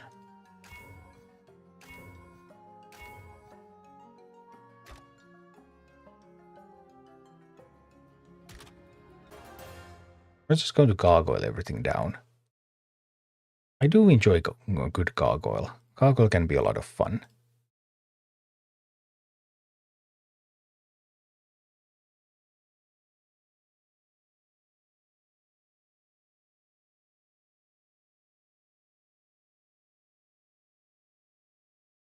Let's see.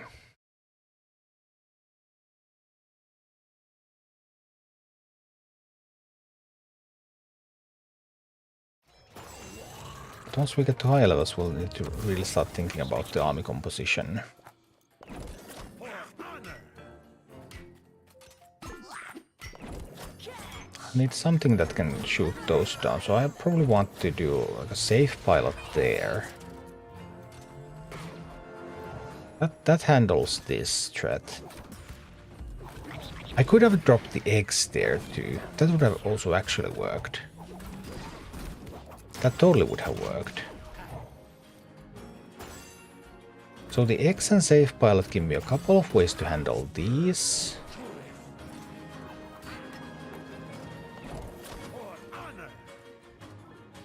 I can drop eggs there too, right? No, I can't. Actually, I can't put anything there. So no eggs.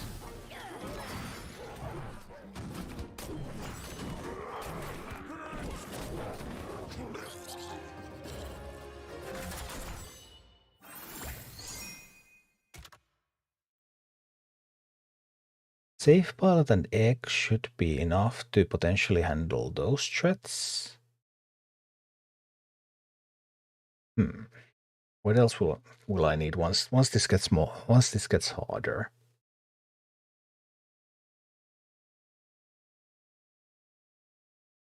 But the eggs can probably only handle it if they have the talent. If you have talentless eggs, then the Murlocs will just shoot them down most likely before they get to do stuff.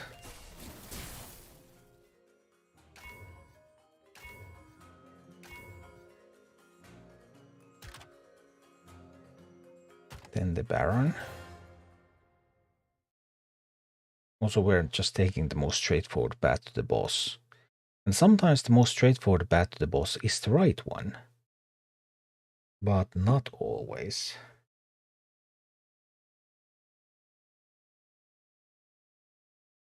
Let's see.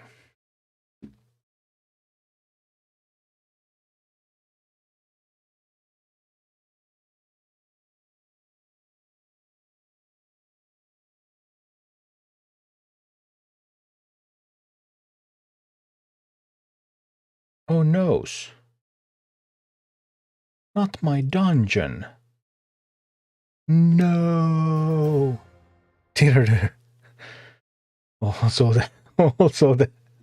Also the end music there. That's all, folks. Diddy. Dungeon over. I see.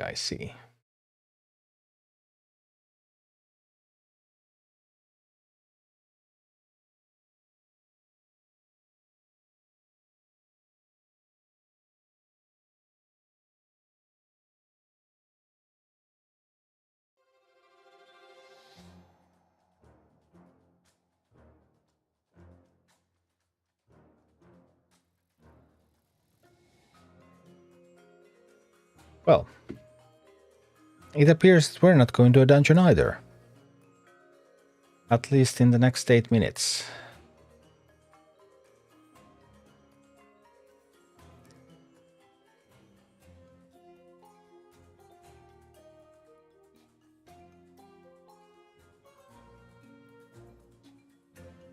We'll take Murkai to a PvP game.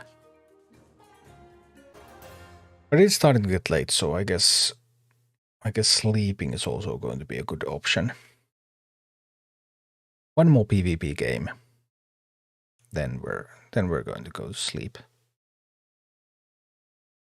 Let's go, Murkai. I believe in you.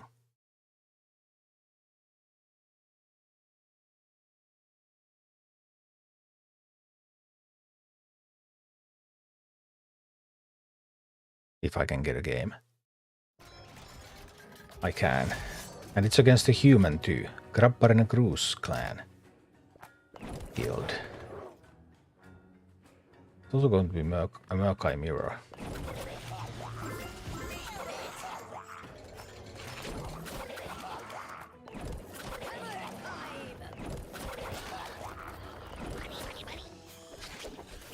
They're swarming with the raptors.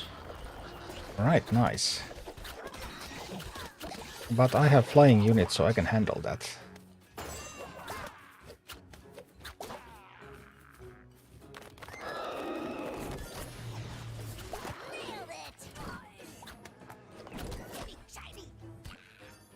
I wasn't good enough there. That was not great gameplay from me. Sorry about that. But I can do it again.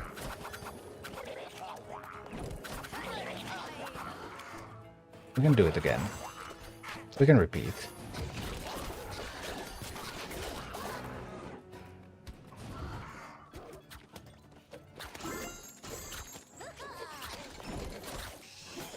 Yeah, we've got this. This is easy now. We have so much gold advantage. There's just no way they can recover from this. Yeah. I mean, you need the chests. The chests are really, especially in like a Murkai mirror. If one gets Murkai and the other one doesn't, well, the one with the Murkai has a great advantage. But if both get the Murkai and one gets the chest, then it's just over. Hi, Haketa. Well, a bit late. I have to go to sleep soon. I've been live for 4 hours and 23 minutes now, so about time to get some sleep.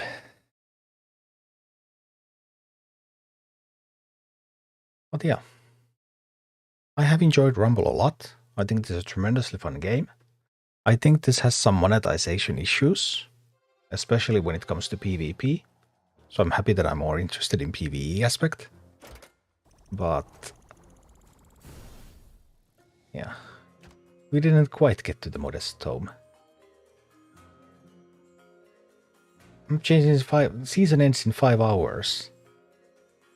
Ah, well, it is what it is. That's going to be all. And then sometimes understanding the game concept. Yeah, it's basically a Clash Royale clone. Both players have a base. You protect yours and you destroy theirs. And how you do that, there's ways to gain resources with gold. So you try to gain an advantage in gold, so that gives you an advantage in troops. You try to make favorable trades, so that you would play troops against their troops that can kill their troops easily, so that you will gain advantage through that. And you can also build like pushes that are really difficult to defend against, or you can have steady pressure. There's a myriad of ways. But the base idea is to protect your base and destroy theirs. That's how it all begins. But yeah, let's check out what's going on with the... What is going on with Twitch? We could raid somebody. We're literally... What's going on? Twitch, No. Yeah. It started auto-playing my stream because we're literally the only person streaming this game right now. So I guess we cannot raid. We literally cannot raid a Rumble streamer. Then we're going to raid a Hearthstone streamer. So on Twitch I'm going to drop a raid. On other platforms we're just going to call it a night. So for Twitch viewers it's going to be WoW Hobbs. And yeah, for everyone else, thanks so much. It was a pleasure. And I'll be streaming some more tomorrow. I don't know if it's going to be Rumble or if it's going to be Hearthstone or what I'm going to stream tomorrow, but we'll figure that out. And now it's time to say goodnight. So, good night, everybody.